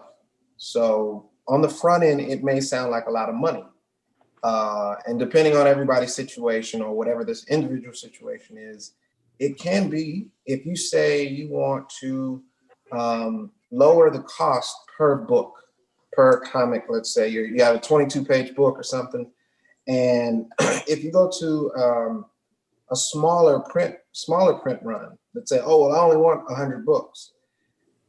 You may pay less for, I guess, versus a large print run, maybe $400 or $500, depending on where you get the print quote. But you're going to get 100 books, and you're going to have to sell that book at a competitive rate to try to make up for your, initial print run of $400 or $500. You're most likely not going to break. You're not going to make profit per se. If most comics don't sell, we sell our book at $10. So, but our books are a little bit larger than normal 22-page books. We usually have 30 pages. So we sell that. We haven't had an issue with that price, but we did a lot of research in finding a print run that worked with our margins, which is to say, yes, we're spending thousands, a few thousand up front to get a print of 2,000 or more comics. But that brings that cost per unit way down when you get that quantity. Printers have price breaks, and they have incentives to say, if you get more, we'll charge you less per unit. And when you do that investment, suddenly every book you sell is now profit, or until you pay yourself back for that print run. You can do that faster by selling fewer books, and then after you sell that, everything else is profit. If you don't have many other costs to arrange, but for the print run at least, so you have to look at it as investing in yourself. There's a lot of great ways to kind of test the market before you make that huge investment to get 2,000 plus units. If it's your first book, you may want to test it out. You definitely want to kind of test the market. We did that initially before we found our printing solutions. We actually did get a few hundred, maybe 200 here, 200 there, or just to kind of see how people. Because you don't want to print 2,000 books and you have a spelling error or something, So if you haven't done this before, give yourself that chance to kind of make those early initial mistakes. Yeah. And then it goes back to that crowdfunding, right? Which absolutely would be the best way early, because what you can do, like you can finish your book. So like with the Search for Sadaka, the book was finished when I released the Kickstarter. So it more acted as a pre-order. And that's what a lot of people are going to now. So now the customer is not like, oh, maybe I'll get a book or not. It's like, no, the book's done. I'm just trying to see if you want to order it before I do my print run. And then, you can get a little bit of money. Like I always say with Kickstarters, don't ask for the moon, just ask for what you really need to get the project done. Because like if you only, say you were doing a $1,700 print run, that's all you need, is $1,700 to print up the books. And then, whatever else you get is just gravy. But then that part where Marcus was saying, invest in yourself. This way, you're not incurring those costs up front. People are going to purchase, they're going to pledge, and then you'll have the money to where, you can kind of start. It's almost like the benefit of being able to sign with a publisher, without having to sign with a publisher, because it's like you're going to get the money fronted to you. You don't have to come out of pocket for it. And then you can just go right into the market with it. So you're saying if I do a Kickstarter, that's for 1,700, I shouldn't ask about 20 grand, so I can, J's, give me a new car, something like that. It's all up to you. I personally just think it's a lot better to, have that humble, and you actually see it right now. A couple of really good people, TJ Sterling has a Kickstarter right now. I think he was trying to get 3,000. That's all he needed. But right now, I think last time I looked, he was up over like 15. Yes, he has smashed his Kickstarter. Yeah. Newton Lillavois. Have you read Crescent City Monsters yet? I've read episode 1, but it's more like you don't read it. It's more like you absorb it in your membrane because it's so beautiful. It's so spectacular. Yeah. He just launched the other day, and I think he already reached his goal. He was doing 10,000, but he's doing like a graphic, like a trade paperback with 4 books in it. So, if you're humble, what I'm saying, ask for what you need, and you never know. Like we're witnesses. You can't control what goes viral. You can push it, but if you mess around and go viral, I pledged to it. I'm going to forget the lady's name, but she did one. She was trying to get I think she was trying to get like 5,000. She ended up getting 80 something. Wow. This was just recently. So yeah, you never know. If you catch that right breeze, you never know what can happen. Speaking of which, you mentioned something. So I guess to kind of go into the marketing side of things, you mentioned about going viral. What methods do you all use on social media, other platforms, but does everybody use social media to promote their works, their show, their books? What methods do you all use, and what do y'all recommend that self-publishers should do? I say it kind of depends, but Facebook, you can create a Facebook page for your works. It pretty much can do everything that you need a website to do. You want to use Instagram, Twitter. I suck at Twitter. I tweet sometimes. But yeah, those are the main ones. Facebook is weird now. I had a marketing guy recently who broke down what Facebook is now. Facebook's business page is basically just it's pay for play. We have like 18,000 plus followers on our Facebook page, but we post something and it might only be visible to like 100 people.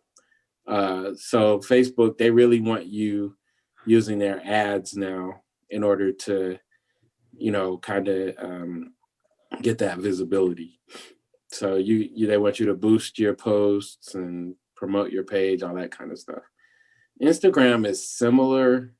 I'm gonna let the Instagram master, as Marcus has like 100,000 followers on Instagram. Yeah. So I'm gonna let him talk about Instagram. There's I'm still trying to find out if there's an algorithm or some sort of hidden secret to it, man. I throw stuff at the internet all the time. One of my highest liked and followed and shared thing was a sketch that I did in 30 minutes. And that's when the voice actor of Granddad, John Witherspoon passed away. And I just did it. It was a 30-minute sketch, man. I did not do it. I didn't put any thought into it. It was not a long post, nothing. It was just a sketch. And it got over 30,000. It went viral. I can only assume that it was just for the content or it touched people. There is thought that you can put into your post, there is definitely a method to going viral. I haven't perfected it. I just like drawing stuff that connects, that makes me feel good. But when you're posting online, it's like complete lottery, because there's thousands and millions, if not, content creators all trying to vie for the same kind of reaction, which is, hey, look what I posted. Do you care? Share it, like it, comment on it. And there's no guarantee to it unless you're a beautiful woman, in which case, neither me or Greg are. So we can't guarantee everybody what to do. I think everyone loves, beautiful women on the internet, and you don't have to be naked, but that's the only guarantee I have, people. That's all I can tell you from my experience. You'd be a beautiful lady and you can go viral with very little effort as an artist or creative, and you're coming up with something that does not have any history. No one knows about it, never heard of it before. You're throwing it into the universe saying, I hope someone sees it. And that world, it's so freaking dense, man. It's so, there's so many people trying so to much be personal. Yeah. It's just so much. I think about the remember I did the little short video of the Black Panther cosplayer in New York, and I just posted that, and then I looked up like the next morning and it had like 170,000 views, and I'm like, dang, I didn't like tag the guy. I had to go back and find him so I could, add it. But it was too late. But it ended up like last time I looked, it had like 300,000 views or something. You can't control the stuff that you can control is, which I've learned. I had this this marketing lady that gave me like a whole lowdown, and she was explaining the value of hashtags. Like if you learn to use the right ones. And so I've seen it like just by using, hashtagging the right stuff. It's like we constantly, because we're not gonna lie, we were pretty terrible with our Instagram, our Tuskegee Heirs Instagram page in the beginning. So I was like, all right, let's go ahead and try to, start bumping it up. So we see constantly people liking, even if you don't post in like a week, you always see people stumbling on. What us old people didn't understand is that, young people follow hashtags, and some old, I'm not gonna say young, savvy people follow hashtags. And so there's like a hashtag IG Comics Family. It's, it's got like 188,000, something. It's a lot of people that use that hashtag. And so, that stuff will start popping up if you follow. And just speaking of hashtags, I just want to, the first person who I saw use this hashtag, hashtag Black Comics with an X, I think was Jason Reeves. And I love using that for myself. And I get to see, some great stuff, some strange stuff, some cosplayers. It goes through so much that you can find people. So it's kind of become a part of what I do for my podcast as well too, especially when I talk to people like you, DJ Sterling. If I'm discussing a book, I will put and say, like a comic by a Black comic book creator, I will put the Black Comics tag on it. So making it easier to find or people to discuss, that topic or whatever. So I think we're coming up on about 6 minutes left. So whatever reason, these people are not asking questions. I guess we're answering all these questions 110%. Must be perfect. We're giving all this wonderful knowledge. So what we're gonna do? We do practice. We practice this. Hey, when you're a living legend like you, come on now, I'm working on it. Yeah. Don't be modest. I think the one cool thing I can say is it's anyone interested in self-publishing versus, I guess, going with a publisher. There are pros and cons. It is a very, very specific to your personal needs. We joke, I've jokingly said this to other people that want to get into our position. Don't have a family right now, man. Don't have kids that you like to hang out with. If you don't like your spouse, it's a great time to go into comics. I mean, that's joking, but it's like, if you don't understand that this is it's a part-time, full-time. It's the best way to explain it. It's you're never not thinking about it. It's if you're passionate about what you're doing.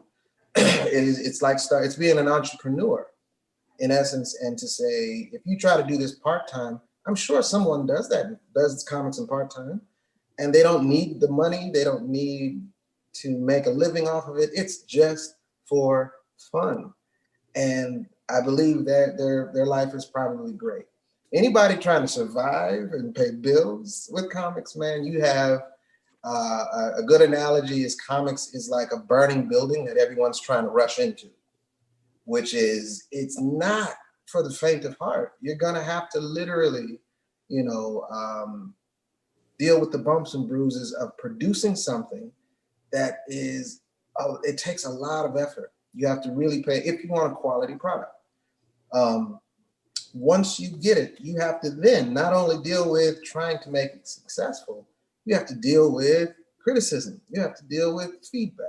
You have to deal with your personal feelings. If someone's in your face saying, I don't really think it's worth it, I think you could do better. And you spent months working on this thing. You have to have a thick enough skin to deal with failure on top of all of this passion that you're putting into this project, and that's only your first book. So good luck. Good luck with the other, a dozen. And even if you do a short series, six issues, every single episode, man, you're dealing with life on top of something as diverse as being an entrepreneur. And okay, Marcus, you're gonna make people not want to do it. Look, I'm about to say, listen, the rewards of it amazing. The rewards of it can be monumental, but you have to survive and be ready to actually combat all of that stuff. Going into business is not an easy thing unless you have a whole bunch of people holding you up in case, you you know what, you lost all your money and you haven't sold the book. I got your back. But I will say when it's all said and done, and I think about, as we think about Chadwick Boseman, who just passed away last night, that was devastating, for me and for a lot of people. I think about his legacy, and I'm not even just going to talk about Black Panther. I'm going to talk about Jackie Robinson and Thurgood Marshall and James Brown and leaving a legacy, right? So I was on the train where, this is the Denzel of the next generation. He's going to go down as one of the greatest actors ever, and he's going to. And he was able to do something and leave a mark, and that's huge. I'm not trying to compare us to him in any shape, form, or fashion, but just to know that we have touched people with the art that we've created, it outweighs all of that. I've been thinking a lot about, my legacy, and it's really how you impact other people, right? So at the end of the day, they're not going to be like, Greg and Marcus, spent 30 hours in 3 days, editing and getting this book done. All they're going to think about is how that book impacted them. And that's the great part about completing something. And folks, I can tell you, the book greatly impacted me, and you will love it if you go get it. So since we have a minute left, I want y'all to tell people where they can find you, get the book, just drop your information, and then we'll be ready to close up. So we have Tuskegee Heirs issue 4 just released. It's not even been 2 weeks. It's only been a week. We got 2 different covers, and you can go to TuskegeeHeirs.com to get that. We also got the trade paperback here. It's got the first 3 volumes. It's really nice buy. TuskegeeHeirs.com. And then I have a website for the search for Sadaka. If you want to know about that, listen to the Blurtish podcast, because we really dug deep. We talked about Tuskegee Heirs too, though. Yes. And that is at platforml7.com. And we're on Instagram, and Facebook is TuskegeeAirs.com and Twitter. So, like the man said, you can, if you want to go deeper into the story and learn more about it. Fortunately, we ran out of time because we And filled then up. MarcusTheVisual.com. Go get posters. They're dope. I spend all my con money on them. I know. I'm going to be indebted to Marcus one day. Just wait till 2021. Like, it's my 40th birthday next year. When I see y'all, I'm just going to literally just go, money, take it. Give me what you got. So check out their podcast at www.blerd-ish.com. That's www.blerd.com. You can listen to it in depth. I even posted the old one from 2018. We first met these gentlemen with Jason when they came down to Baton Rouge. And of course, we just talked about the search for Sadaka. So with that said, thanks for joining us. As a reminder, this will be recorded, so you will be able to play it back if you missed it. If you have any questions, you can email midcitymicrocon@gmail.com. Our next session is going to be the Bring It Back, Using the Past to Create the Future.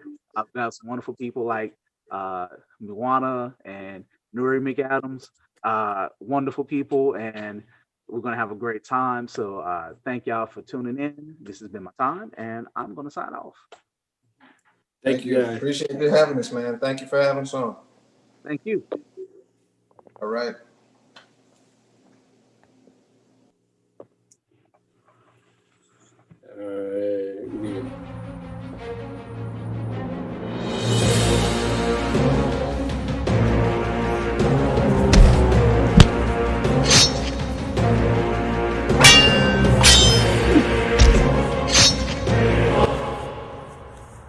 Dave! Yeah? How are we supposed to shoot a fight scene when we're social distancing? It'll work, trust me. Okay, remember that last time you told us to trust you and then you broke the thing? Look, we'll fix it in post, okay?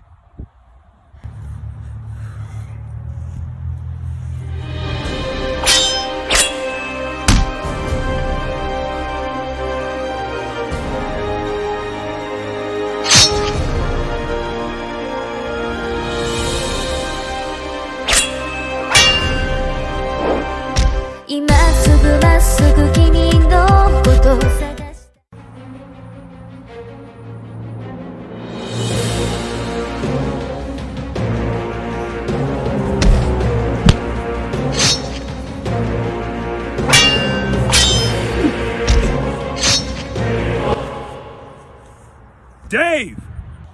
Yeah? How are we supposed to shoot a fight scene when we're social distancing? It'll work, trust me. Okay, remember that last time you told us to trust you and then you broke the thing? Look, we'll fix it in post, okay?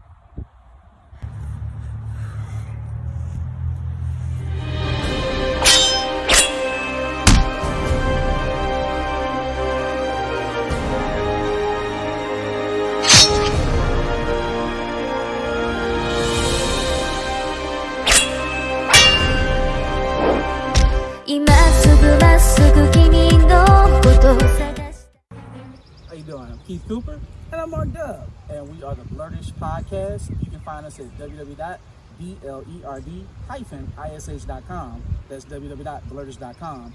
We're a podcast team, and we interview a lot of Black creatives from all over, check out the different things, and we also sell for them at various events. And coming soon to the website, we will be doing mailing out orders as well too. So check us out. Check us out, man. We dope. And enjoy the show. How you doing? I'm Keith Cooper, and I'm Mark Dub, and we are the Blerdish Podcast. You can find us at www.blerd-ish.com. That's www.blerdish.com. We're a podcast team, and we interview a lot of Black creatives from all over, check out the different things, and we also sell for them at various events. And coming soon to the website, we will be doing mailing out orders as well too. So check us out. Check us out, man. We dope. And enjoy the show. How you doing? I'm Keith Cooper, and I'm Mark Dub, and we are the Blerdish Podcast. You can find us at www.blerd-ish.com. That's www.blerdish.com. We're a podcast team, and we interview a lot of Black creatives from all over. Check out the different things. And we also sell for them at various events. And coming soon to the website, we will be doing mailing out orders as well too.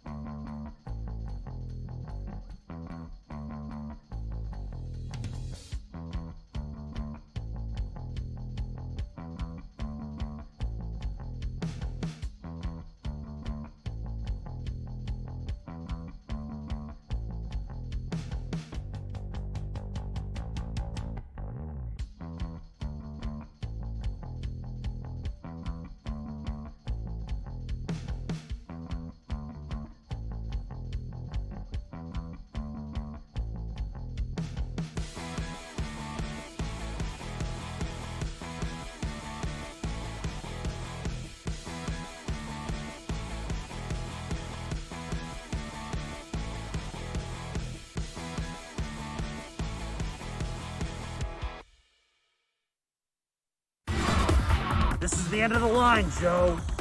I would say it was a challenge. But then I'd be lying. I'm not defeated yet. No matter what, I will not let you defeat my friends.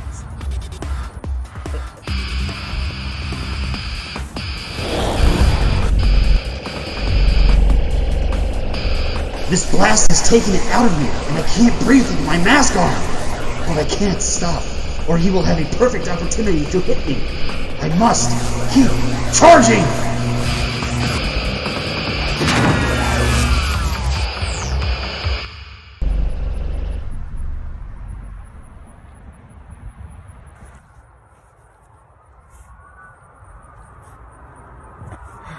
Well, that was anticlimactic. 今すぐまっすぐ君のことを探したい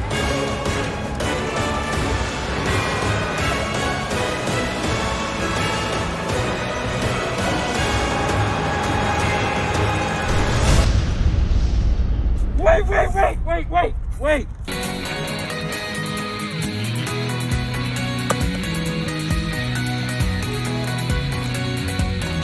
Alright, I'm ready!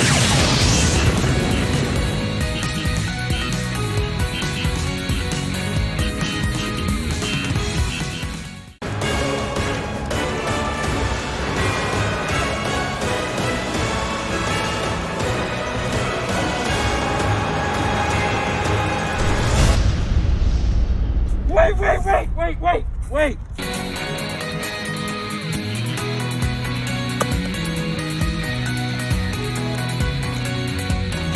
Alright, I'm ready!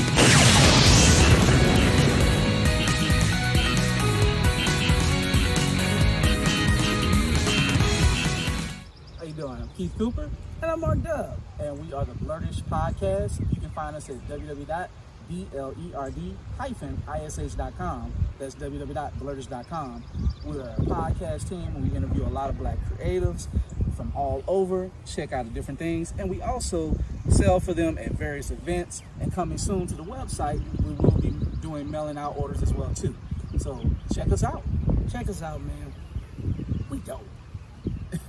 And enjoy the show. How you doing? I'm Keith Cooper. And I'm Mark Dub. And we are the Blurtish Podcast. You can find us at www.blerd-ish.com. That's www.blurtish.com. We're a podcast team and we interview a lot of Black creatives from all over. Check out the different things. And we also sell for them at various events. And coming soon to the website, we will be doing mailing out orders as well too. So check us out. Check us out, man. We dope. And enjoy the show. How you doing? I'm Keith Cooper. And I'm Mark Dub. And we are the Blurtish Podcast. You can find us at www.blerd-ish.com. That's www.blurtish.com. We're a podcast team and we interview a lot of Black creatives from all over. Check out the different things. And we also sell for them at various events. And coming soon to the website, we will be doing mailing out orders as well too. So check us out. Check us out, man. We dope. And enjoy the show. How you doing? I'm Keith Cooper. And I'm Mark Dub. And we are the Blurtish Podcast. You can find us at www.blerd-ish.com. That's www.blurtish.com. We're a podcast team and we interview a lot of Black creatives from all over. Check out the different things. And we also sell for them at various events. And coming soon to the website, we will be doing mailing out orders as well too. So check us out.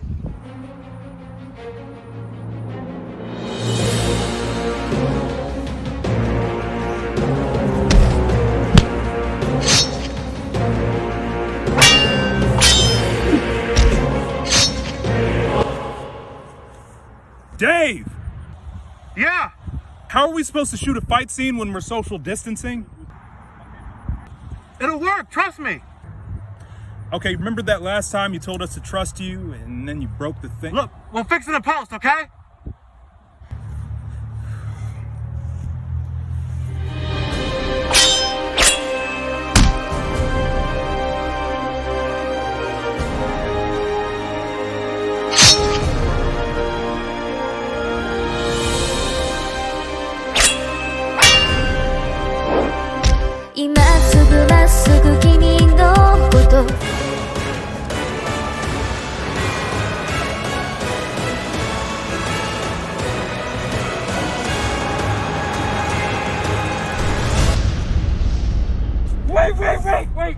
Wait!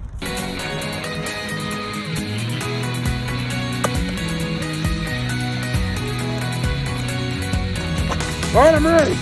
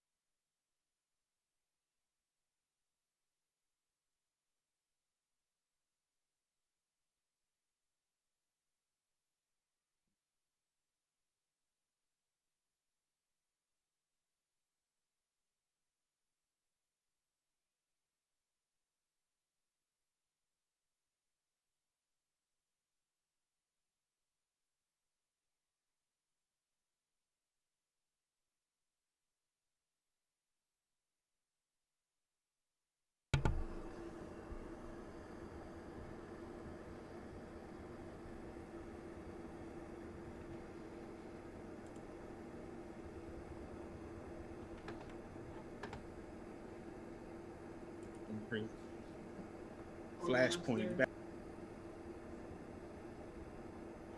squared away. So is this thing on? Hello, can you hear us? I can hear you. Can you hear me? There we go. Can't hear them. Can you hear me? No? Oh, that's a problem. Hello?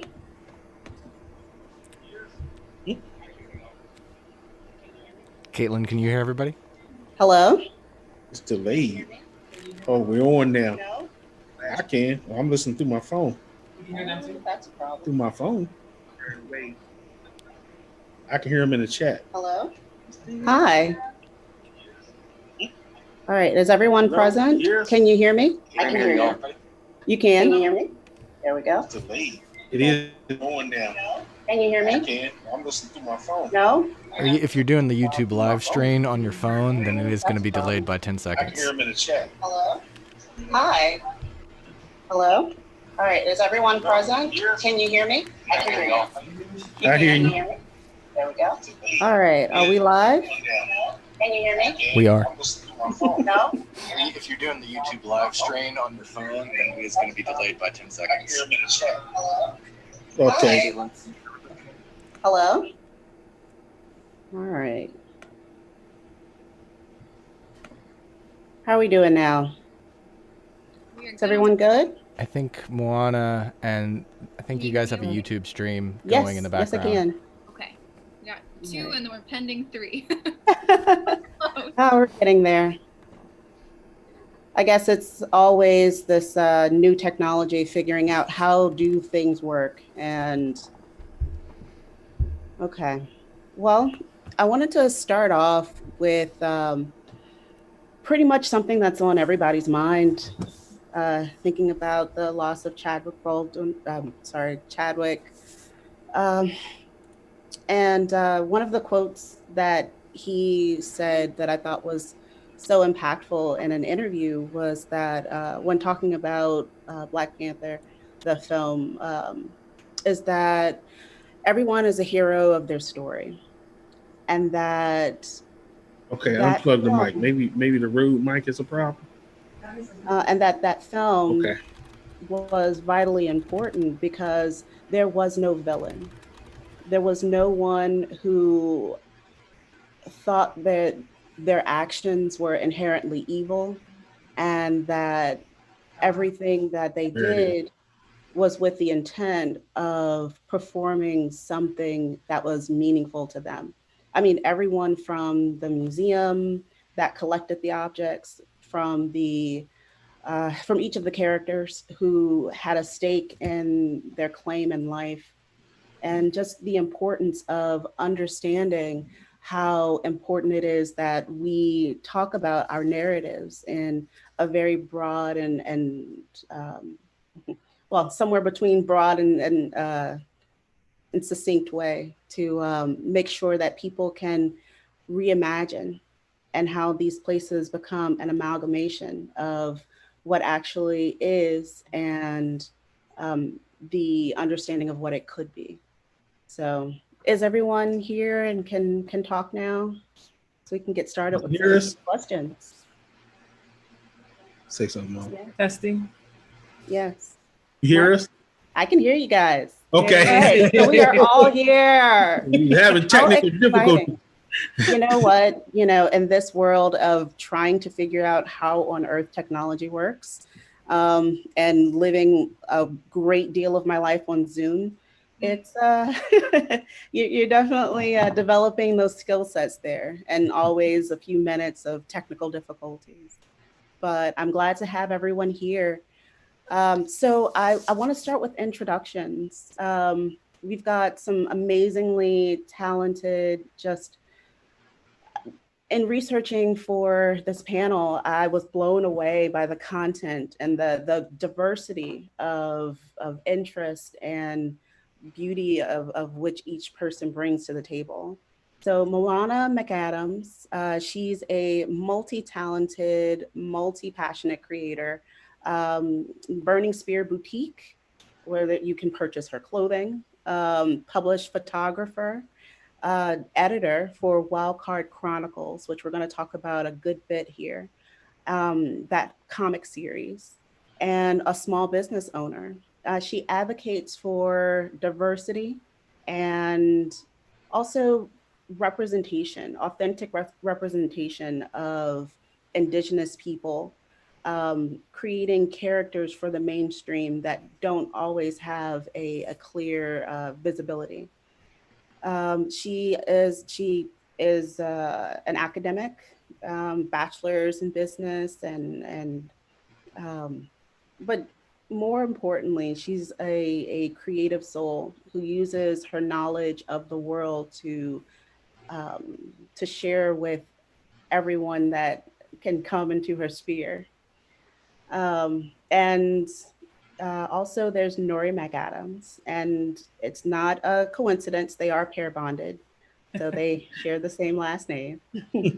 Nori, he is the owner and creator of Burning Spear Comics. And with that, Wildcard Chronicles is the series that has been at the forefront of his creation. It's about understanding and creating and finding the hero within. He's also a Marine vet, proud member of a motorcycle club called Joker's Revenge, that motorcycle family. Sorry, did not mean to denigrate. It's not a club, it's a family.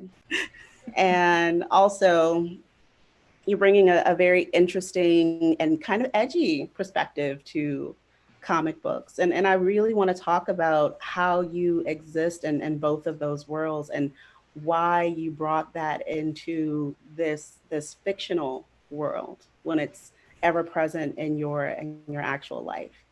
But last but not least, we have another academic on our panel. We've got Caitlin Marisol Sweeney.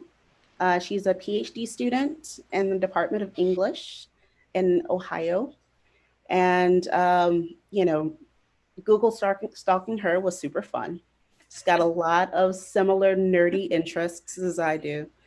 She is a Latinx woman who looks at the pain and the suffering and the way that women of Latinx heritage are portrayed on the screen and in comics, and how they can work towards healing, how those specific narratives are kind of limiting in that emotional growth and full development. She looks at historical erasure of Salvadorians and Salvadorian Americans, which was not on my radar, which is why I'm really excited to learn more. And also the inclusion of Black, Indigenous, people of color in television ensemble casts. Also interested in Afrofuturism and Chicano futurism, and also the media's representation of US prison industrial complex. And I did see that you are a fan and an avid speaker about Orange is the New Black, and we're totally going to talk about that. And also cats as sidekicks in comics, which I think is the most important of all the things that I just read. So I'm so happy to meet all of you and to learn more about your world and your point of view and how you're bringing that to everyone. So we all have experiences with popular culture and the way that things are put out there. I'd like to know more about your history, your foundation, and how you've brought that to the mainstream. Who would like to start? Moana? Like, nah, not me. Yes. My history. So my name is Moana. I am clearly a creator. My history is I'm from this little place in the middle of the Pacific Ocean called Hawaii. And, I'm very proud of my culture. And it was interesting, like moving into, the continental United States and feeling a lot like a fish out of water. and not really knowing where my tribe was, where my space was. And then, so I think after a while, I kind of just realized it was about establishing my own space and, using my own voice and sharing my perspective, and then making connections along the way. A lot of what I do is really based on trying to understand people and where they come from. We all come from a different place. So for me, it's just it's not about being right or being wrong. It's just about trying to understand a person and their experiences and how that shapes who they are, how their culture shapes who they are. Because for me, it's a big part of my own identity. And then kind of bring it towards the topic of today, it's understanding like the past history of your own people, especially because it's often, if you're a person of color, it's not found in mainstream. Mainstream is dominated by Western perspectives. So you can't sit around and wait for someone to represent you and represent your people, your voice, your identity, your culture. You have to take the initiative to do it for yourselves, because that's just the way it is. You have to be proactive about it. You have to stand for it, and just be proud and find allies along the way. Because the more you listen to people and their stories, you can find a lot of commonalities of experiences. There are more things that unite us than divide us, contrary to popular belief. So that plays a lot into what I personally do. And then, my husband here is my partner, and he can tell you a little bit about his perspective too. Yes, please. How you guys doing? First, I want to take a quick second to acknowledge an awesome man, a person that we had the privilege to meet and hang out with a little bit twice, not once, but twice. The late Chadwick Boseman. Losing him is heavy for all of us. He broke barriers. Mm-hmm. In his short time on this planet, he gave us a lot on screen. And I just want to say, rest in power, King. We must pick up the mantle and carry on. We got this. All right. I'm third generation military. Mm-hmm. All decorated vets dating back to Korea, Vietnam, all the way up to the conflicts of today. I have a unique perspective because I can't understand why a country that my family for generations has fought for is trying to constantly kill us. Somebody has to answer for that. It's about accountability. And the powers that be they love holding other people accountable. They don't like being held accountable for the things they do. So this is the climate that we're in. So my goal is to help teach people of color how to fight and be successful in a society that's built on capitalism. It's hard to fight. You're trying to fight a political and emotional war in a society that's built on capitalism and economics. If you don't understand how capitalism and economics work, you're not going to win. I don't care how many signs you pick it with, everything takes money. To get out of jail, guess what? You got to pay money. To fight, some crimes go unsolved or criminals go unpunished because the plaintiffs don't have the money to fight the big corporations. Yeah. So in the Wild Card Chronicles, we try to break it down to where young people can understand what's really going on out here. Yes. So we use that because, let's face it, media is propaganda. It's what it is. That's why certain things that you bring to the editor or to a producer, I can't play this. We can't play that. Or we don't want you to say this. We don't want you to say that. See, everybody understands what media is, but people of color, we must understand and use it as a tool. So I started Marine Corps, traveled the world, did things here, did things there, seen things most people could only imagine, done things I prefer you didn't. But I have no regrets because good or bad, they made me who I am today. So once I got out of the Marine Corps, I became a mechanic and took up the love of motorcycles. It's a way to channel my aggression. and I became good at that. And I started to teach other riders how to ride. And before I knew it, I was the president of this thing called Joker's Revenge Motorcycle Family. And then I start to see shows that play out a lot of things that we do. Like everybody loves Sons of Anarchy. I mean, we were doing it before Sons of Anarchy. And the show's a little over the top and it's really exaggerating. I mean, nobody's out there shooting and killing and dying every day. But that's entertainment. But a lot of the things in there are real. Like, for instance, a motorcycle organization has to be a business. Okay. In order to survive and evolve, you have to have a business. Even Sons of Anarchy knew that. They had the garage, they had the candy store, they were mechanics. So most of Joker's Revenge are mechanics. I'm like, wow, man, are they really telling our story? And then on top of that, I knew we needed business. So I became a federal firearms dealer. So my job, not only do I traffic firearms, my job is to keep those firearms out of hands of people that those firearms shouldn't be in their hands. So I'm like, well, we're gun dealers too. If I'm not mistaken, Sons of Anarchy is telling our story. So that's what that sounds like. I know, right? So that's really fascinating, though. I mean, you know, like you are understanding that like this is a business, and we need to be multifaceted, and you are absolutely doing that. I love that. Thank you. Oh, you're welcome. And Caitlin, please tell me, how have you been able to bring it back to talk about how your past creates this future? Totally, yeah. Hello, everybody who's watching. My name is Caitlin Marisol Sweeney. I'm from California. I'm not from Ohio. Grad school is what's brought me to Ohio. I'm from a city in California called Temecula.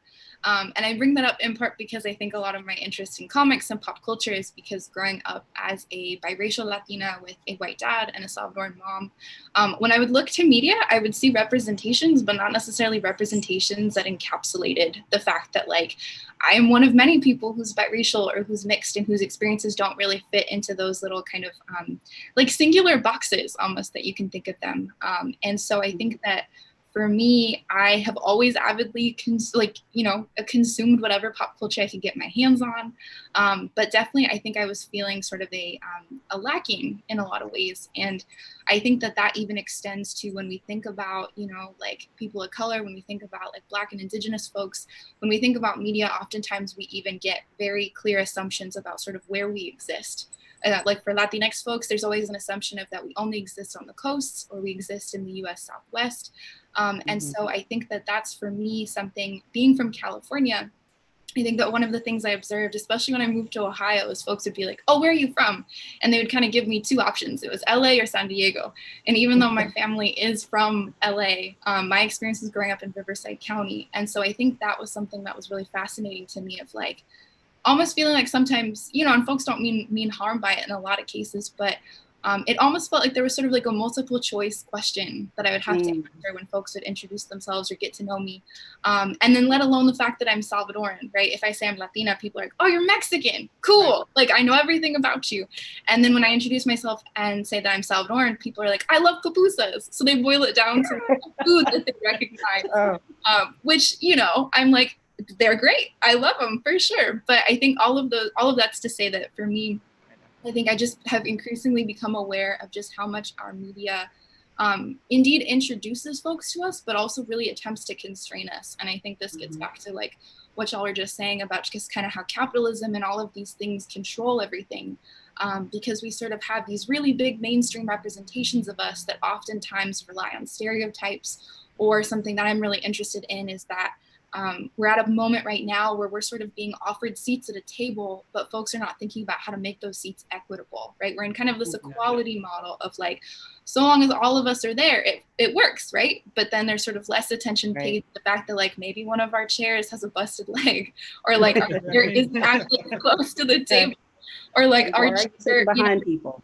Totally, or we have to bring the chair ourselves, right? So I think it really that's something I'm really interested in now that I'm in grad school, is just really thinking about like, how are we advocating for radical futures that have equitable models that also don't like forget about the ways in which like we are multifaceted people, but also that we have needs as queer folks, as disabled folks, as folks who kind of, you know, could be gender expansive, right? There's a lot of different ways that we can exist.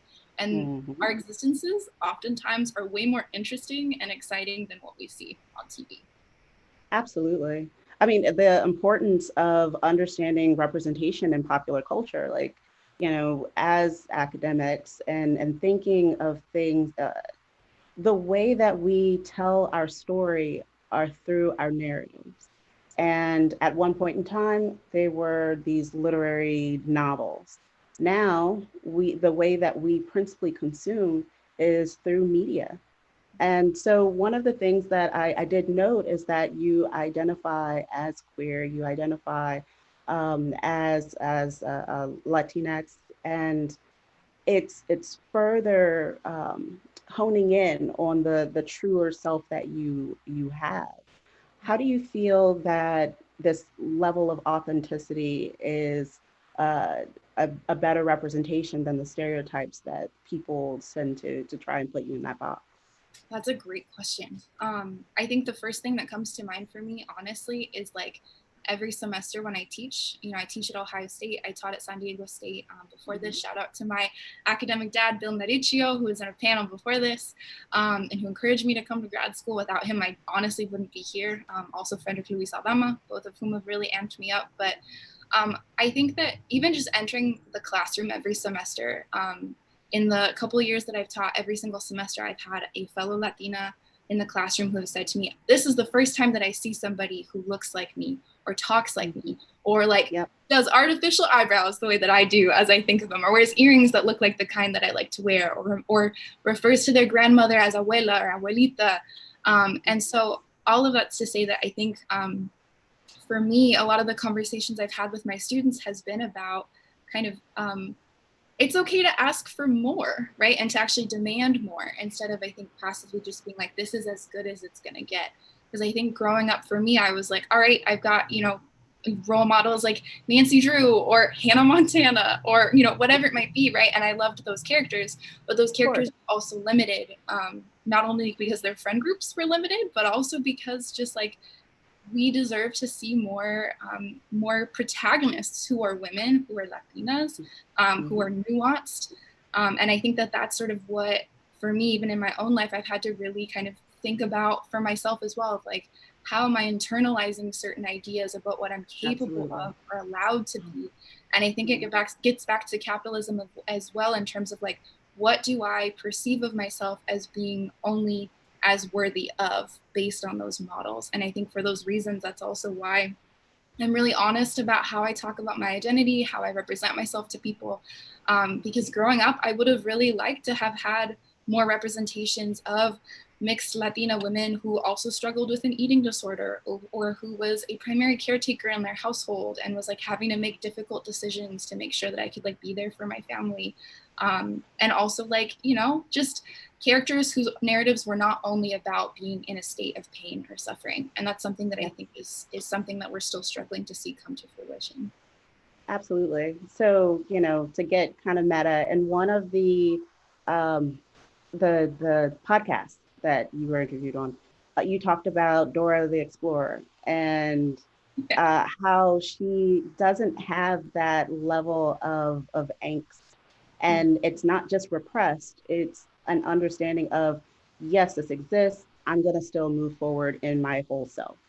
But it's also developing that lexicon, understanding that we're expanding what it means to be present and our whole selves.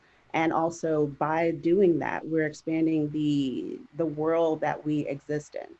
And one of the really interesting things, Moana, that I saw on your website is that you have a clothing line, and a large part of it is talks about a Pico. What on earth is a Pico, and why should I be protecting it? So your Pico is your belly button. Ah. And in the context of creation, it's like the origins of where you came from. It connects you to your mother, who is your previous generation, and so forth down the line. So your Pico is protecting your origins, your roots, where you come from, being proud of it, you know, standing up for things that you believe in. That's something that's really huge for me. And kind of going to Caitlin's comment about, you know, like internalizing what you see and what you believe about yourself. It's actually one of the reasons why we started to do what we do, because having those positive role models and images to show like regular people that you can achieve whatever you want to put your mind to. Will you have the same access to resources to everybody else? No, that's clearly not true. Not gonna happen, right? Right. Yeah. That is not your limiting factor, right? You can, it's you have a choice on how much you want to fight for what you believe in, and so creating the Wildcard Chronicles, creating the clothing line, it's just all about reaching out to regular people and letting them know that we're regular people too, you know. I remember at one point I had friends back home that, you know, they were like, "Oh, you think you're too good for us now?" And I'm like, why do you say that? "Oh, well, because you're doing this and, you know, you're all successful." And I'm like, yeah, but I didn't have anything that you didn't have, right? Like, it's just, that was my choice, and that's how I, you know, decided to live my life. Right. And In so, fact, you know, that kind of took me aback. Yeah. But in fact, you're expanding the world in which people can know about the culture, about language, about history. I also looked at your books, the Fishing Day with Papa Ray. Oh, yes. Yeah. And okay. Please tell me more about it. So that's a book that I wrote. It's actually in honor of my father, who passed away three years ago. We lost him to stage 4 cancer. And so writing that book was kind of a way of me to deal with my my grief and just the really sad, heavy feelings that I was going through at the time. I couldn't really talk to people or explain, you know, like what I was going through. It's because my dad was my best friend. We were very, very close. So that was my way of capturing his legacy, some of the really important lessons that he has taught to me, very simple ones, but I still carry it with me to this day. And also for, you know, my niece and nephew, who were very young when he passed on, and to help them, you know, remember their grandpa, because, you know, because they were young, they're only going to have so many memories about him, right? But and as they were, you know, going through their own, you know, little kid grief in their own ways, right? Whenever they couldn't, you know, were missing their papa, they could easily just open up the book and there he is, you know, he's right there with us. He's still with us on the spiritual, you know, plane. And that was just my way of honoring his legacy. And in turn, also, you know, like starting my own legacy. Yes. No, that's beautiful. And, you know, it's very evident that family plays such a large role in the way that you develop narratives. And Nori, I love that the main characters are brothers in the Wildcard Chronicles. What do you feel adds to the conversation, having this familial tie and having a common goal to accomplish? You need a unified front to evolve and progress forward. You can't do anything on your own. A lot of us, I think we have it backwards. You know, when you get, oh, I can't wait to get these kids get out the house. That's the wrong mentality to have. We as people, especially Black folk, we famous for that. I just want you gone so I can have my peace. You're stronger together. You know, when immigrants come, there may be 15, 20 of them in a house, but you know what? They've combined their resources. They don't have much, but what they have, it's combined. So it starts to grow. And once it grows so big, now these two can move into the house next door. And then these two can buy the house up the street. Boy, you know what? You have a whole neighborhood with streets named after. People don't understand generational wealth and how to pass it down, but you have to be unified in order to do that.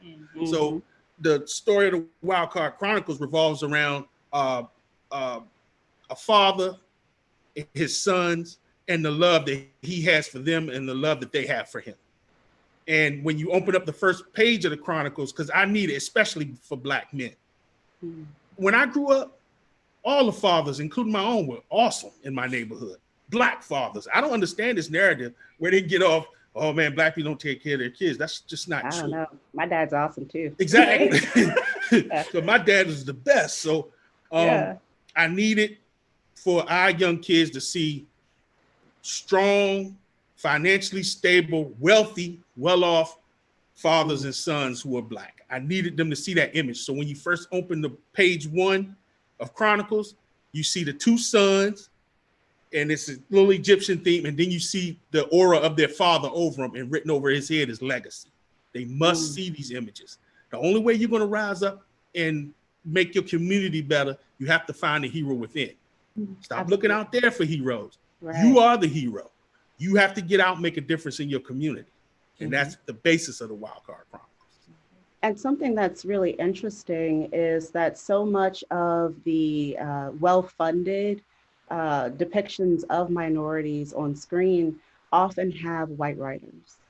They often have people who do not reflect the life of those, even when they are the primary people on screen. You know, like even like Black Panther was created by a white author. Dora the Explorer. Also, there was another one, that horror film that you reviewed, La Llorona.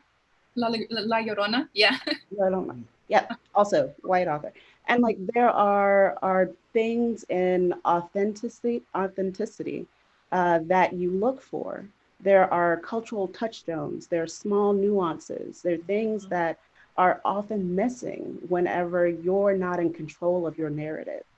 I think it's so important that, you know, that what all of you are creating, what you're talking about, what you're analyzing is how to bring an authenticity without stereotyping, without limiting the voice of your characters, of the people that you're producing and talking more about, but instead expanding their worlds, showing how you can be all without limiting any of yourself.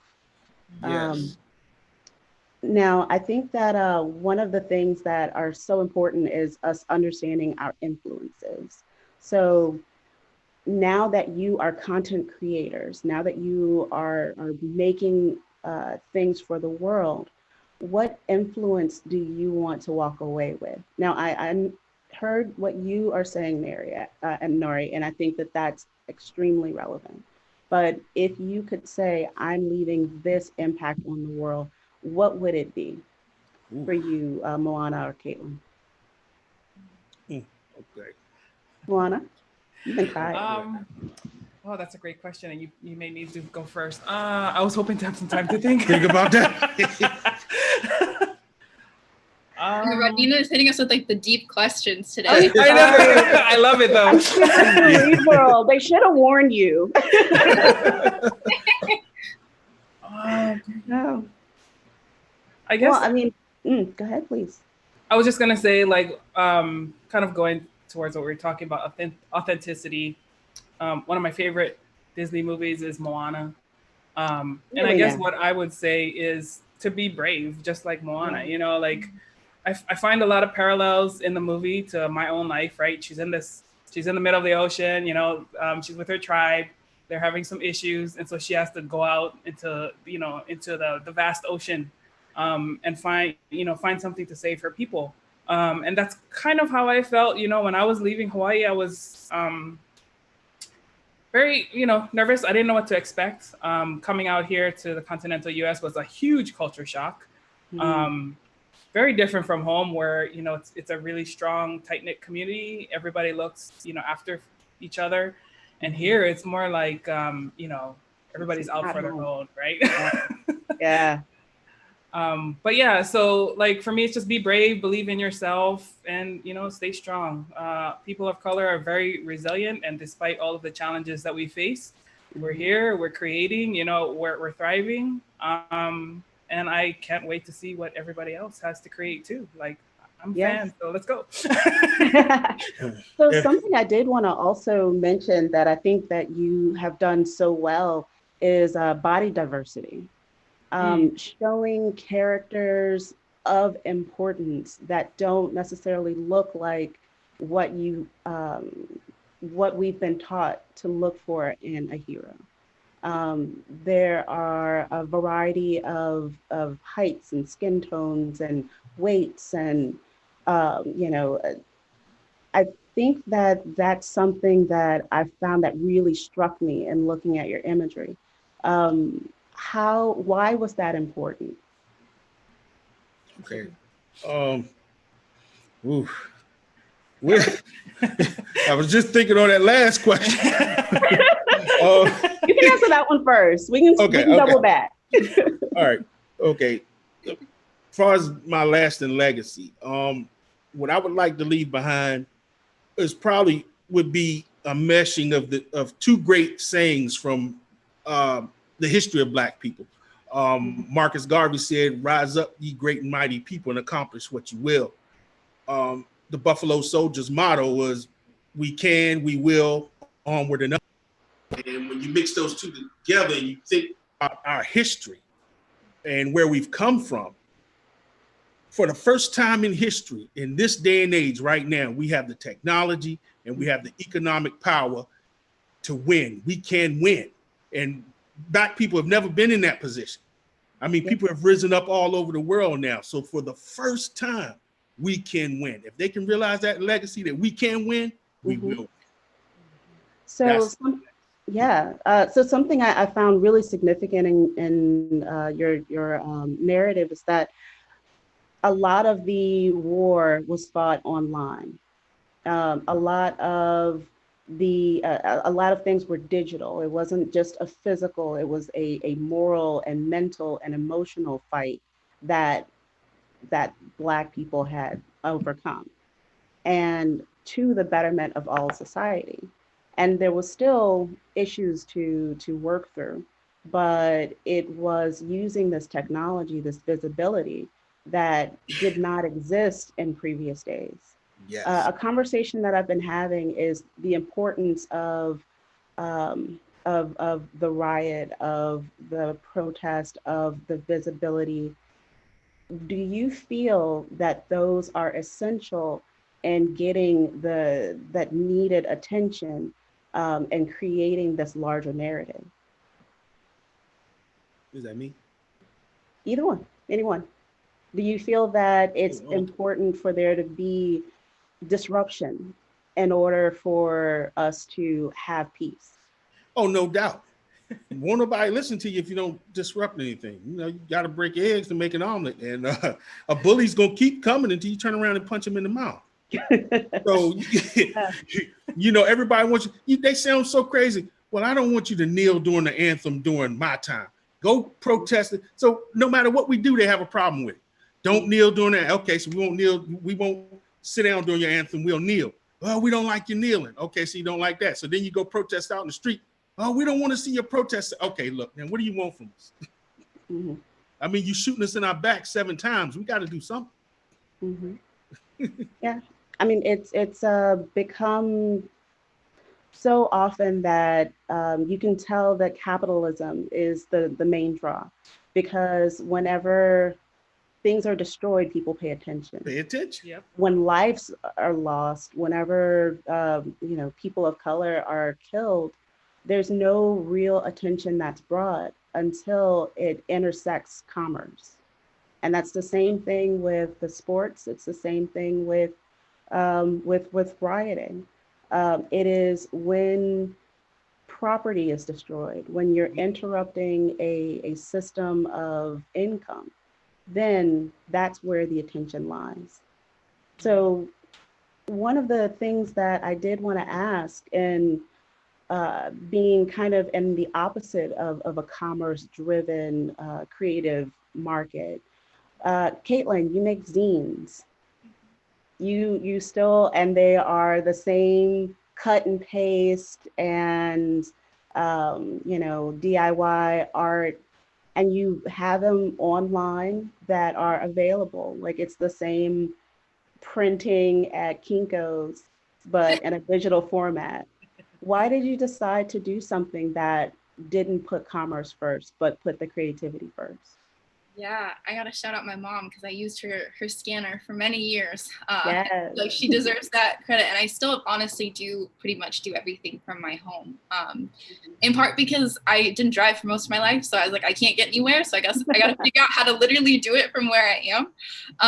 But I think that my zine kind of, I guess, like time as a zinester, if you will, is definitely influenced by the fact that when I was younger, it was a real big deal when my mom would let me get magazines, and it'd be like J14 or Tiger Beat, or I moved on to the harder stuff of Vogue and like all these different like fashion magazines, and I would cut them up, and my mom would always be like, why are you buying things to cut them up? And I found it really therapeutic in a way to kind of like take something, as I think on it now, I think it was almost this way that I could make something that was sort of put at me and make it into a tool that could be repurposed into something else. And I think I'm really interested in that practice of retooling what's made available to us, because I think that for a while, I think I assumed like, well, I can't create things because I don't have access to capital, or I don't have access to like all of the kind of fancy schmancy routes that you're supposed to go through in order to do things. But I think that what I started to realize is like, oh, okay, when I was a kid and I got like, a Barbie video camera that I could run around the house and like film my siblings and me goofing off and stuff. Like that's the beginning of me learning how to like put projects together. And like I had one little VHS tape that it could be recorded to, so I'd have to very masterfully edit because it was just a matter of stop and start and stop and start. But doing things like that, as well as like when I was in elementary school, I started making little books and I'd bring them to school, and I'd be like, this is the book that I wrote this weekend, y'all. And so I think really when I was younger, I was like, this is what I'm going to do. And this is how I'm going to do it. And I've always been very mouthy, as I think my mom would also say. I've always been very unapologetic and just shameless and like, this is who I am. This is how I present myself. Take it or leave it. Good for you if you take it. Good for you if you don't. Love it. And I think that's carried through in the zines that I make now, because I think a lot of what I'm interested in currently is just about like amplifying other folks. I think that kind of something that's really on my mind that I think overlaps with what we were just talking about with protests and rioting is like, we don't always have to be the ones speaking, right? Those of us who are creating things, sometimes we're doing that work to be able to amplify others and bring them and uplift them so that they're in the foreground. And sometimes like leadership is about knowing when to take a step back and be like, I don't have to be Yes. Absolutely. Like, honestly, I really enjoy passing the mic. So this is one of those few occasions where I'm like, oh, I have the mic. Yeah. Kind of. Yeah. You want to know exactly how you feel about it all. Totally. And that's also partially why I'm the central coordinator for SoulCon, which is the Brown, Black, and Indigenous Comics Expo at Ohio State. And I stepped into that role last year thanks to Professor Aldama.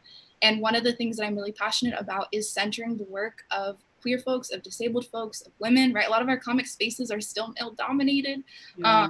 And just trying to think about whose voices are there, but also compensation models, right? Paying folks when we can pay them is really important of a practice. Pay artists. But I think also like the thing that kind of, I think circles or loops me back to your original question about kind of inspiration or legacy is I really do like fundamentally believe that we have to treat people well. And if we're not treating people well, then I think that the work that we're doing is meaningless. And so to me, it's much more important that like when I engage in a dialogue with somebody, or I meet somebody, my hope is that they feel like seen. They know that I've listened to them, I've heard them, that I care about them, and I care about them first. And all the cool stuff they do is awesome, and I will amplify it and like, throw the affirmations anytime that I can, but I really am invested in like the wellness of people, which is also why I'm really passionate about organizing with local labor and abolitionist groups, because I think that one of the groups that fundamentally gets forgotten is incarcerated folks, because they are still fighting to be treated as people.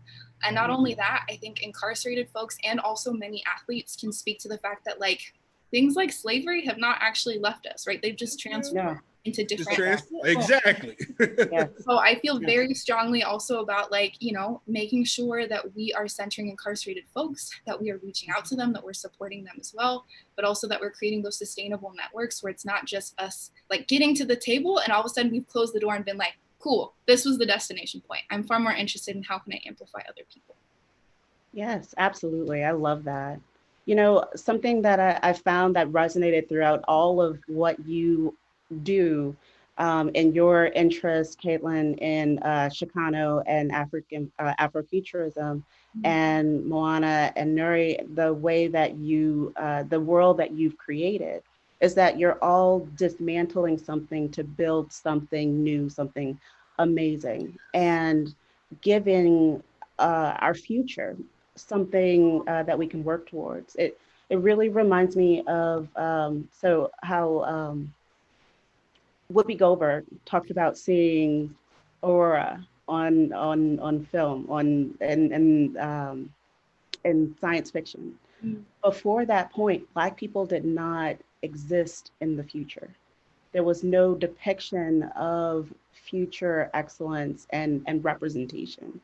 And so understanding that what you are creating is building a future in which you have a reflection.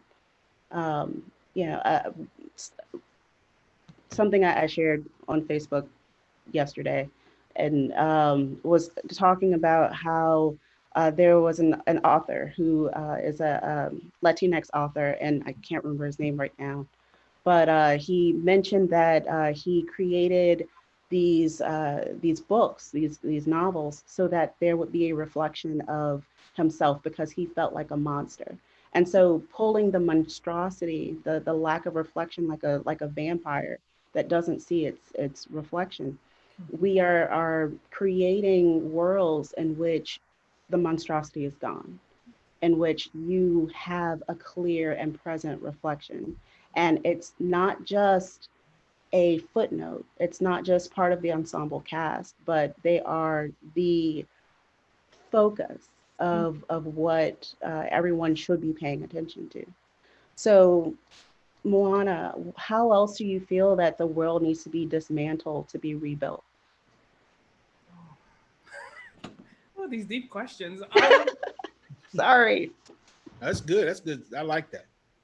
Well, I mean, I guess I'll kind of go off of what Caitlin was saying in the prison industrial complex. We need to look at our judicial system. You know, now that marijuana is legal, do we have people who are unjustly, you know, incarcerated? Like for people who are up on marijuana charges, I mean, there's also the case where, you know, like, were they even guilty in the first place? But, you know, if we are changing certain things in our laws, then, you know, you have to be retroactive in, you know, all of the things that have happened since then. Absolutely.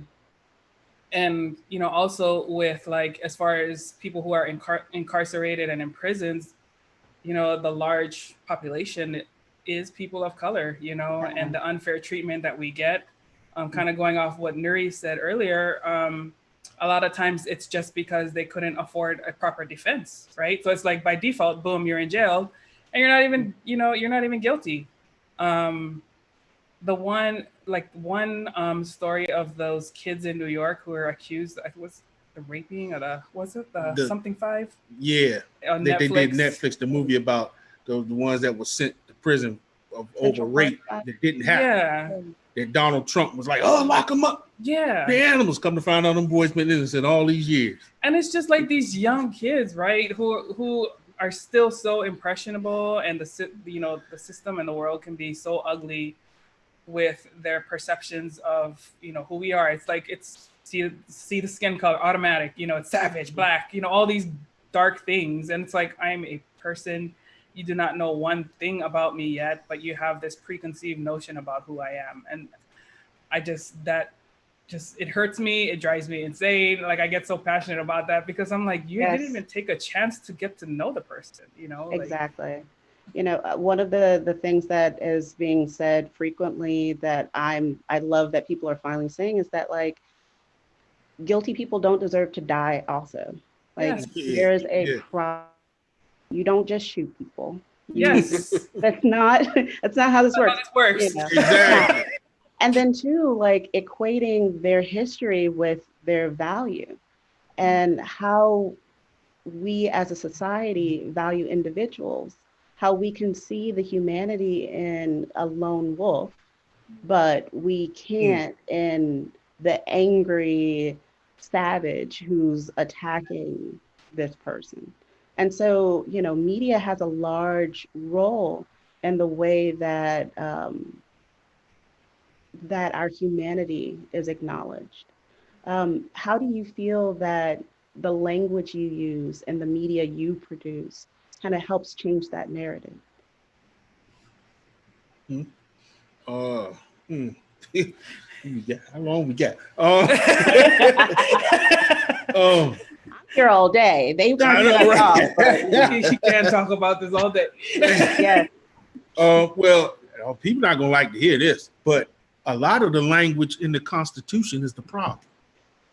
Yeah, I said it. See, that's the people don't want to talk about. It's on my the amendments. I mean, let me tell you something. Y'all need to read that thing close. The amendment does not abolish slavery. It never did. Nope. Abraham said, I don't care about freeing no slaves. Nope, if I could preserve the Union without freeing one slave, I would. Mm-hmm. It was not about slavery. Mm-hmm. They say, well, we'll abolish it except in the committance of a crime. Oh, that's convenient for the person that's making the law. Right. Because I can, anything you do, I can deem a crime because I'm in charge, I'm making the law. You're standing around here too long, you lower it, lock you up. Now you're enslaved again.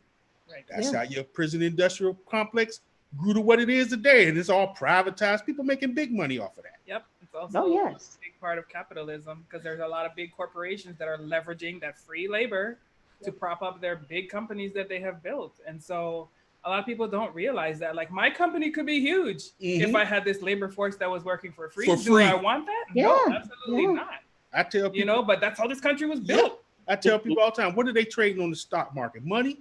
No, they trading stock, resources. Slaves were the first stock. Mm-hmm. Money didn't determine in those days how rich you were, how many slaves you owned did, because that's 100% return. See, that money I can spend and burn, it comes and goes. But if I got the resource, the machine that's creating the money, them slaves picking that cotton, it doesn't matter. As long as I got the land and the slaves, I'm wealthy. Mm-hmm. Yeah. Yeah. It's about, it comes back to capitalism. Yep. And the values that we have as a society. Do you feel that as a minority, power looks different than how it does for white people? Like, is this a different understanding of what it means to actually be powerful? It definitely looks different from their eyes than it does ours, because in their eyes, there's nothing wrong with what's going on. That's why they don't like to see you protest, because they're benefiting. See, as long as you're benefiting from it, you don't care what's happening. So yeah, from the power dynamic, it looks totally different from what we see. In fact, when we talk about, if you notice, no extra, they just want equality. But the powers that be have been getting away with it for so long. To them, equality is oppression. Something too that I wanted to throw in there, because I was like, oh, this makes me think of something that I think is really important. It's like, I think also just kind of, it's good for us to be cautious about how, one, universities also profit from prison labor or from incarcerated labor, right? And are much less willing to admit to that and don't like to be held accountable for that. But also, I think when it comes to power, I think something to be wary of is like, we've seen a shift in the last few years where sort of multiculturalism or diversity or even like queer pride has become sort of more marketable or palatable to the kind of common consumer in the eyes of these big corporations. And so I think that being mindful of like when you walk through, or before the pandemic, and you could walk through the mall and you go to like an H&M and you see a shirt that says like feminist, or you see shirts that have different language. I think this is a moment that I want to really underscore the difference when you buy from an Etsy shop from an indie creator, or when you buy directly from someone's website, as opposed to some of these sort of big box retailers, because it's like, that $20 that you're spending giving to our corporate overlords at H&M means something very different to folks who are trying to pay the rent every month, right? Like that means something very different, and you're actually able to support that work. Even if it's $2, $5, right? That means something so different in those spaces. And I think that like, one small thing too, that I think about a lot is like using language in our daily lives is also one practice we can do to kind of make sure that we're kind of taking sustainable care of each other, right? Like we have scholars like Lisa Maricacho points out that like when we talk about criminalization or being deemed criminal, that's something that happens through the law. It happens through like our social codes, right? But also the ways that we get talked about or represented. And so something that makes me think of is something as simple as like, when we talk about folks who are incarcerated, talking about them as incarcerated people as opposed to like prisoners makes a huge difference, because incarcerated folks are still having to negotiate their humanity in the eyes of the law. And I think that like simple things that we do like that, right, where we're advocating for folks to be recognized unapologetically as human and having their rights to vote, having rights to be able to have sustainable care after the fact.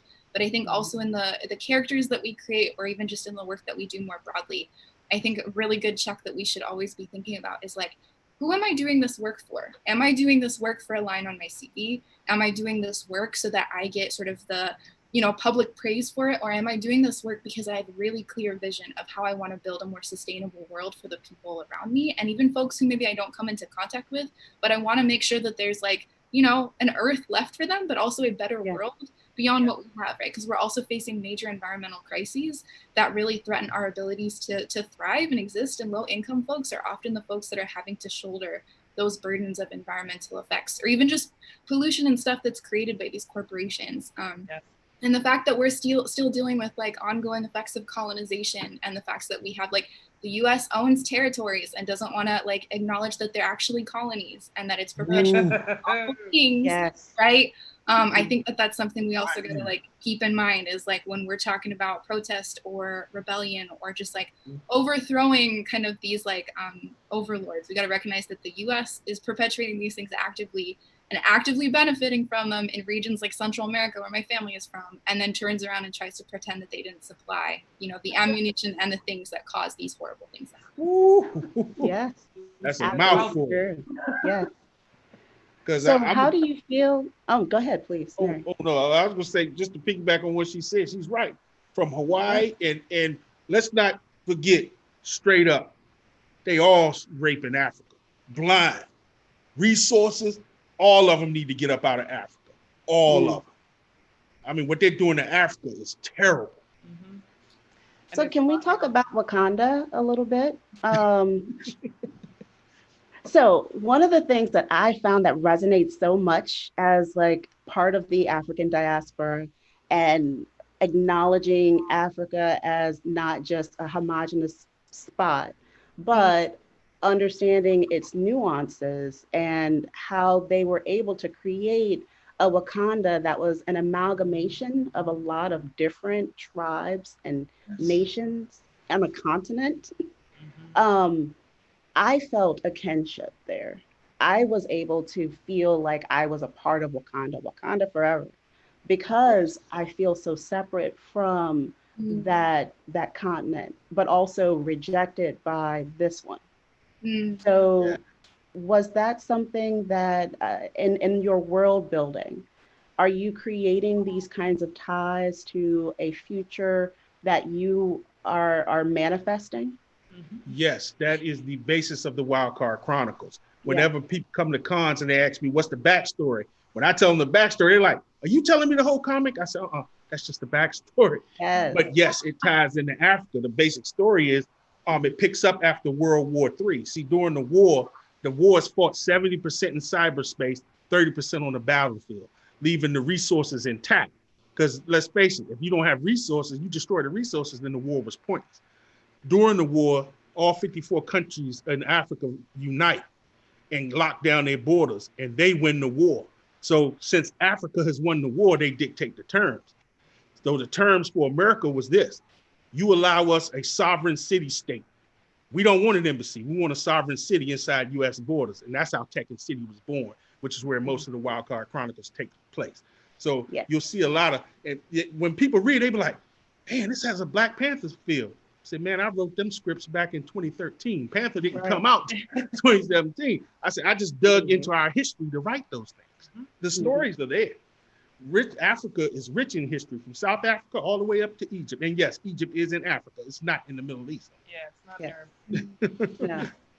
But yeah, I think that what each of you are bringing to the table is world moving.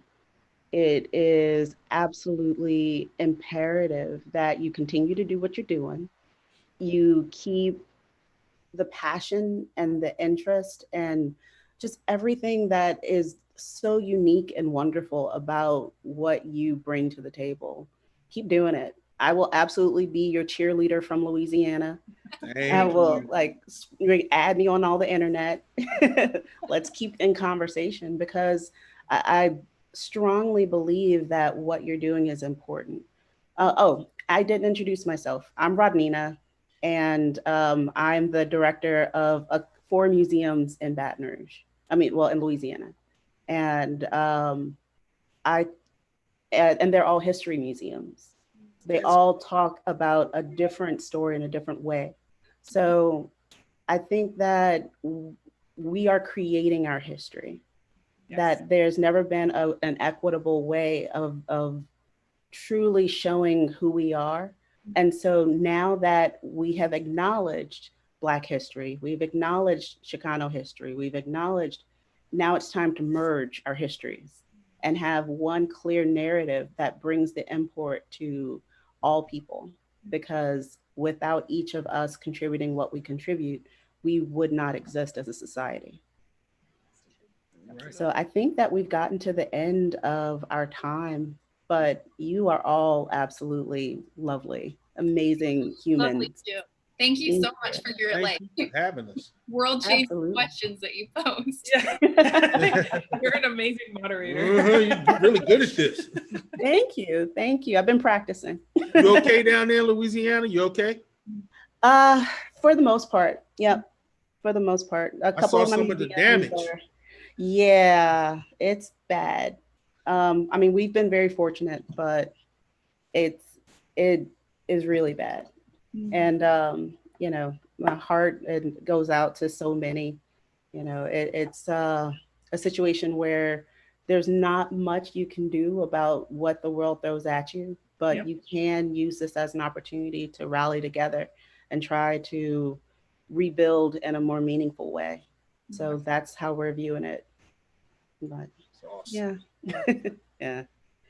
Alrighty. Well, I guess we'll go ahead and close it out because they're kicking us off. But thank you. Y'all are amazing. Thanks, guys, for coming. Thanks a lot. Thanks for having me. I'm going to follow all of your careers for the rest of your lives. Just letting you know. Thank you. You guys have been amazing. This conversation has been great. Bye-bye. Thank you.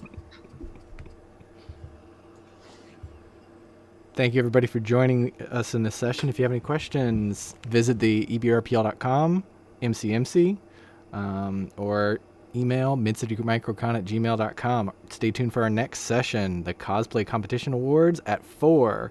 Or you can join the workshop World Building, Creating the World with Sankofa's Embrace with Antoine Ghost Mitchell and Erica Williams Mitchell.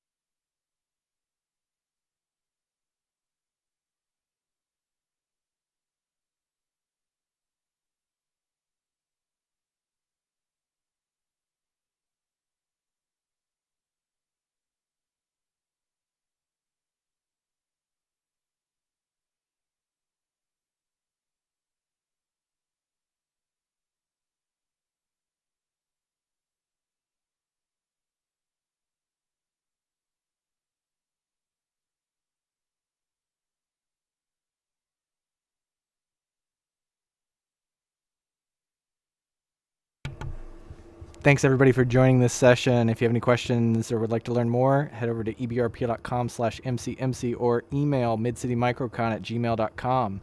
Stay tuned for our next session at 4 o'clock, the Cosplay Competition Awards, or you can join the workshop World Building, Creating the World of Sankofa's Embrace with Antoine Ghost Mitchell and Erica Williams Mitchell, which is also starting at 4 on Zoom, and the registration link for that is on our website. Hope to see you guys then.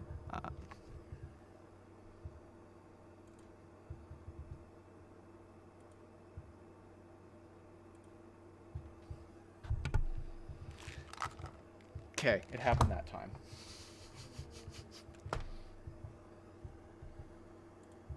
Okay. Exit full screen.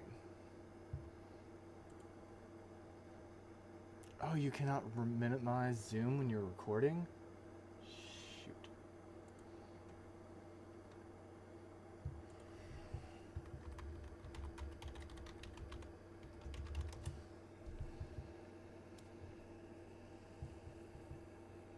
Okay.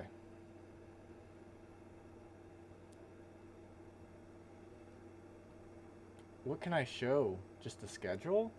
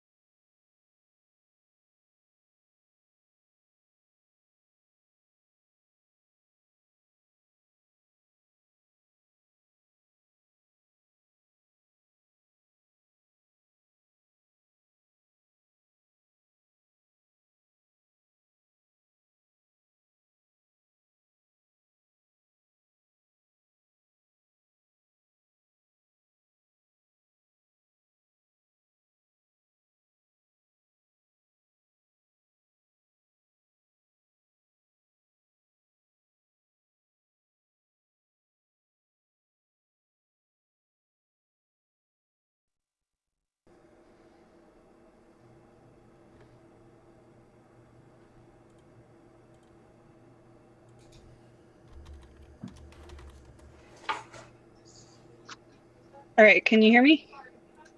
Yes. Okay, cool. Whew. Okay, all right. Hi, everybody. Thank you for coming to the Cosplay Competition Awards part of the Mid-City MicroCon. Thank you for joining us today. This live session is being recorded and will be made available after the convention. We will also have captions at that time. Before we get started with the session, we'd like to let you know that we'll try to make this a family-friendly session, but conversations are fluid and may evolve into topics more acceptable for older teens and adults. We ask you to exercise your judgment on your child's maturity level as well as your own comfort level with the content. We encourage you to watch the live streamed panels along with your child if there are any hesitations. Also, please be sure to be respectful in the chat. Without further ado, I'm going to turn over this session to the judges, Ninja Yo-Yo, Lady Luna Loveless, and Gamma Ray Cosplay. All right, hello guys, and once again, thank you for participating in this virtual con. We really appreciate every view, every like, all of that. It goes without saying that it has been a crazy year.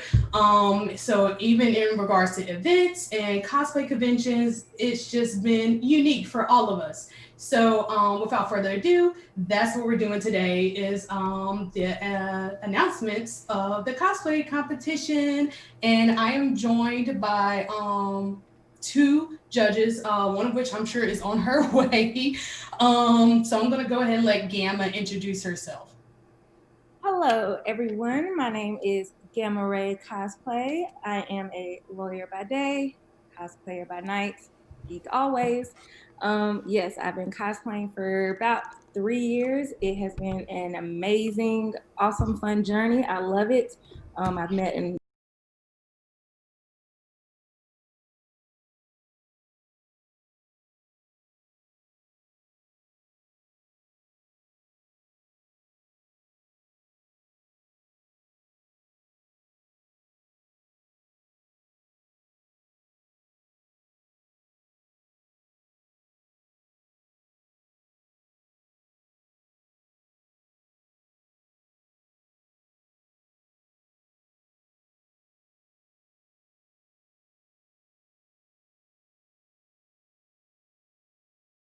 they were so good.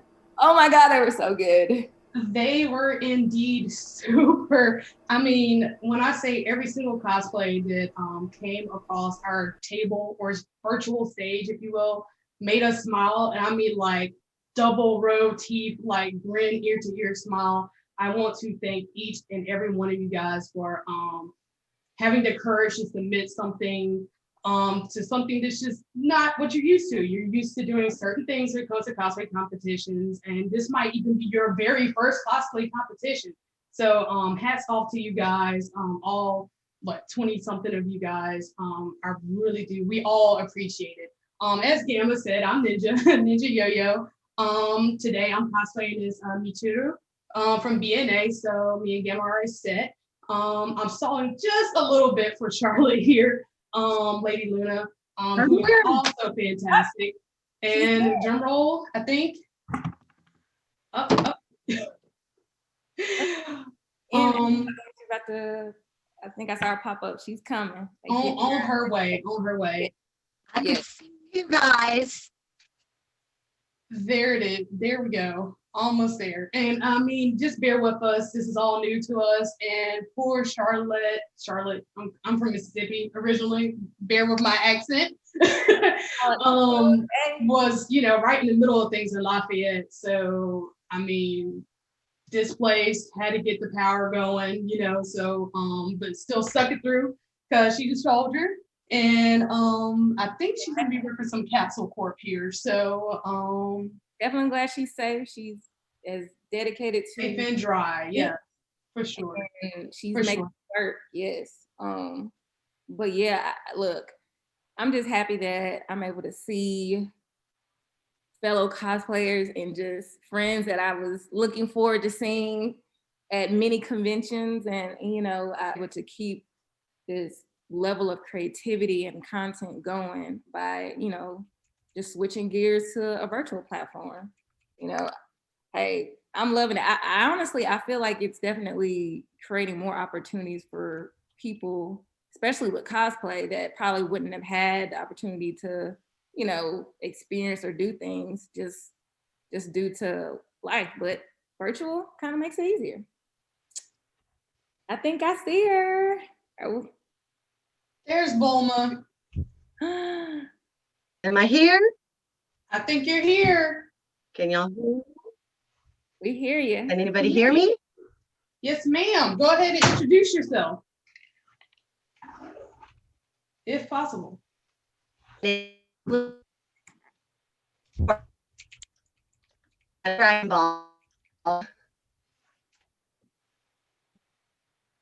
Something already? I think we're ready. Just in case y'all didn't hear, Charlotte is like I said, based in Lafayette, Louisiana, and cosplays under the name Lady Luna Loveless, and is super awesome. And also does a lot of crafts and stuff like that through Cajun Moon Creations. So just in case y'all didn't get it, because I didn't get it on my end, I want to make sure she gets all the props because she is super awesome. And without further ado, let's kind of go on and get into it because we only got a certain amount of time. So let's get it, folks. First up, and we're going to highlight everybody, just because everybody deserves to be highlighted. So first off, we have, okay, I've cosplayed Starfire before. Never has my hair been this laid. Yes, honey, yes. This wig, oh my God, just the personality, her hair, the light eyes, makeup, like she slayed. Her body looks amazing in the costume. I love it. And that's my girl, Queen. Man, I miss her too. She had to move away. She looks amazing. It's always awesome when you can pair fitness with cosplay and make it work out good. Yeah. Like that. Yeah. Yeah, the inspo for the initial inspo for Starfire was to you know, get fit, and I've done it too. I call it cosfit. To get cosfit, yeah, you put on that, you put on that Zentai suit or that lycra or whatever vinyl spandex, and you just feel yourself. And I mean, the confidence just shows through the pictures. The makeup and the hair is wonderful. So great job, Starfire. Next up, we have Taylor Bridges with a gender bent Sun Eater. I love to gender bend. I think it's really cool. I think it's a unique way to take on a character that you like. So of course, this is speaking to my heart. Sun Eater is from My Hero Academia, one of the big three. Super cool character. And I'm gonna let the other two kind of talk a little. I don't talk too much. No, she definitely Taylor, a fellow cosplayer, I know her as well. She like embodied this character. I mean, just off the rip looking from the hair, she's got even the ears, just the personality. I mean, striking that pose. I love it. I'm a huge fan, as you can tell, as well as Ninja. I love gender bending too.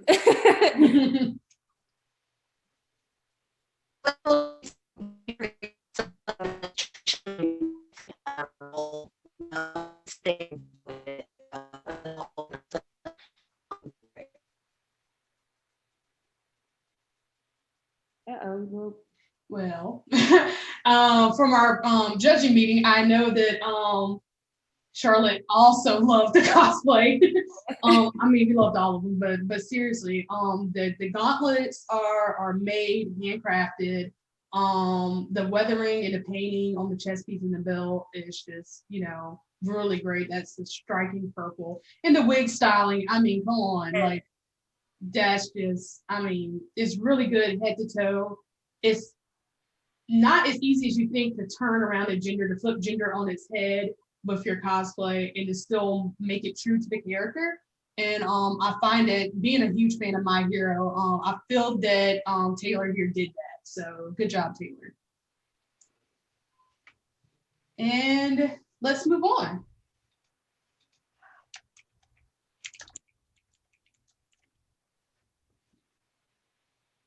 Okay, we got Mickey here. Mickey is a homie of mine. This is Kara, Lord help me. I watched The Mandalorian. Found it out. I can't remember if it's Kara or Kara, so bear with me. But this is one of like a really, really cool, tough character to do. And might I say that Mickey did a fantastic job. You may not be able to tell to the naked eye, so to speak, but even down to the texture and the Under Armour here, the leggings are handmade. These aren't like Amazon leggings. These are actual leggings that Mickey made, including the panels. So everything has its own texture. Everything that was matched from the constructed armor to the leggings to match. Really, really, really good job here, Mickey. I've seen you kind of grow. Mickey, you would look at this and think Mickey's been cosplaying the whole time of existence, but just like the trajectory is just getting better and better with each project you pull out, Mickey. Good job. I love anything with foam or armor. I mean, like when you told me she was kind of new to the game, I didn't believe it. I definitely thought she had been in it for a while. I think she did an amazing job. Like you said, the leggings with the foam armor, all that. I mean, yes. And she's serving his face. Yeah, the makeup, it might look like it's subtle or whatever, but Mickey does not play around with a makeup brush, and every single, from the matte lip to the eyeliner, was thought out to try to get that same look as the character on The Mandalorian. Oh no, she went away. Yep, she was lost. Yep, there she goes. I don't know. I guess I'm just gonna pop in and out from time to time. Glad to have you. We're on Mickey. Do you have anything to say about Mickey before we move on? I think I love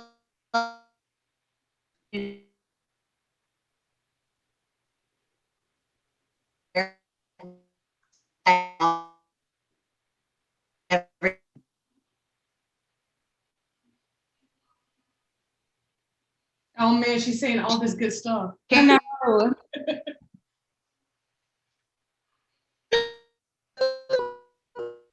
Oh no.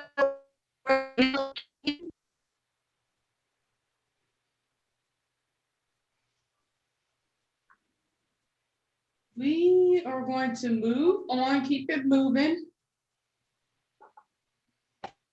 Here.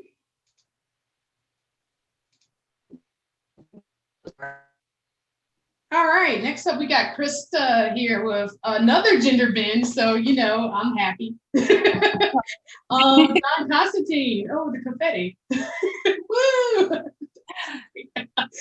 Woo!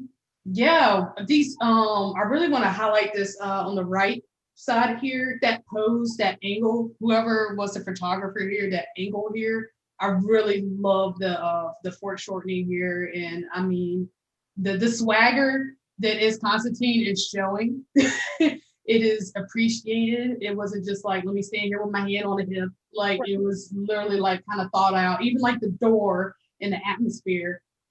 Even the cigarettes. I was about to say, even the pack of cigarettes. Yeah, I love this one. I'm the John Constantine fan. I've done this character as well, and it's a lot of fun. It's all in the swagger, like that. Yeah, the drip.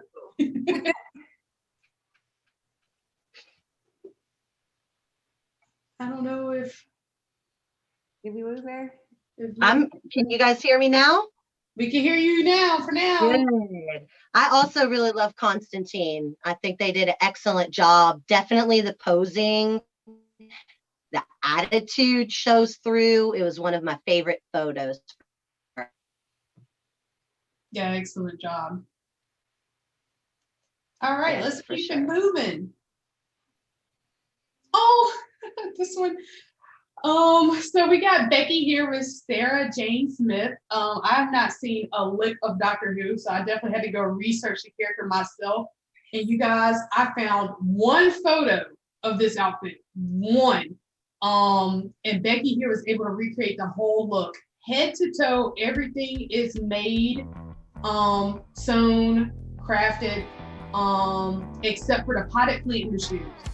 I mean, so we got like these overalls here, the owl. I mean, the attention to detail off of very little, because apparently it's old school Doctor Who. Correct me if I'm wrong. So, I mean, you know, you don't have as much to go off of, and Becky did a great job.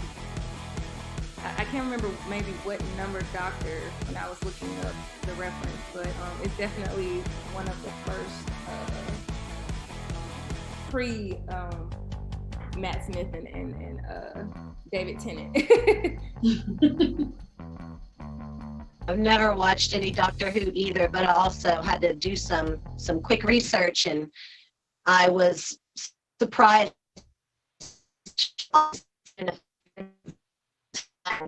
to be able to cosplay something that they love that much, and then have a TARDIS in the picture too. That's awesome. Yeah. Unless you kind of know what you're getting into. I was like, yeah. I think this is Doctor Who, so let me make sure so I'm not looking ignorant. All right, let's keep it moving. All right, we got Chloe here with Stella from, is that the Winx, if I remember correctly?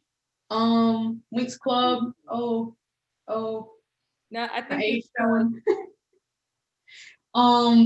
This is really good, guys. I mean, I've made wings before. I would never be able to have the courage to not only do the wings, but to do fabric appliques on top of the wings, and then appendages on top of the wings. I mean, it's really extraordinary to look at. And the more I look at it, the more I love it. Even the outfit, guys, was all dyed. It was thrifted, dyed, cut, sewn, and adjusted. Nothing, the shoes, the tights, nothing of it was just like store-bought and just thrown on. Even though it looks like casual wear, it just, I mean, there's like so much attention to detail here that I'm just kind of in love with it. Yeah, I agree. It just goes back to that using what you have thing. You know, thrifting is one of my favorite ways to cosplay. The dress I'm wearing, thrifted and painted some stuff to look like Bulma. And so it's just like, it's a really fun aspect of cosplay. I love to see cosplayers that do that kind of stuff. Yeah. Great job.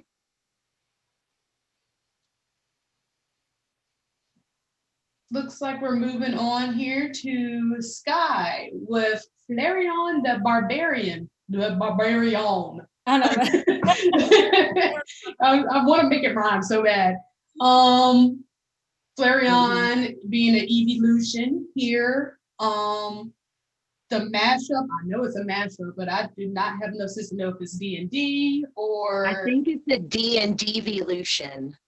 There we go. Oh, that's a pun. I love a pun. Great. Yeah. That being said, that was just a guess, of course. I mean, I'm into it, but I'm also into this one way or the other. Yeah.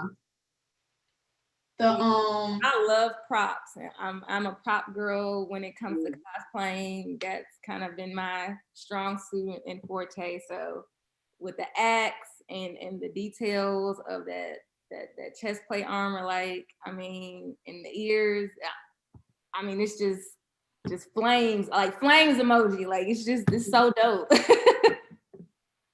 I mean, every single piece, guys, is crafted. I mean, the shirt, the shorts, I mean, everything was handmade. It's really extravagant. The wig styling is all solid. Of course, that battle axe though is kind of a superstar here. Really love the confidence here and the posing and stuff too. Sky, you did a wonderful job. Even the chainmail, we have progress pictures, like that's all made too. That's not just like a piece that you get. Right. Moving on. Star. Sorry, I got excited. Star is doing here, please once again do not butcher me for my pronunciation. Muriel, Lord help it. This is another gender bend, but this gender bend is more so nuanced because we're presenting the male character here, which is, I mean, kudos to you, Star. I wish I could pull it off, but I wouldn't even know where to start. And you look so great. We can see here in the left picture, I think from the right, it seems like there was like a evolution or some upgrades made here, with the wig styling and the scarf and the undersuit here, and just you can tell like how much progress is made even from maybe 1 to 2 times wearing it. So I think it's a really great job done here. From the character reference photos, it's pretty much right on the money too. So I really like this start.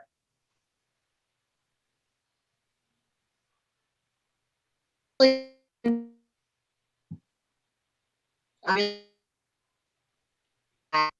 undersuit change to make it look more like the character.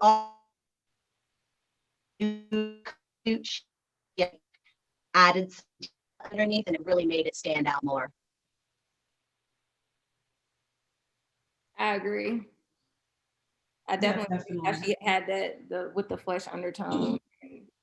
Because that's right. That's kind of sometimes difficult when you're, you know, the male character you're doing, he's mainly might be, you know, shirtless or some skin exposure. But I mean, I just think she embodied it.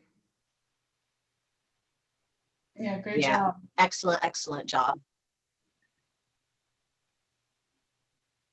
Next up, we have to the stage Kate with Alice Liddell.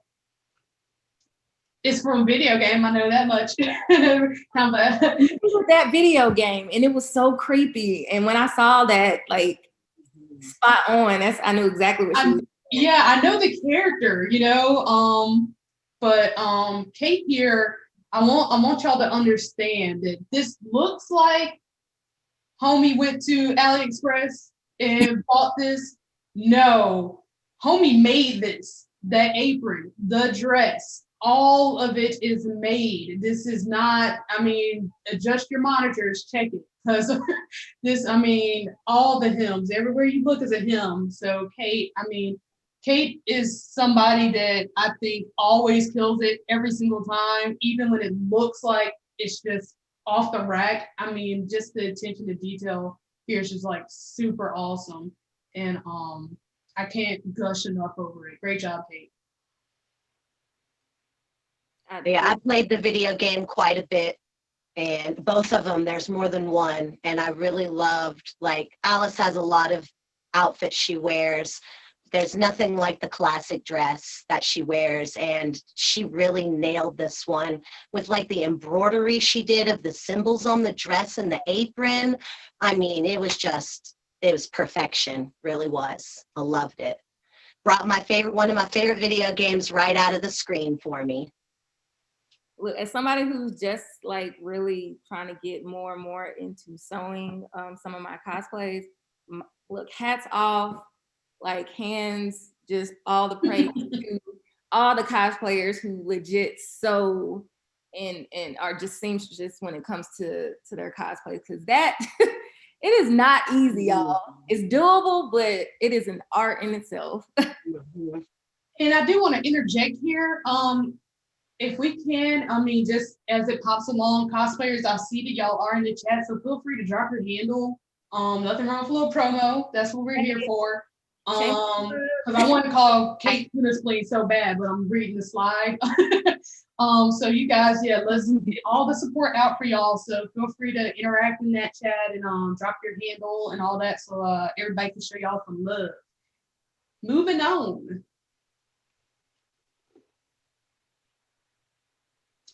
Oh, my heart, my soul. Okay, we got JB here.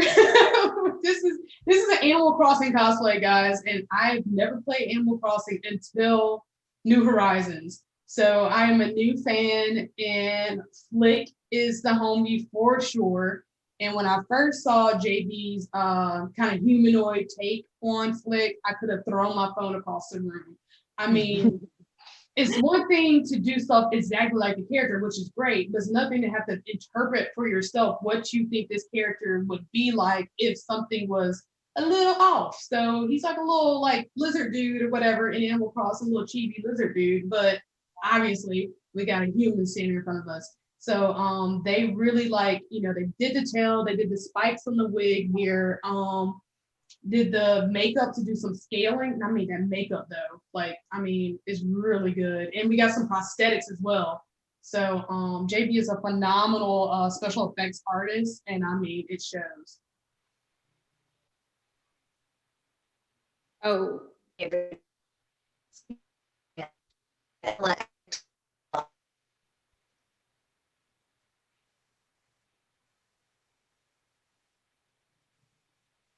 Oh, I think we lost her.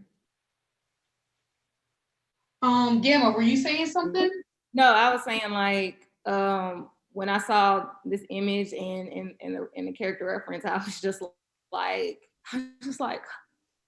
doors. Like, I mean, I know the character is like supposed to be like this like tough little, you know, animal, but I was just like, I just I mean, she's definitely, like I said, the prosthetics with the hair, the tail, all that. I mean, yes. Yeah, they really knew what they were doing this. I mean, like the curve, even down to the curve in the little tail, like JB really like did a really good job here. Moving on. I keep saying my heart with each slide, but really my heart. It's just that it was that hard. I mean, my chest. Next up, we have Rachel with another gender bend here for Hellboy, literally boy in the name. Once again, adjust your monitors. That is all made with cardboard, you guys. Like, what? Like, I kid you not.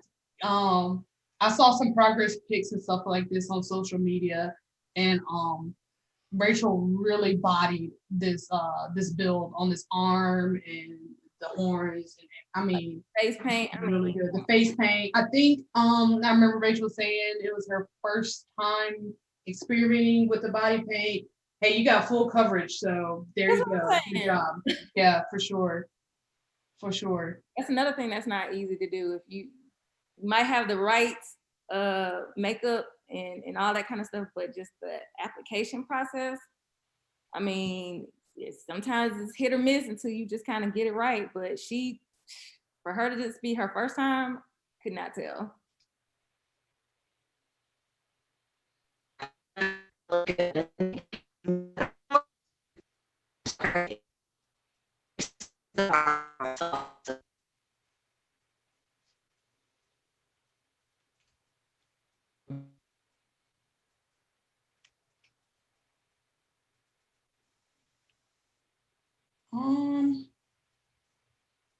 Let's move on. Next up, we have the Homestar Runner by Ryan, but bear with me once again, Kindler. This is so just precious. This is so precious, guys. We saw, I mean, once again, it's another head to toe fully constructed look. We saw a bunch of progress photos, and I mean, it took a lot to build something that's not a human physique, so to speak, to make sure that you can even function in it. So major kudos for this look.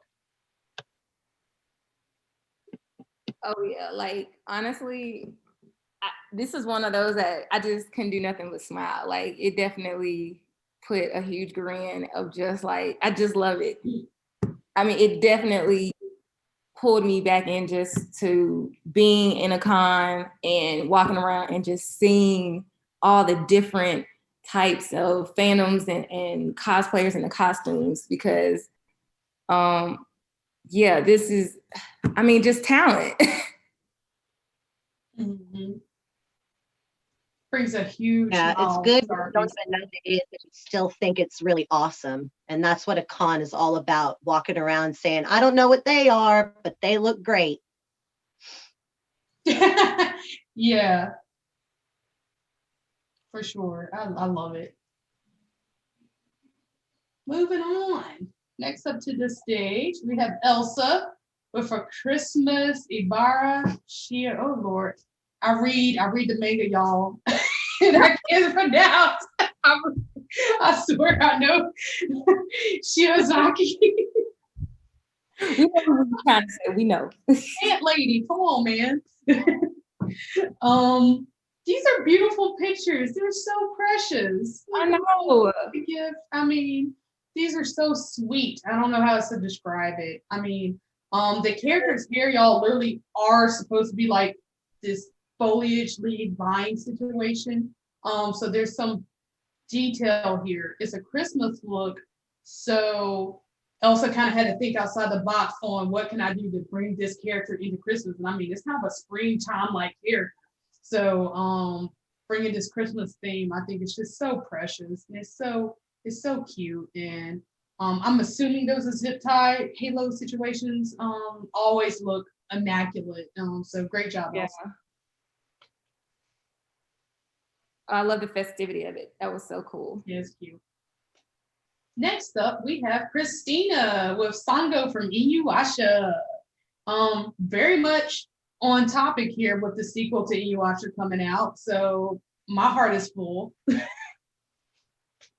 I like that the photo was taken kind of in the woodsy area, because that's kind of where the like 95% of where Inuyasha takes place.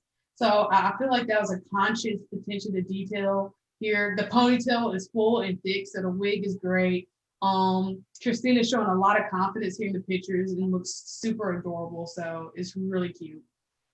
Yeah, I love it. I definitely love even with the mask and the attention to the overall costume. I mean, she's got the weapons. And like you said, the majority of the plot and story when it came to Inuyasha, a lot of trees in the woods. So, I mean, perfect. Mm-hmm. And yes, with the ponytail. I mean, just everybody's hair is, yes. Not a shake and go inside. And if she really wanted to wear that, she could wear it somewhere right now because she's got a mask, so it would work. Right. Corona ready. Good job, Christina. Moving on. Yeah.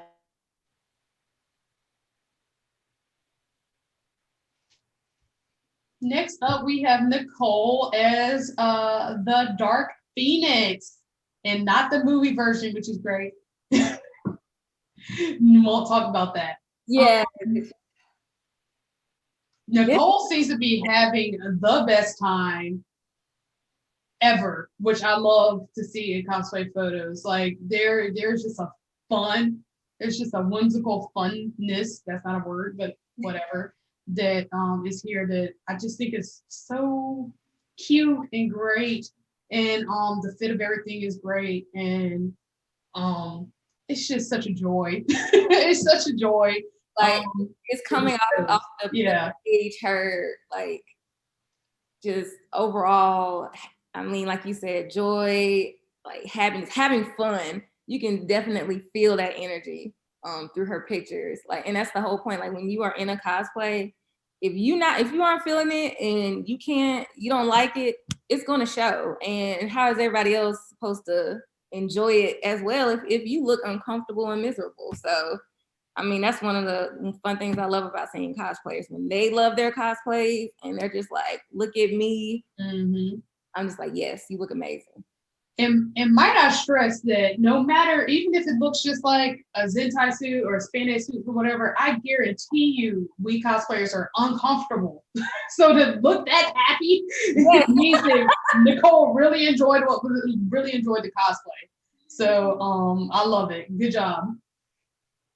Yeah, the editing to the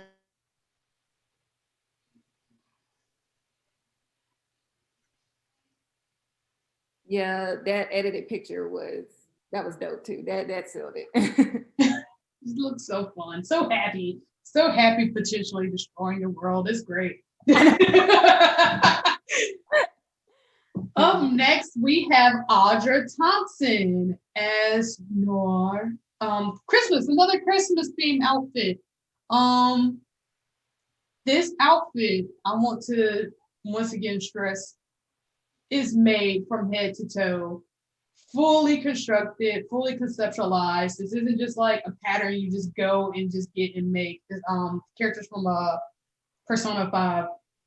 And this is not just like the main skin or anything either. So to be able to take one reference photo or so and to make a fully, seam for seam, holly leaf for holly leaf look was really outstanding here. Oh, again, hats off to so because the detail in this, speechless. Pretty much. Utter awe. The hat is made out of a Pringles can, y'all. Just the resourcefulness in addition to it just looking like it's just a well-crafted garment. Like you can't really clock anything because one photo and full 360 just matches everything and everything's so pristine and aligned. It's just a really fantastic job by Audra here, which I believe is a bite of cake with a Y on social media, in case they haven't dropped the handle here.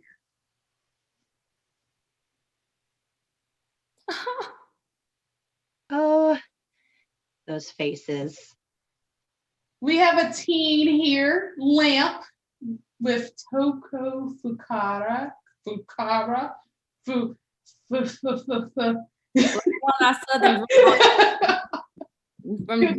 deep down in the South. I'm one of those people. I'm so sorry. I will film an apology after this. These are so cute. I would never to have such personality as a teenager in these photos. It's just so precious. I wasn't doing makeup like that when I was a teenager. Oh no, oh no, oh bless it.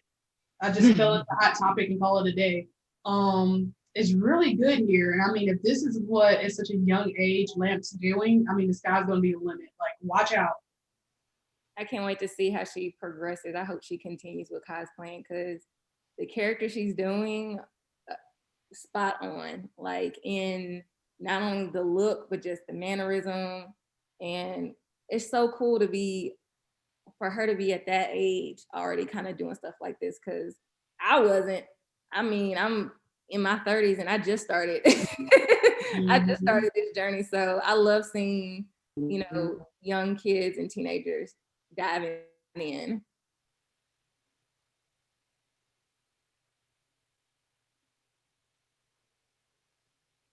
Think we're ready for the next one. Oh!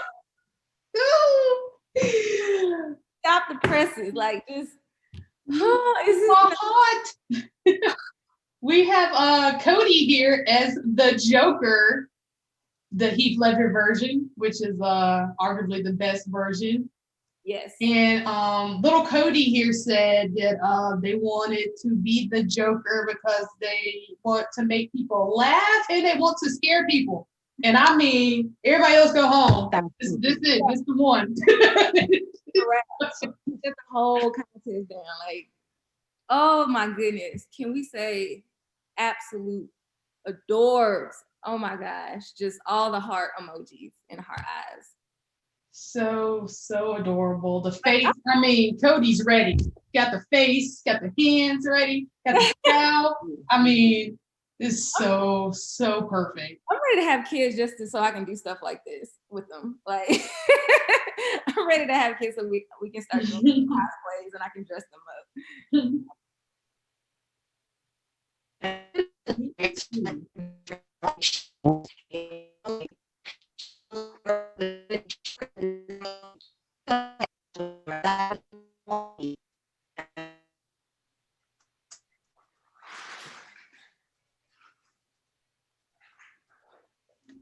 So I believe after this, you guys, we're gonna go straight up into the winners. Before we get to announcing and the drum rolls and the confetti and all that, for the 15th time this session, we three cannot stress how hard it was to pick the winner and the best in show. I mean, it was, you know, we didn't choke each other out, but I mean, we worked well together. It just, everybody did so good. It was so amazing. I was both jealous and proud and happy at the same time. Everybody that popped up on the screen. We all had nothing but good to say about all y'all, because it was, you could tell that y'all were so passionate about your characters and having fun, and that's what cosplay is about. And anything else from the judges before we get into the drum rolls? No, you hit the points. I mean, it was excited to let them know. Yes, y'all did amazing. This was so hard. I'm so proud of everybody. So proud. Yes, congrats to all of you just for being brave enough to enter the contest and put yourself out there and give us the chance to be jealous over your amazing stuff, because y'all are all wonderful. And I will be hitting some of y'all up for commissions, because I didn't know some of y'all had it like that. So, yeah, best believe we'll be in your inboxes. So without further ado, with the drum roll and dramatics and a commercial break and all that, let's get to it. The winner for the kids, of course, is Lil Cody as the Joker. Looking so menacing. I mean, I'm laughing and I'm scared. I'm like, oh, at the same time. I mean, Christian Bale is shaking in his bat boots. Yeah. This is so cute. And thanks to Cody and whoever submitted to Lil Cody. Thank you for this wonderful joy that is both cute and terrifying at the same time. And our teen winner, Lamp.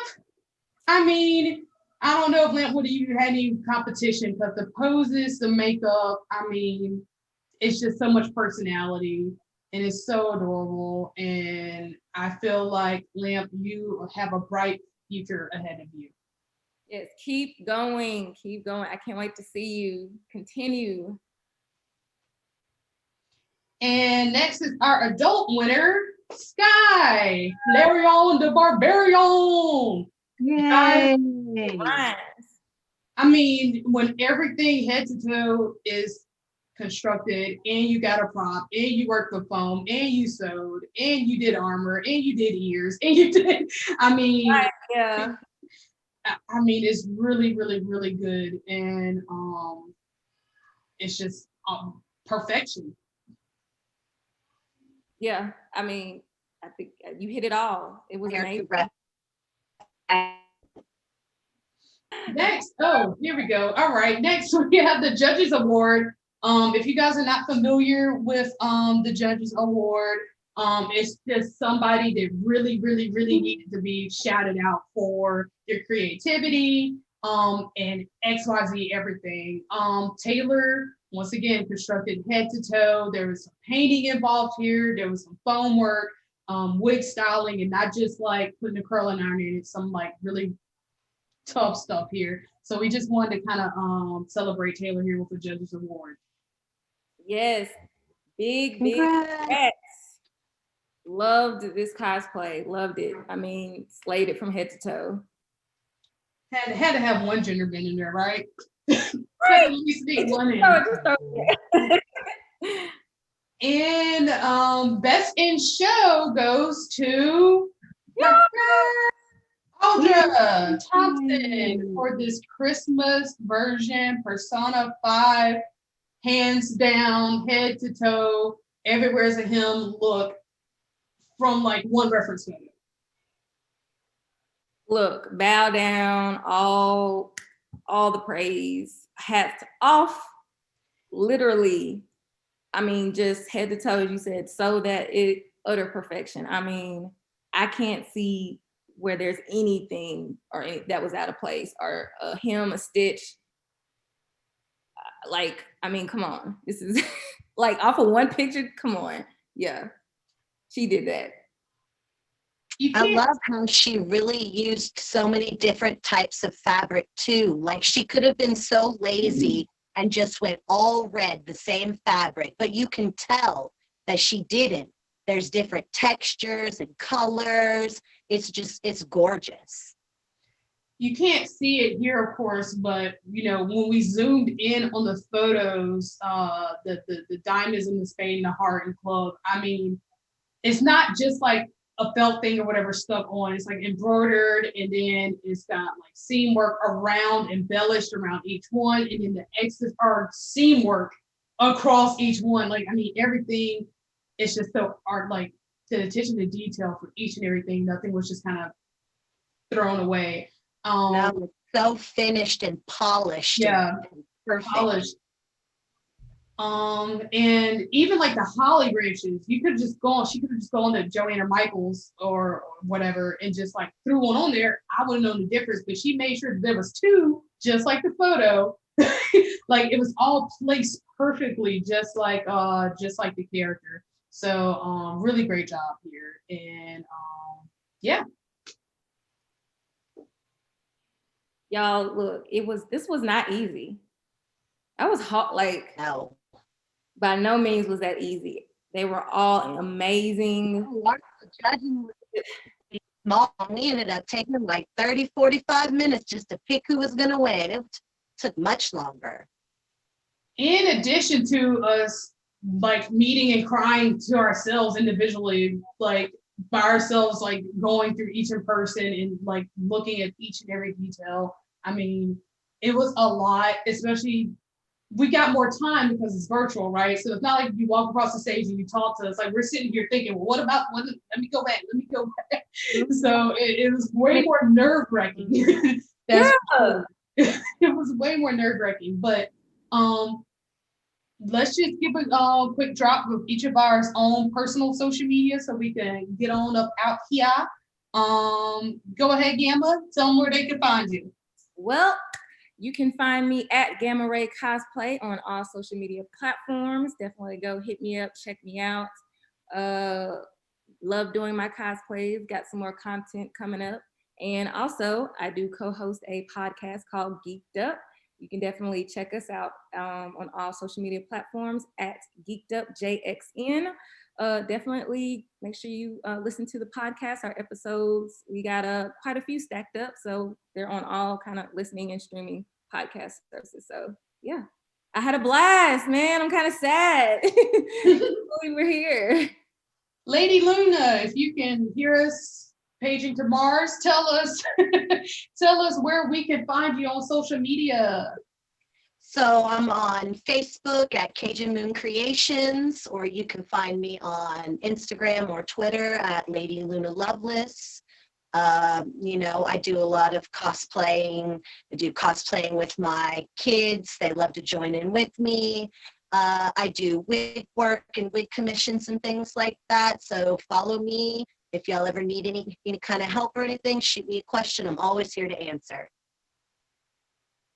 And I had so much fun. And finally, it's me, your girl, Ninja Yo-Yo, and I'm available at the Ninja Yo-Yo on Facebook, Twitter, and Instagram, and Tumblr if you are still doing that thing. I am available for any podcast interviews, MC work, and of course, I cosplay as often as I can when able. So thank you on behalf of all three of us to Mid-City MicroCon for having us and hosting a virtual cosplay contest so everybody can get their craft out there.